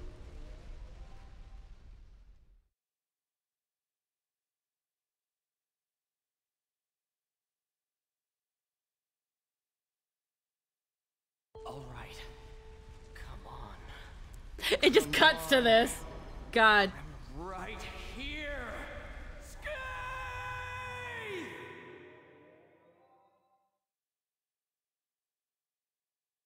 Alrighty. Avatar battle. Yeah. Ow.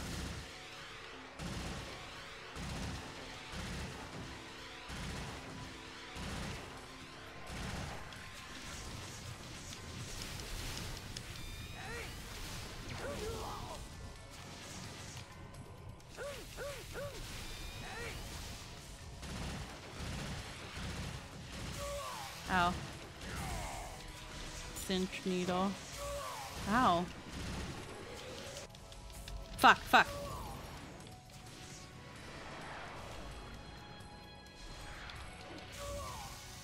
Ow. Let go, it's not fair.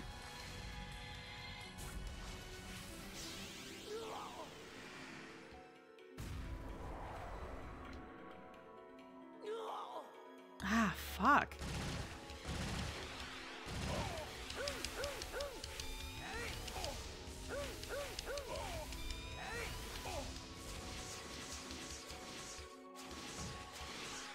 Ow. Ow.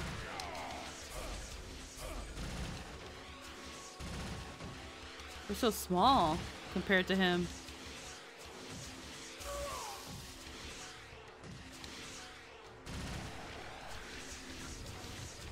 Variant summon.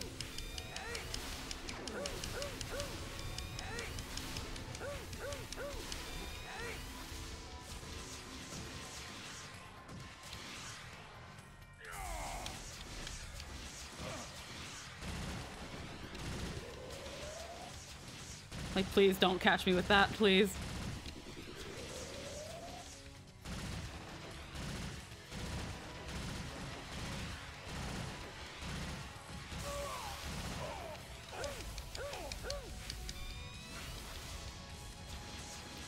This is gonna be...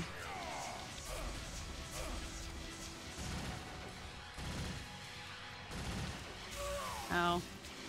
Ow. God damn it.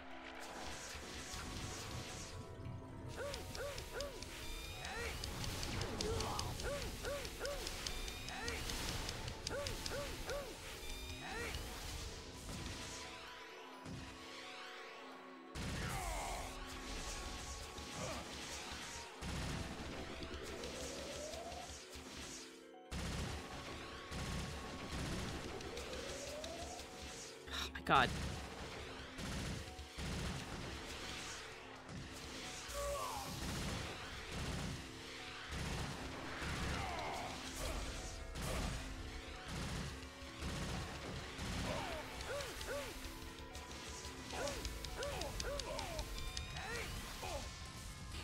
Oh my God.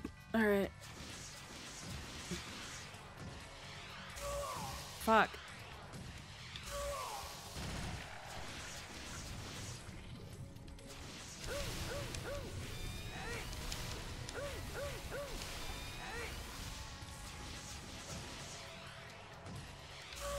Coño.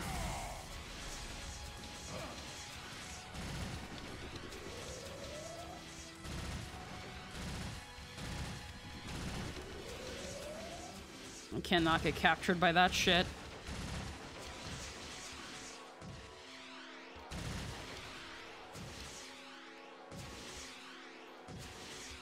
Damn it.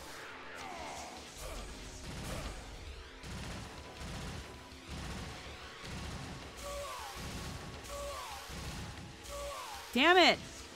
Fuck off!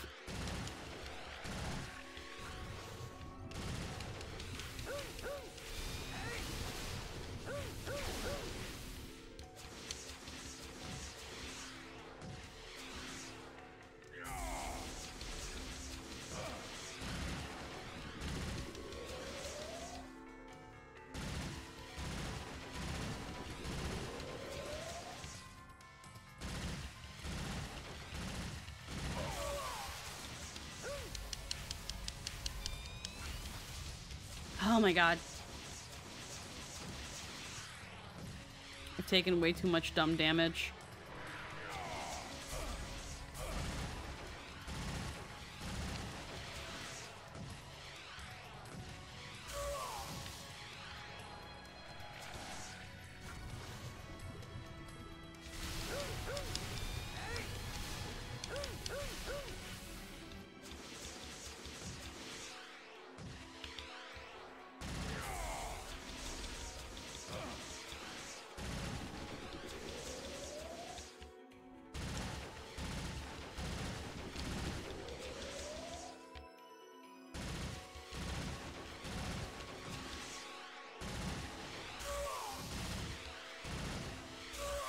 God.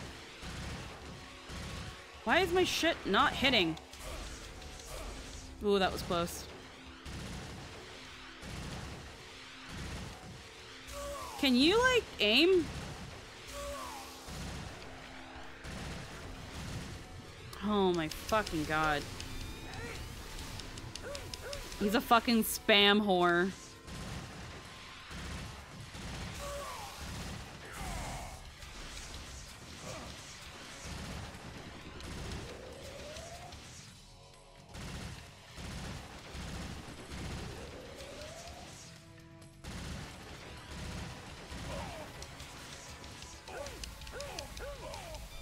Oh, I gotta, like, readjust myself. God damn it.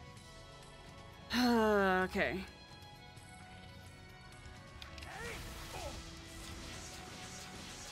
We're pretty even now. It's just not taking dumb damage.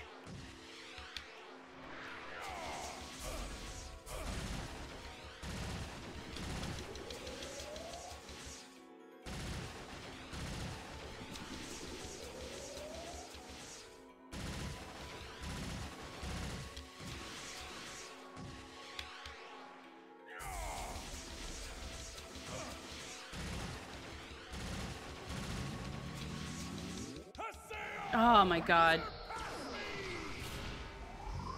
I fucking hate these.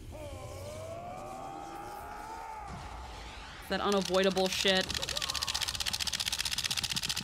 I already know what this...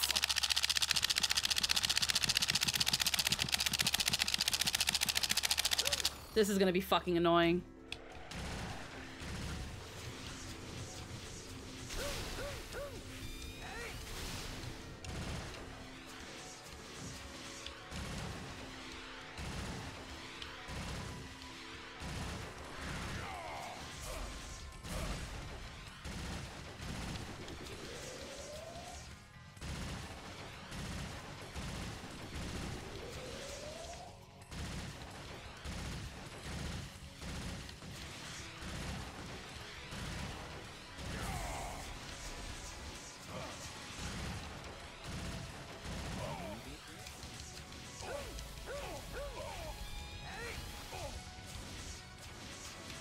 Okay.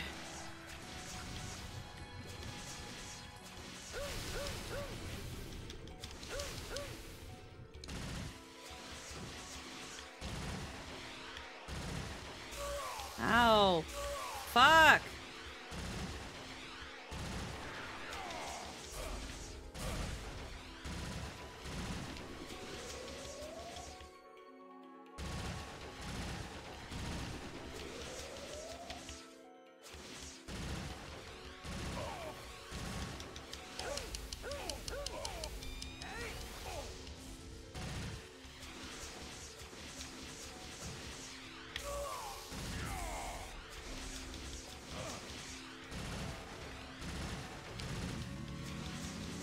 Ah, fucking.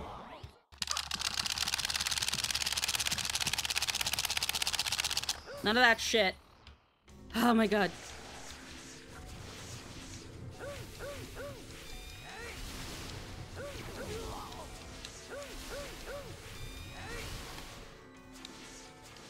Where is he? God, that's stupid.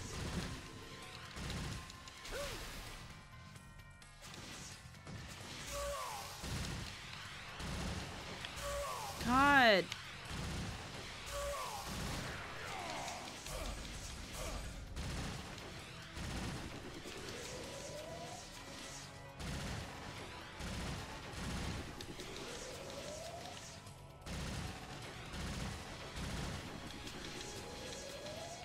And then we still have to data drain him too, which probably isn't gonna work.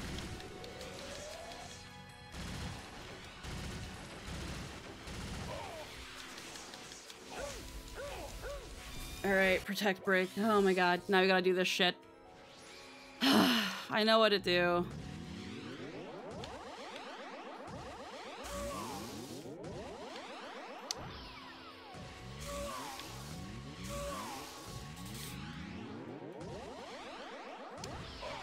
There we go. Fuck you. Ah!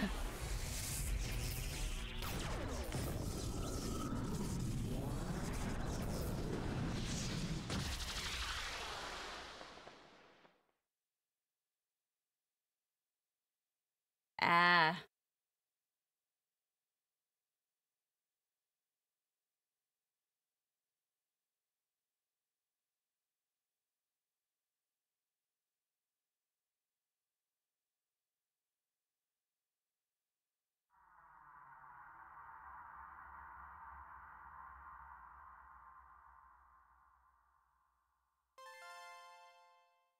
Phase 8 Epitaph.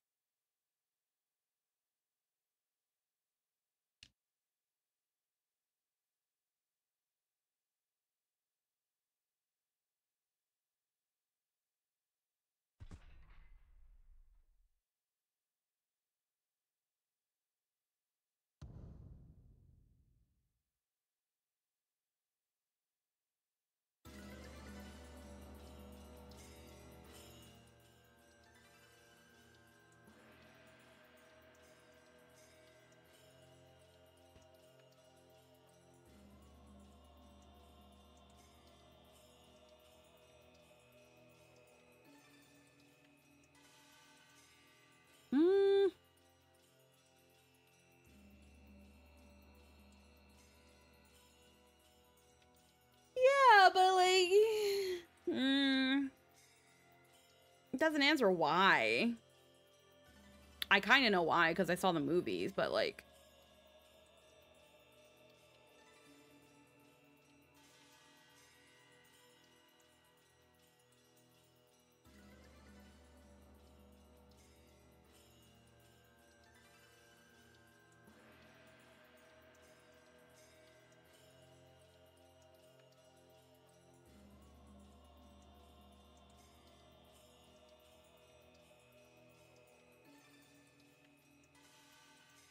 Because it wasn't.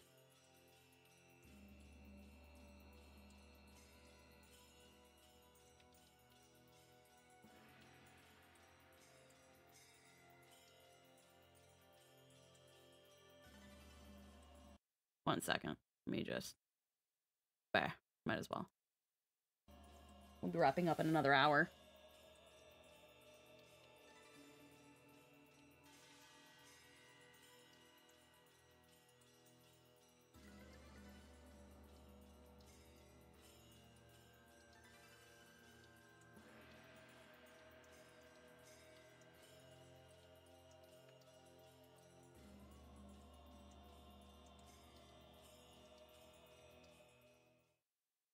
Okay.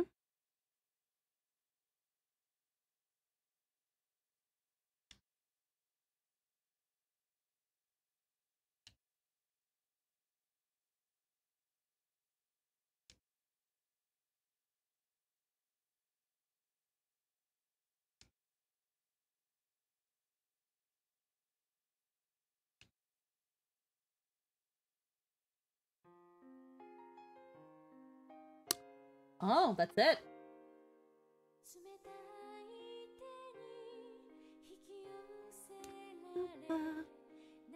I had a feeling that was the final boss. That's why I didn't mind doing all the fucking key grinding. Okay.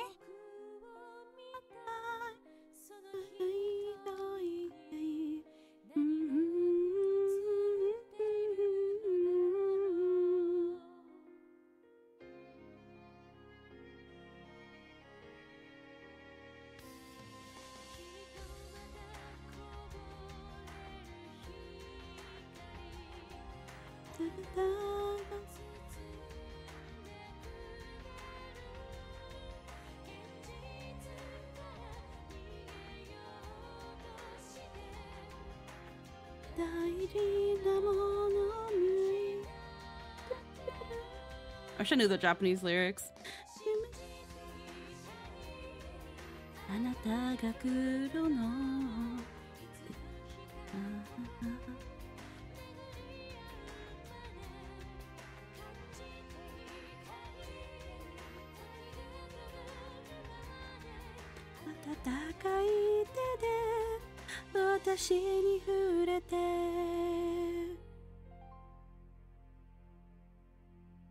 Alrighty, we finished volume 2. Hell yeah. Haseo's like, I'm done. I don't want to do this no more. Because it's like, yeah, it's like you thought if you beat Tri-Edge, you would get what you want, but you didn't. So now what? If Ovan wasn't the BBG, then who was?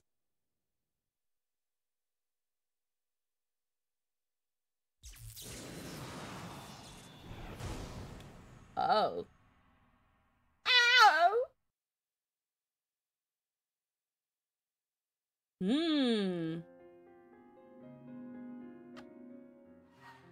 Important unread email.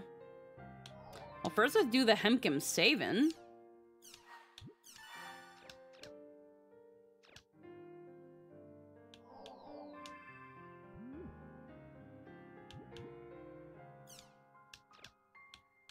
So, I have no greeting cards. To Haseo. How are you, Haseo? Are you okay with everything that's happened recently? I'm doing okay. At least I think I am.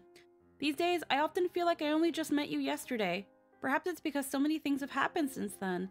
The days have just been going by so quickly. A lot's happened to you too, I know. Shino and Alcade, and the fact that Ovan was actually Tri-Edge. It's almost like too much has happened all at once for me to really take it all in. But that's no good, so I will become stronger. I have a request to make. I'd like to talk to you. I'd like to talk to you about the things that have happened, the things that will happen, and the things that are happening now. I may not be able to convey what I want to say very well.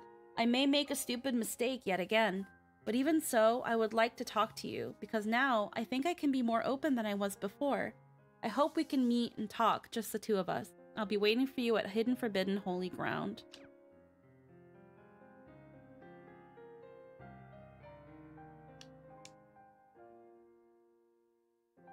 Alrighty.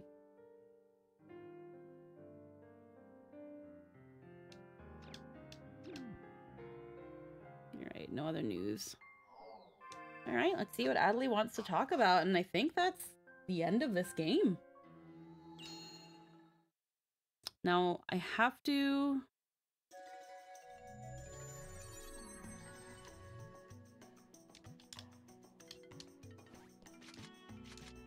So first off, you gotta go to Makanu. I would hate if I had to do this in an online game. If I had to go to one of the 3 main city-states to go to another area, like... Alright. Hidden Forbidden. Sheena was PK'd here.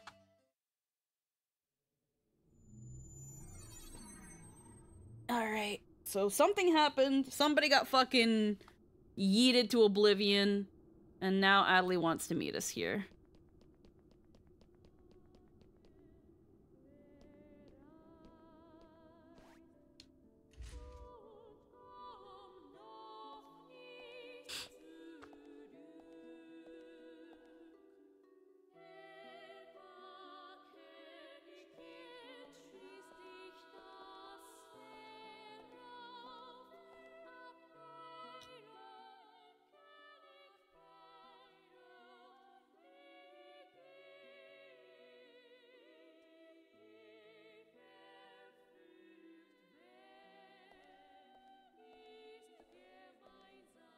His voice sounds so gentle here. I feel like if it was early Haseo, he would not be speaking this gently. Not just to her, but it's also just a testament of how tired Haseo is.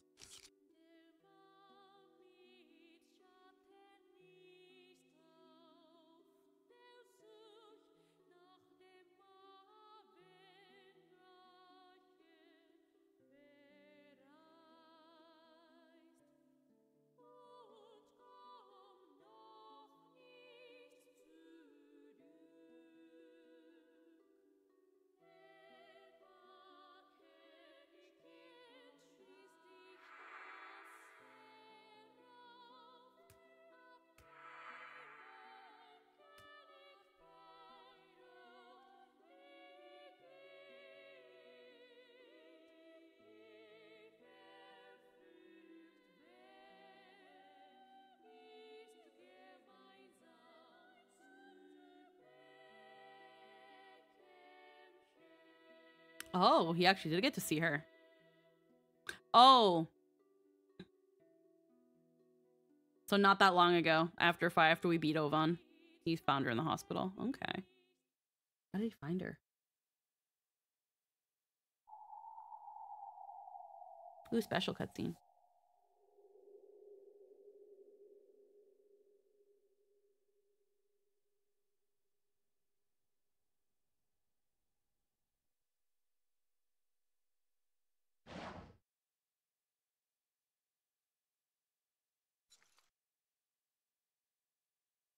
Oh god, what's behind us? Oh! What kind of fucking jump scare? What the fuck? What the fuck are you doing? What? Fucking boo, bitch! Boo, bitch.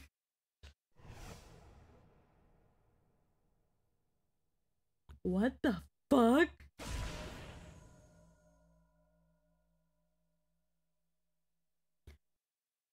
Bitch.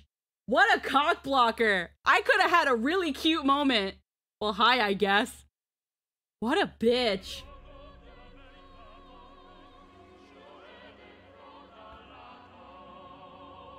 We were having a moment and you just got in the way of it. What the fuck? What the fuck?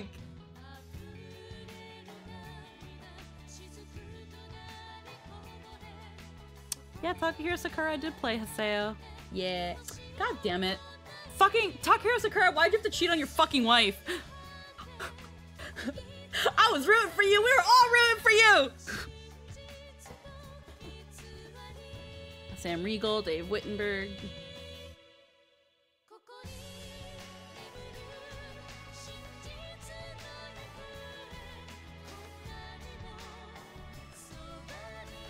Nala. So Steve Bloom played a couple of people.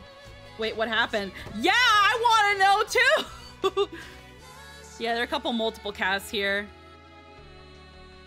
Shino. Yeah, Carrie Walgreen.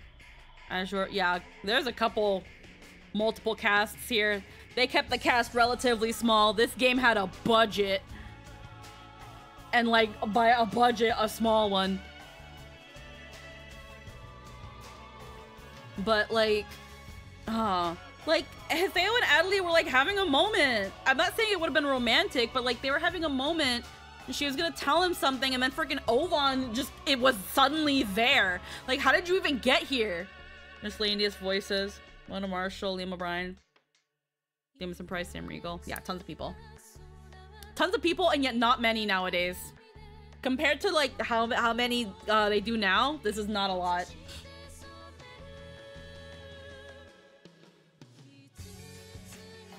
I'm just curious as to why, like, we're getting 2 credits. I'm guessing the first one was, like, fake out credits. Like, oh, you're done. But, like, no. Like, not like you're done, but, like, we are grunties. But, like, oh, the evil's defeat. No, Ovan, something's up.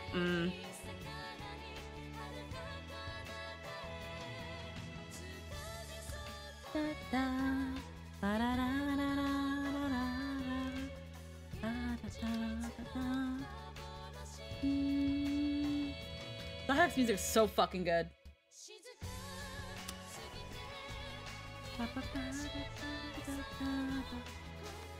Fucking Ovan, now I really don't like you. You fucking cock-blocked me out of what could have been a really cute fucking moment between Adley and Haseo. Now I really want to kill you.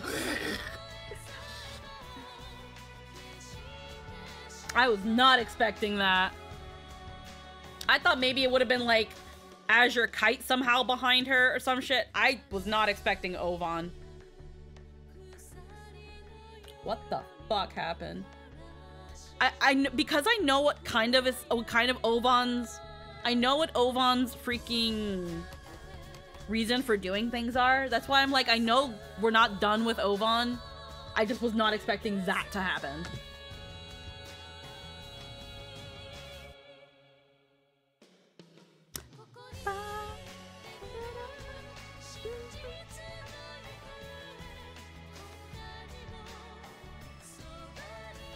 And you can hear, like, from this, like, artist that's singing, because Yuki Kajiura still is so involved with these soundtracks, you can hear these vocals eventually going into Calafina. Like, I could see Calafina singing these songs. And I think one of these vocalists is in Calafina. Yeah. Tomoyo, probably Mitani.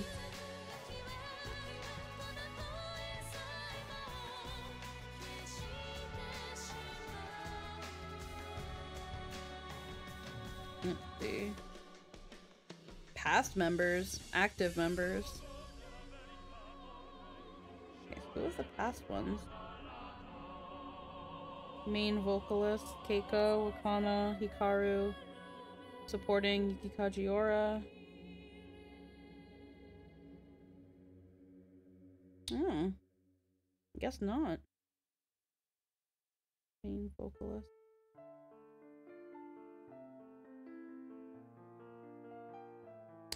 Oh!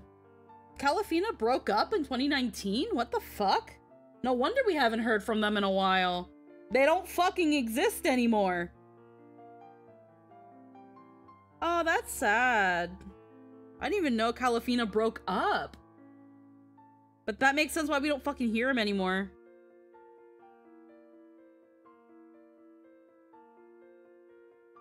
Yeah, it's banned in 2018, 2019.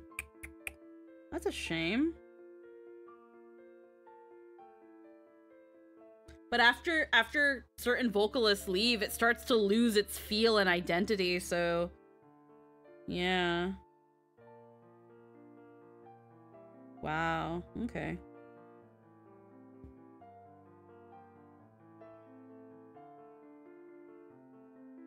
Tomoyo Mitani.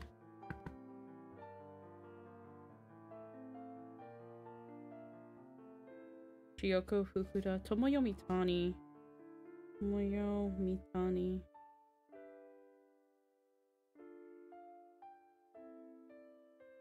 Yeah, and she sang most of the songs for, yeah, GU, GU1, GU2. Continue.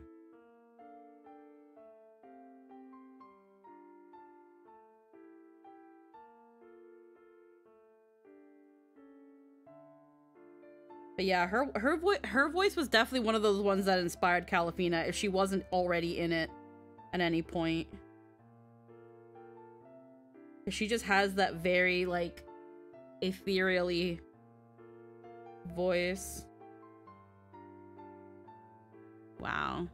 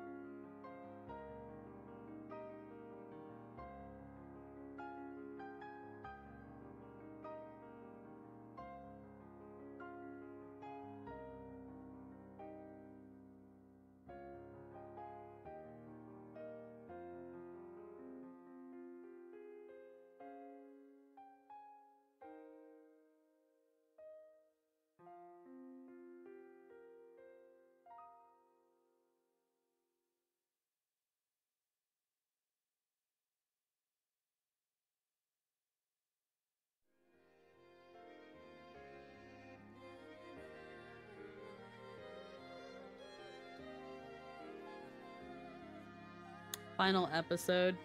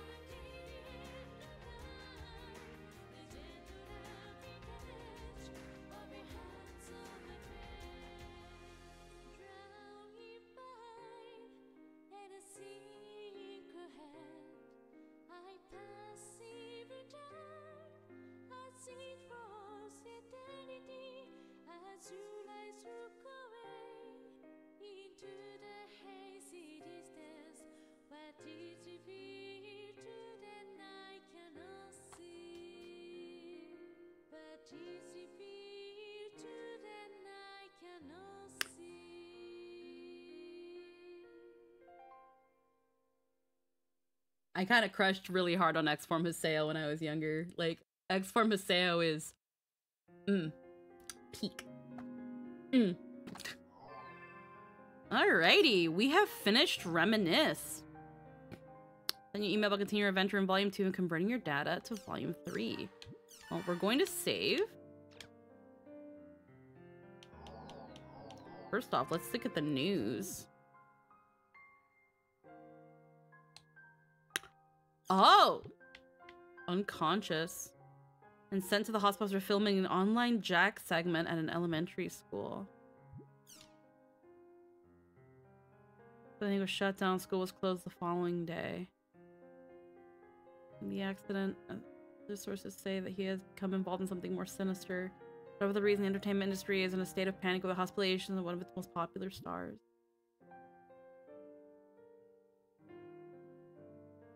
End of his amazing luck.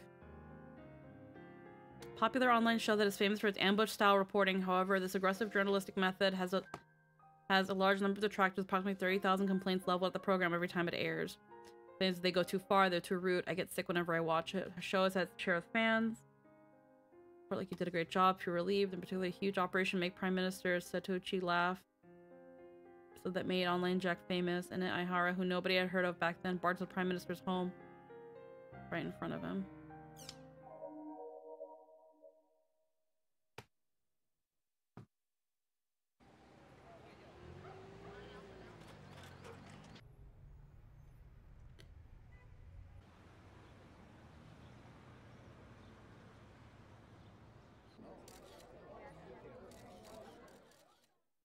Hmm.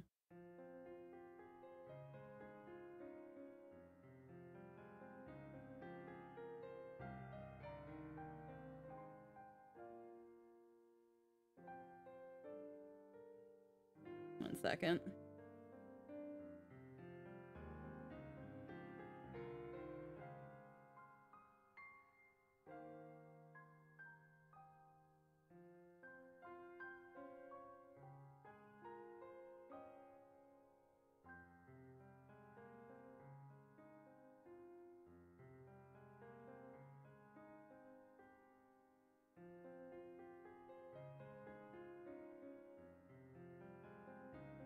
Oh.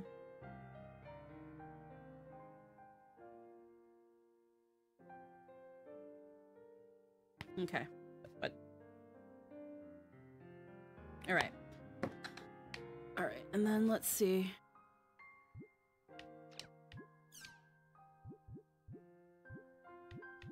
This one's new. Into the school. Alright, let's see what this is.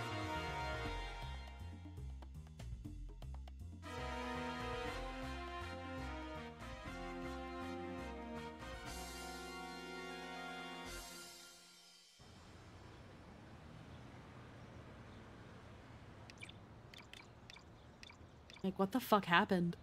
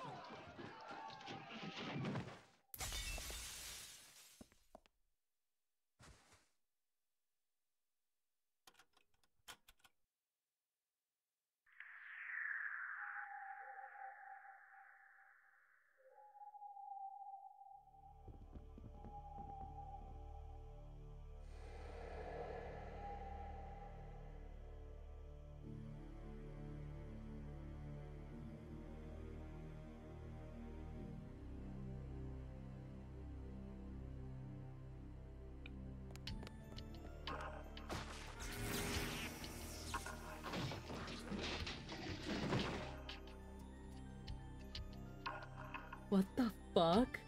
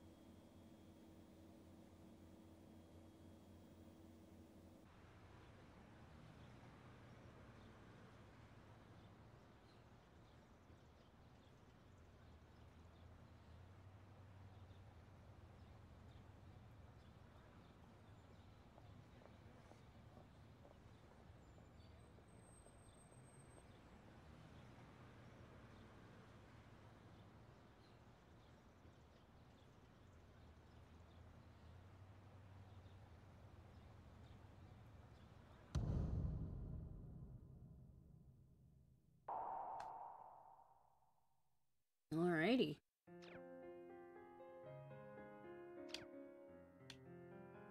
Alright, what about the other stuff? Village gets first civilian passenger.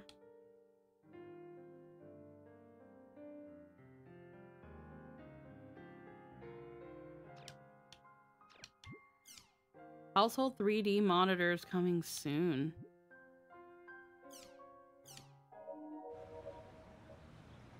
Oh, we already seen this one. Low-cost 3D television at $10,000 for a 19-inch model. It's an undeniably large step towards the current 30,000 plus models. 3D TVs. Okay. Ah. Oh, something else. Yeah, and Ihara unconscious. Black clouds over online Jack's future. Criticism against the popular show is mounted at Raku. This is the same program with complaint levels against it for investigating politicians' houses, celebrity parties, slums at night, even the police without prior invitation. Joe has been known to say that we only get criticized because we're good, and even have appeared happy at some of the complaints. Here, the criticism of so strong existence may be in very real danger. In the episode, Ihara broke into an elementary school to investigate the cause behind doll syndrome, and up destroying school property and broadcasting the names and faces of 6 young doll syndrome patients to the internet without permission from themselves nor their guardians. The 6 children's teacher is facing serious trouble for allowing the invasion of the school to happen and for recklessly blaming the online game The World R2 as the cause behind doll syndrome in the broadcast. Local Board of Education suspended the teacher for 6 months as their chosen disciplinary measure, but the parents and guardians of 6 young victims soon declared that they considered the punishment inadequate and are seeking that the teacher be barred from ever teaching again. Yuichi Sawaguchi of the Doll Defense Group plans to file for damages against the studio for emotional trauma. Personally, told our writer that doll syndrome patients and their parents are suffering from this illness every day. I think it's incentive them to go and make a show like this that disparages that, and I think they are the lowest kind of human being out there. If all it took to cure the disease was stop playing online games, everyone would be cured. We hope that this show never gets produced again. Online Jackstone says that everything we reported was true and showed no signs of apologizing. Near Enter Inc., which broadcast the show, was shocked at this attitude. Depending on how things progress, they may decide to stop carrying the show for good. Supported by Salvador Harshfi's personality, Online Jack has always stuck to their audience. Audacious guns somehow made it out alive. Many wait to see if the show can survive the latest crisis as well. Alright. Community forum. There's some community forum stuff. Let's see, what are we looking at? News. Salvador comatose. Apparently he had some kind of electrical shock while filming a story, but what on earth was he doing at a grade school? He just let his person become comatose after playing the world. He did say he liked to play the world to relax. Tried charging Tri-Edge and fought himself into a coma that way. People are talking about someone who sounds a lot like Salvador on another thread. It's like my first time thread. That sounds like stuff I would say, but there's no way someone in a coma would be playing the world. I'm gonna try logging into the world. My first time. I was walking around Doldono and someone hit on me. This was the first time someone ever hit on me. I feel like I became a real adult woman.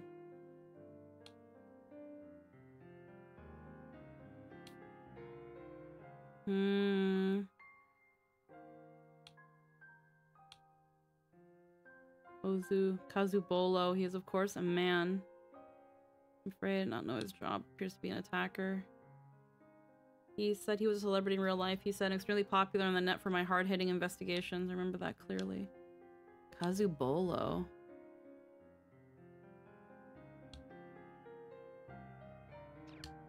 Alright. Okay. Mail station. Congratulations on finishing. Sat at Dave's position. Clear data can be verbally used in Volume 3. Steps for converting data are as follows. From desktop, title screen, new game, select convert Volume 2 data. Please note data must be marked as clear data in the load menu for it to be converted. Furthermore, you can use your current data to continue your adventure. However, the main story will not be advanced. Items and XP after completed the game can be transferred to Volume 3, so it's possible to begin the sequel with well-prepared characters. 1 second, I just got a somewhat important text message.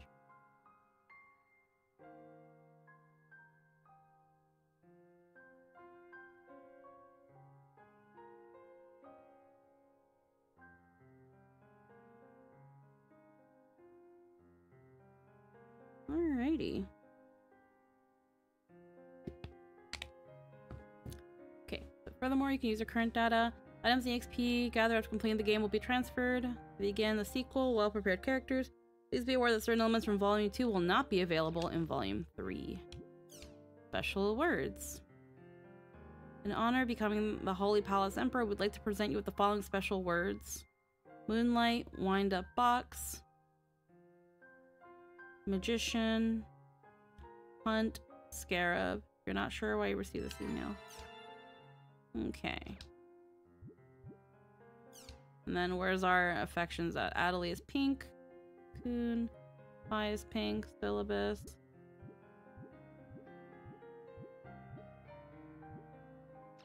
Okay. Alrighty.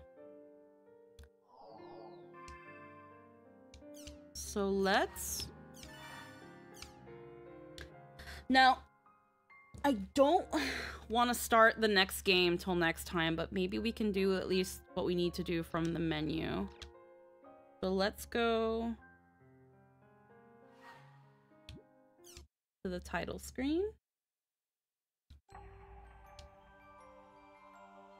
Because now we're going to be in the third game. So redemption. New game. Convert Volume 2 data. You begin Volume 3, you'll be unable to continue. I don't care. You have a bonus. Your inventory is full. Will be in the guild storage. Okay. Demon Bat Horn, Maiden's Hair. Alrighty.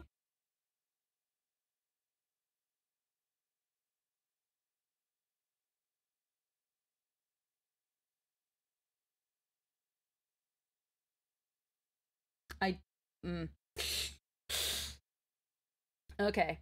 We'll start the little bit of this, but then we'll have to call it.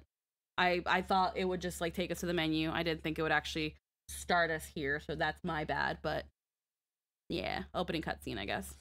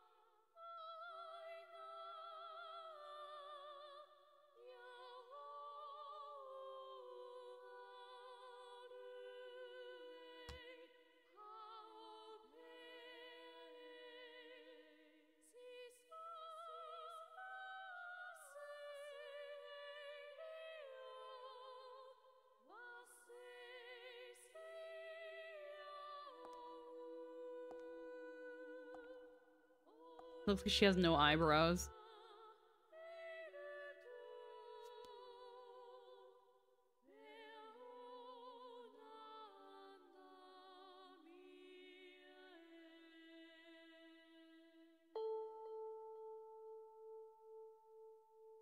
Alrighty.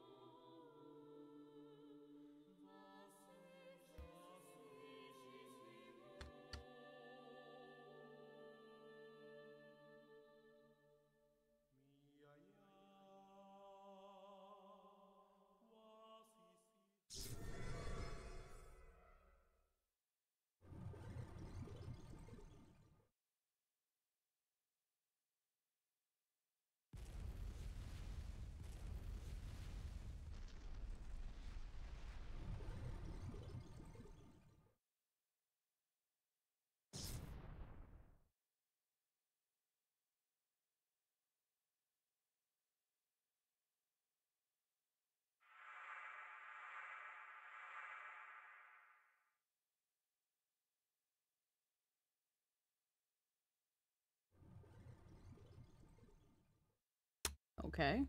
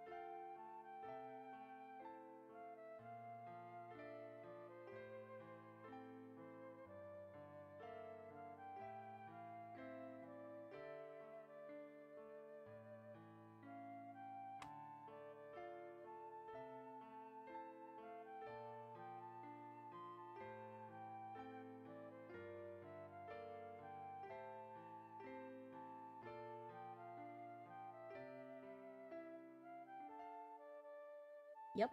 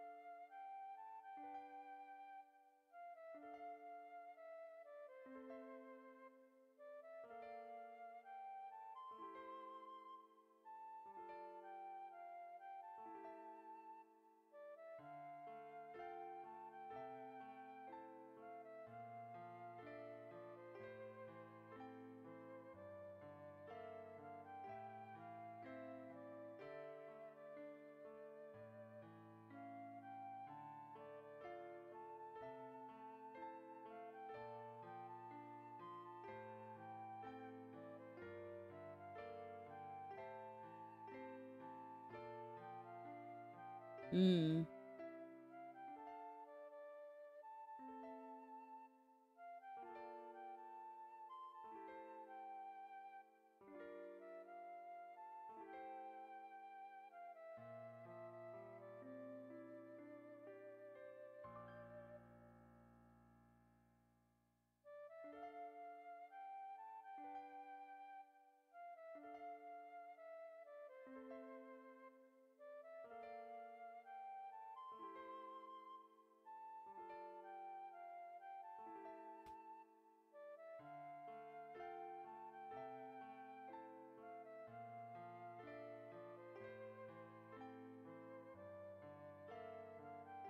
Mm-hmm.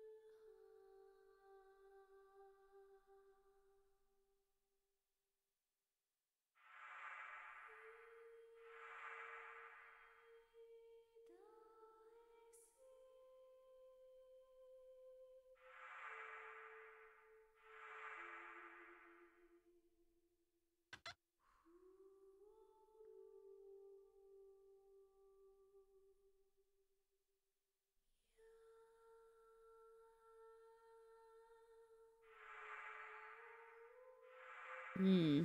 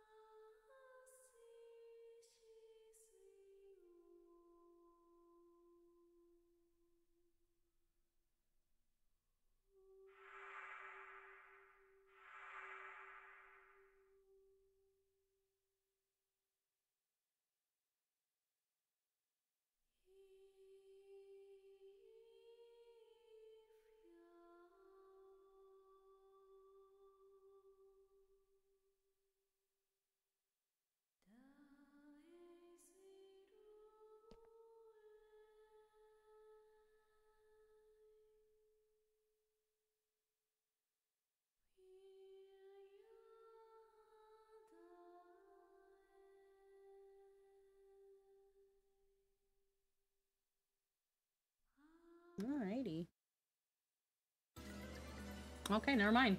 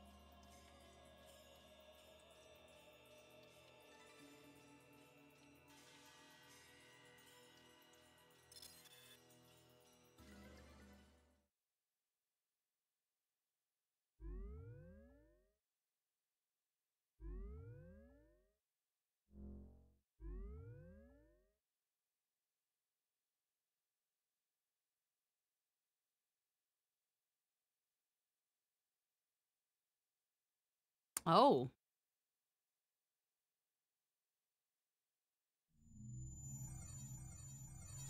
Uh-oh.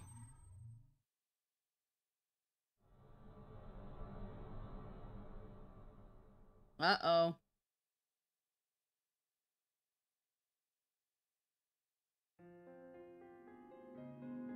Alrighty. Important mails, unread mails in the mail station. Well, we're not going to read them. We are going to save. And this is where we're going to call it. We will be back Let's see. Let me just see something really quick. Volume 3.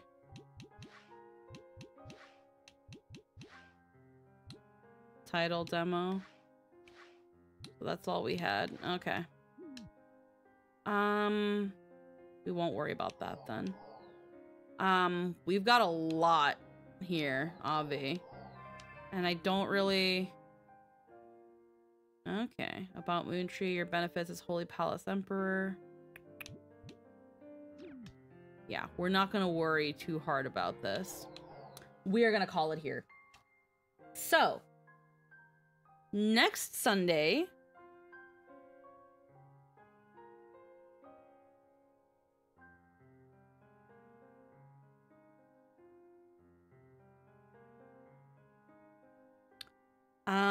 next Sunday, we might do some Honkai Star Rail. Or next Sunday, we'll just jump right into Volume 3. We might, rewatch the beginning cutscenes again. Just to have that go through, because my dumbass didn't think it would jump me straight into the game. Because I forgot that maybe it did that the first time. I don't know. But let's see, who can we raid? If anything, actually, I don't think I'll raid out to anybody. I think I'm just gonna keep it there. But yeah, we might be back next week with some more Dot Hack, getting straight into Volume 3. Tomorrow, though, we'll be continuing with some Crisis Core before Zelda. And then, I think we have Wits and Crits this week? I'm not quite sure. If Tuesday ends up being free and Jester's at work, then maybe we'll have a Tuesday stream. Of what? I don't know. So, but it looks like I'm going to be starting my new job on the 18th or sometime around the 18th of this month, which is really, really cool. I'll be sure to let people know on the Discord or during a random stream how my schedule and how future streams might end up being, if they end up being impacted in any way. But I will try to hopefully make it so that the weekends are still our main stream days. That all being said, I hope everybody has a wonderful day, a wonderful night, a wonderful tomorrow, depending on what part of the world you're in. Thank you so much for spending time with me, and I will see you all in the next one tomorrow, or again. Oh yeah, freaking Saturday, we will be back with some more Kingdom Hearts. And then, yeah, next Sunday, Honkai Star Rail, and then followed by just more Crisis Core. So, I hope everybody has a wonderful night. I will see you all later. Have a good one. Mwah. Bye-bye.